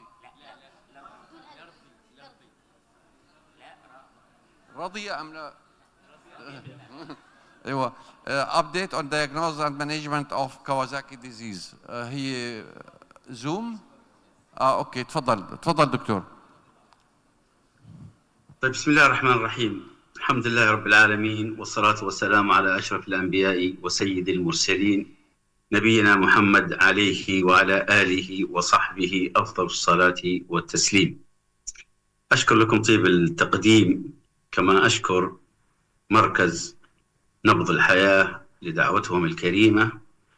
والحقيقة كنت أتمنى أن أكون حاضرا، ولكن نتيجة لطول الوقت اليوم اللي أخذوه الحضور فقد أكون محظوظ أنه بعيد. Well, I think, can I share my slides, please?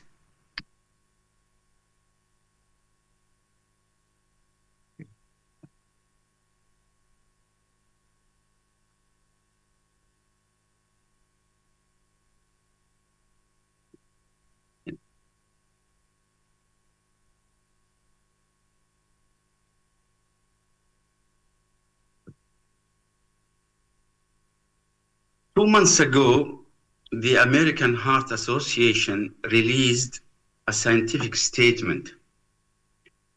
The scientific statement pertaining to an update on diagnosis and management of Kawasaki disease.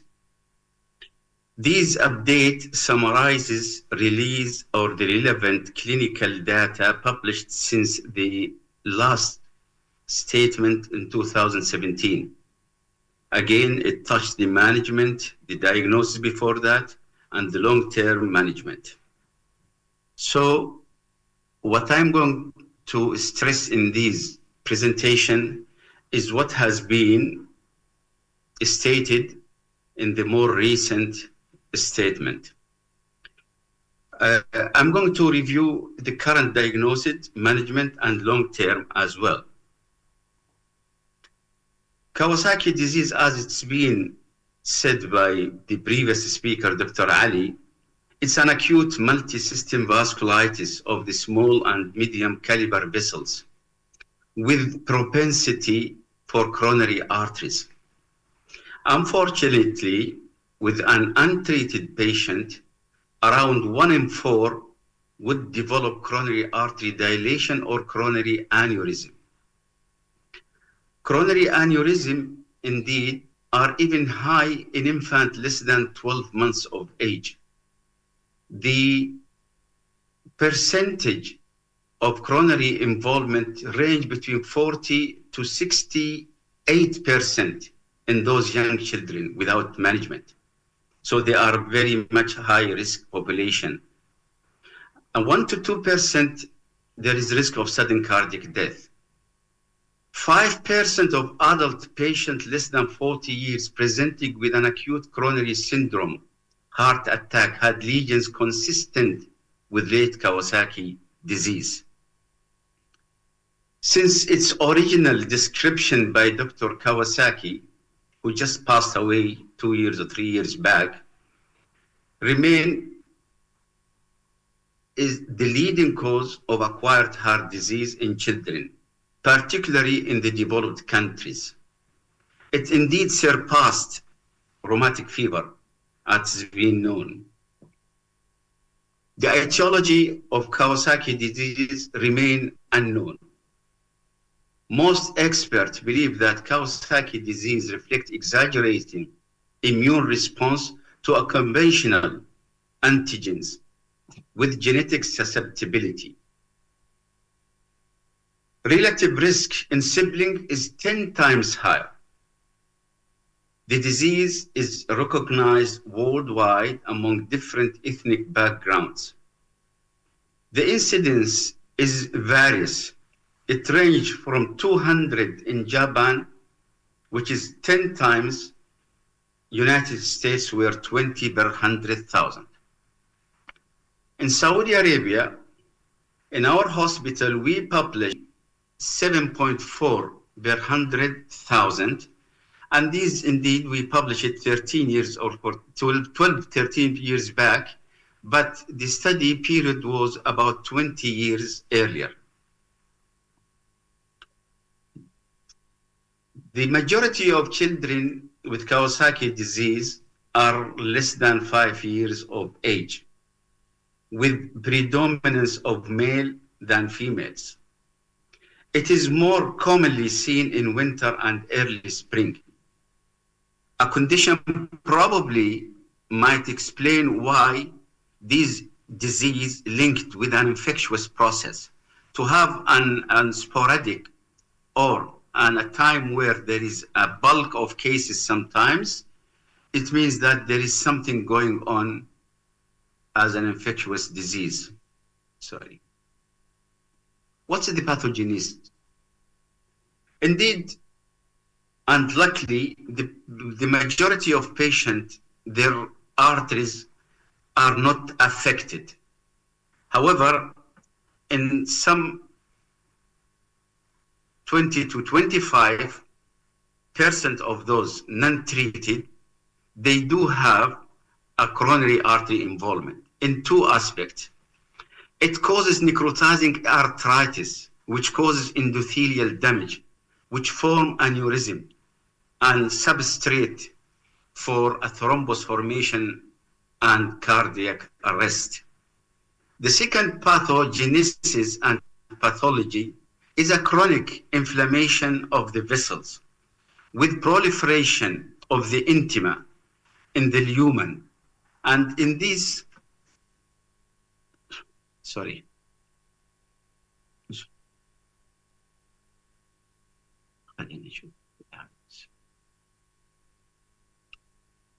This is the first pathology. This is the normal artery.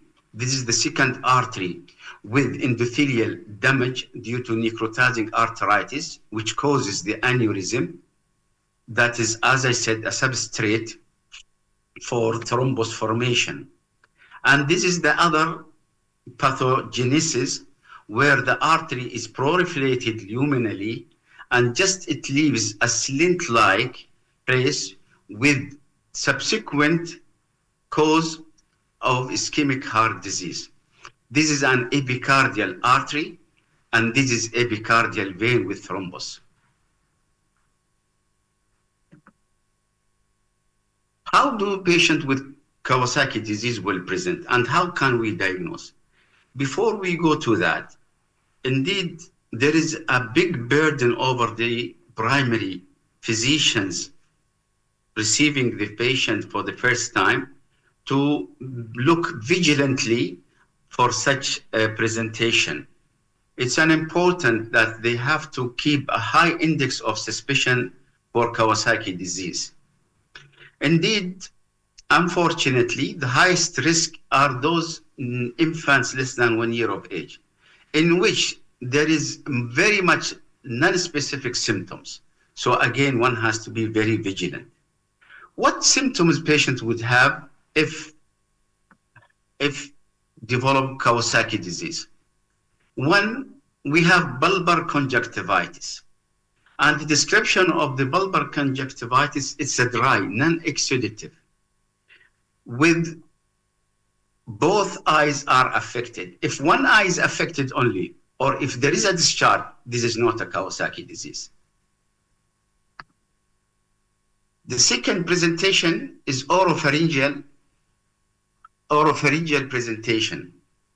And that is, we can see dry, fissured, cracked lips with strawberry tongue and injection of the oropharyngeal cavity. Thirdly is lymph node enlargement. Usually it is unilateral.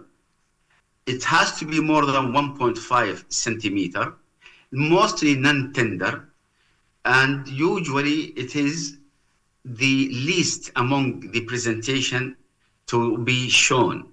However, if it is there, it will be the first to be seen. Polymorph skin rash and other presentation of Kawasaki disease.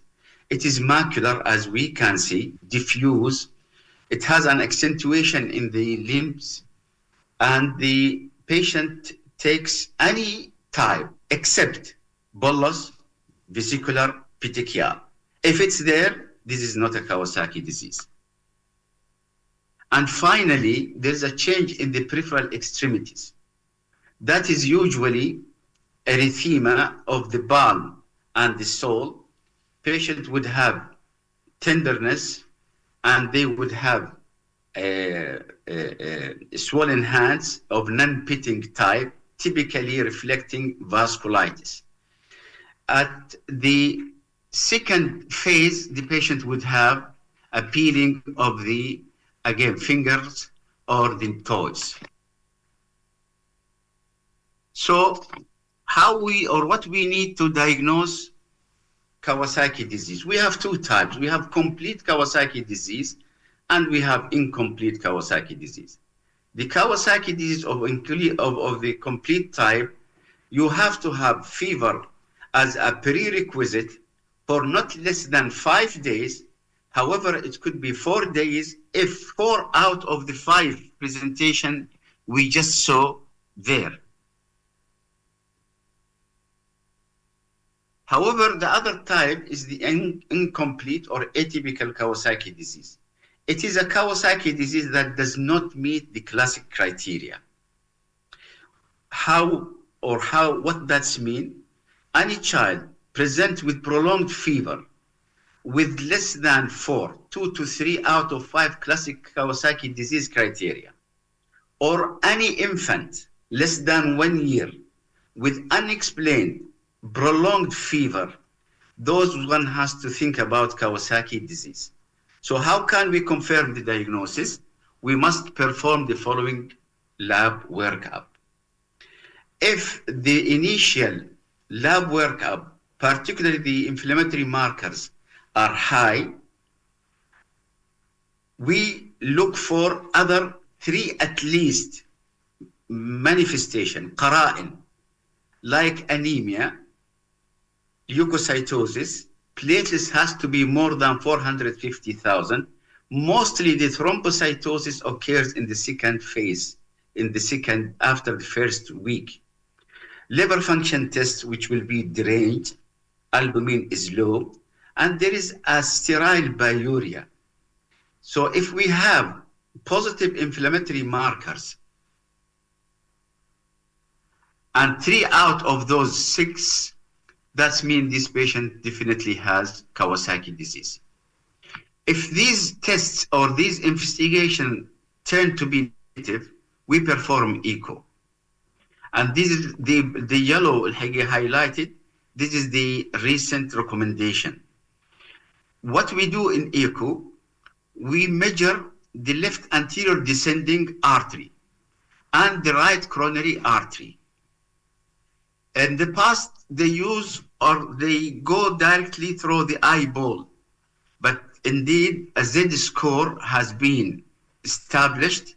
It is more scientific, and you can continue your patient follow-up with this score, which is more accurate and precise. Now, what it means, Z score? الحقيقة Z score is just a fancy word of 2 standard deviation from the mean. يعني لو ان Z score +2 for instance, it means that it falls in 98%. هذا كل ما هنالك. طيب, if this Z score is not there, the involvement of the coronary is less than 2.5, here we look for other cardiac involvement. If the function is reduced, there is a mitral regurg, effusion of the pericardium, or the Z score between 2 and 2.5, again, we take these as an evidence of atypical Kawasaki disease. طيب عندنا الآن هذا يلخص ما ذكرناه. Children with fever and 2 or 3 compatible clinical criteria, or infant less than 1 year with fever and 7 days and 7 days febrile. Assess laboratory test. If it is positive, perform the lab workup.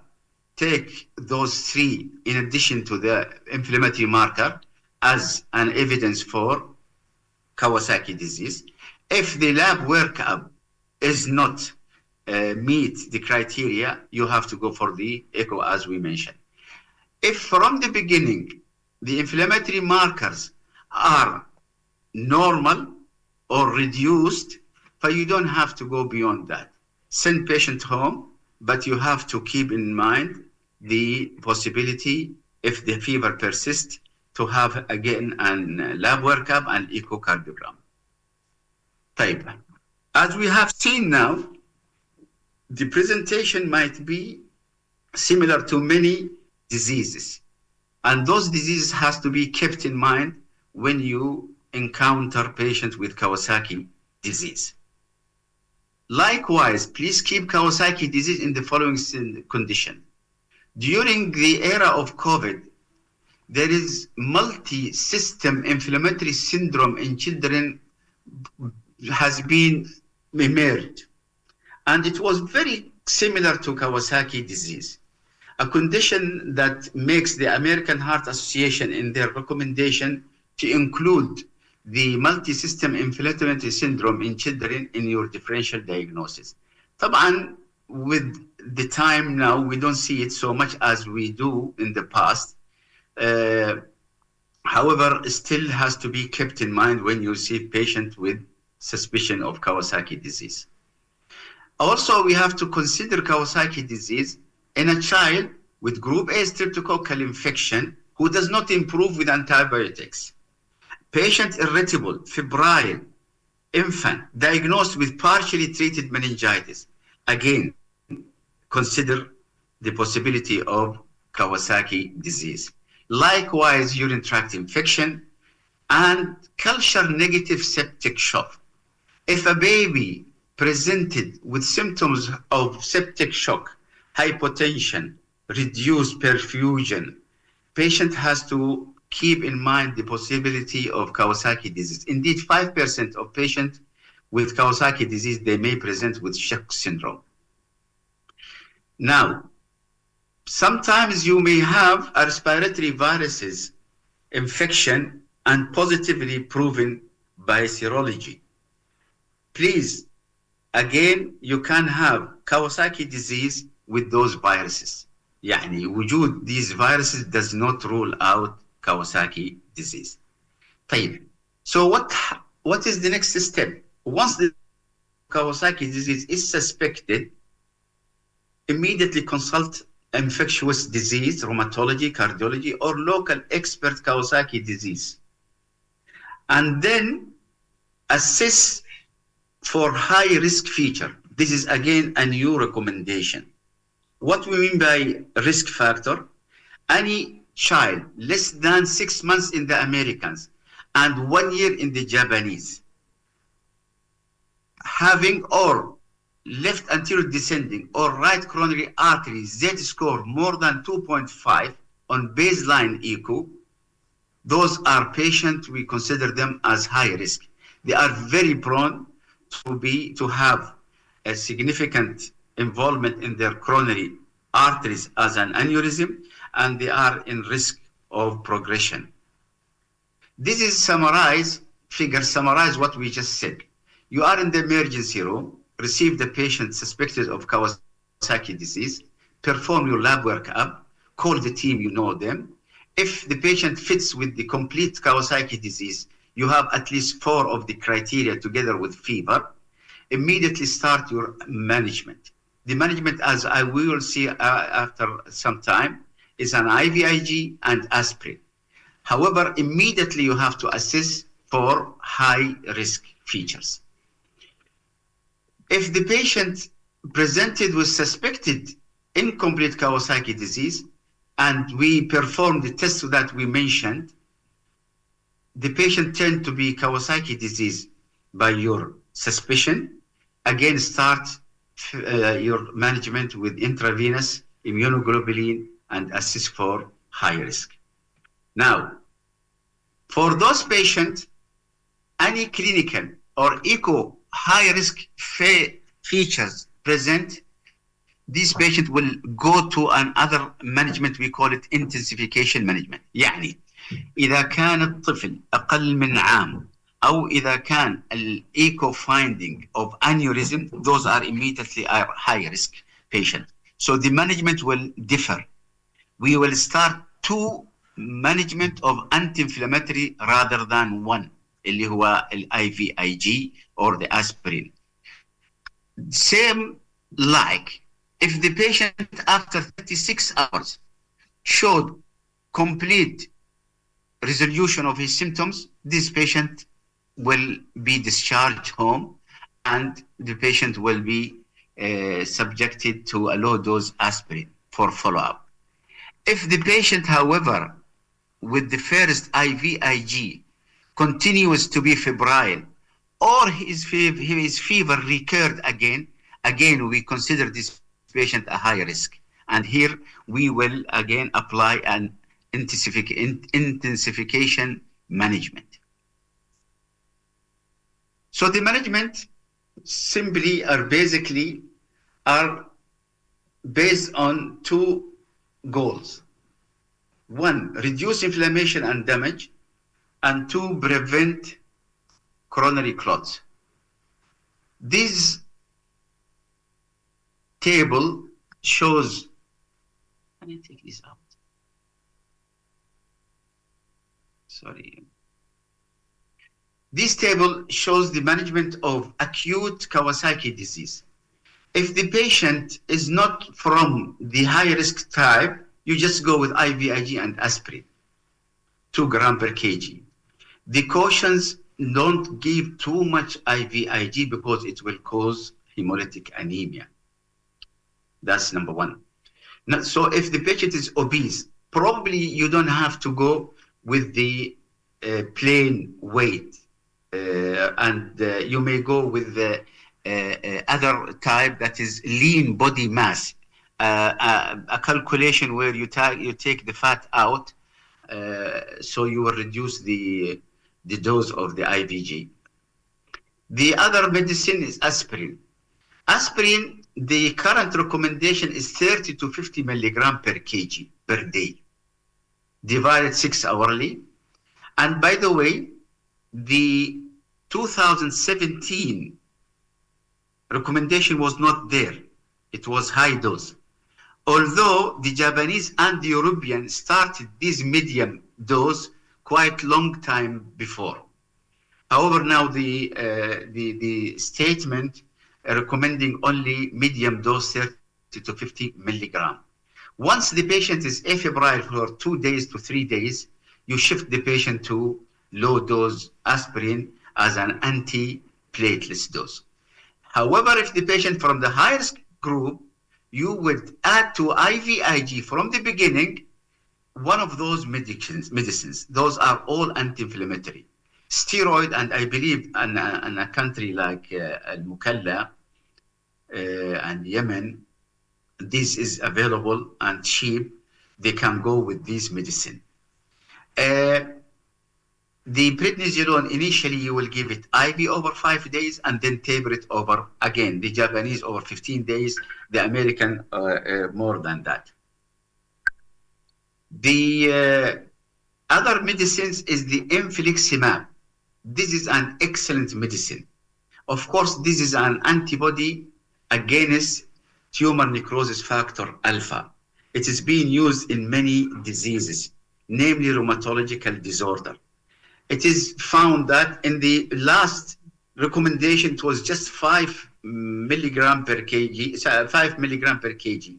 Now it is raised to 10 milligram per kg, and one time only. You give it over 2 hours. And here I would like just to stress to one thing.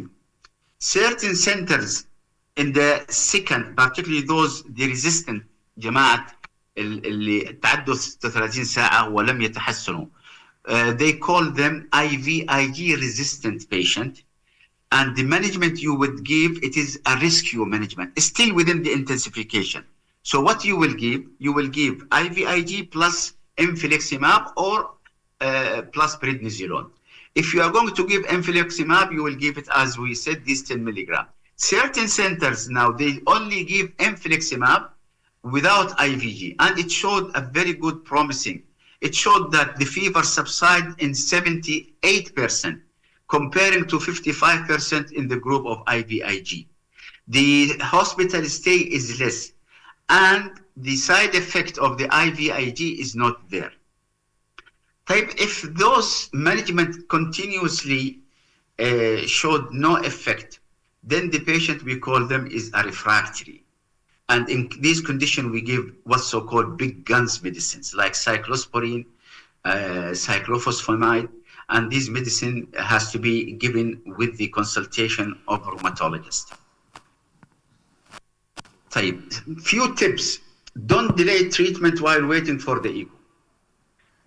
Despite نعم time there is 2 minutes. 2 minutes. I have to pass it then. And anyway, this very important. IVIG still can, despite giving it, patients still can develop coronary aneurysm. What about the long-term management? Long-term management will depend on the coronary size. If there is a coronaries detected in the acute phase and progressed, then the patient has to be labeled in one of three issues. One, if the aneurysm present during acute disease, at least you will do the echo 2 to 3 times frequently till you find that the progression is stopped. If the coronary artery aneurysm of giant type, you have to do it on weekly basis. The aneurysm and the clots formation and the heart attack happens usually in the first 2-3 months. This is a clot within an artery. What we do, الحقيقة, I'm sorry for this busy table, but very briefly I will do it. If the patient has no coronaries, just initial management will be enough. Aspirin will be given for 6 weeks, and there is no restriction for activity. If the patient has coronary aneurysm, and we divide them into small, moderate, severe, this patient has to have a year, by the end of first year, he has to have a CT angio for a baseline, and then every 3 to 5 years to perform and to make sure that there is no myocardial ischemia. For patients with large aneurysm, in addition to the anti-platelet, time is over now. ما في مشكلة. We will give anticoagulation. طيب. أنا آسف الحقيقة، و ترى أنا أعطيتونا 20 دقيقة، أنا مش 12 دقيقة. التايم حقي 20 minutes، هذا المكتوب. أيوة الآن 25. الآن خلصت 20 minutes. أوكي. طيب شكرا. Thank you. نشكر البروفيسور عامر على المحاضرة اللطيفة،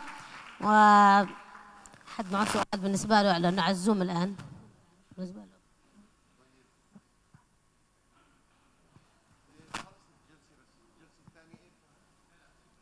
بريك. في discussion له؟ any question؟ لا دكتور، في مو هو مش للأذر. في question بس. I have a question للدكتور عبد الوهاب. طيب دكتور وليد، regarding tamoxifene for cancer, for mastectomy, post-patient mastectomy, for CA cancer, breast cancer. Tamoxifene, yes? Tamoxifene. I don't see tamoxifene من ضمن الدراجز اللي ذكرتها مش موجودة.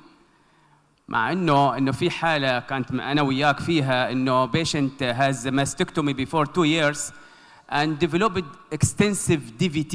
You mean because tamoxifen. patient on tamoxifene. Yes. Tamoxifen. Tamoxifene. مش tamoxifene. Tamoxifene. Yes. Tamoxifene. Yes. It's a hormonal treatment used for the treatment as an adjuvant for breast cancer. This drug actually has a certain complication, mainly thromboembolic events can cause DVT. So, plus can cause endometrial thickening.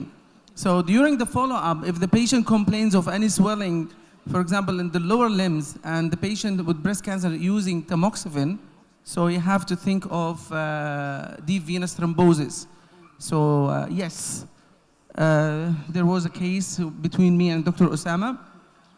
Unfortunately, this patient is not taking the drug, anticoagulants actually promptly, and she's on and off. That's why her DVT is taking a long time. It's tamoxifen. Yeah. Okay, thank you very much. Thank you. Thank you You're very welcome. much. بس في تو announcement. لا استاذ دكتور. في تو announcement. بعد اذنكم في ناس كثيره كانت تسال عن المحاضرات وكانت تبغى المحاضرات. المحاضرات ان شاء الله حتنزل في موقعين. الموقع على النت اللي خاص بالمؤتمر حتنزل المحاضرات كلها فيها، والقناه اليوتيوب الخاصه بال مركز نبض الحياه او مؤسسه امراض القلب الخيريه حتنزل فيه المحاضرات مثل ما هي. الحاجه الثانيه واحنا خارجين في على برا على الشاشات موجود QRS، تمام؟ في سيرفي ستار لينك، النت مفتوح، ثيرد انيوال القناه، اعمل سكان واعمل ايفالويشن للميتنج نفسه عشان نحن نتجنب ايش اللي حصل معنا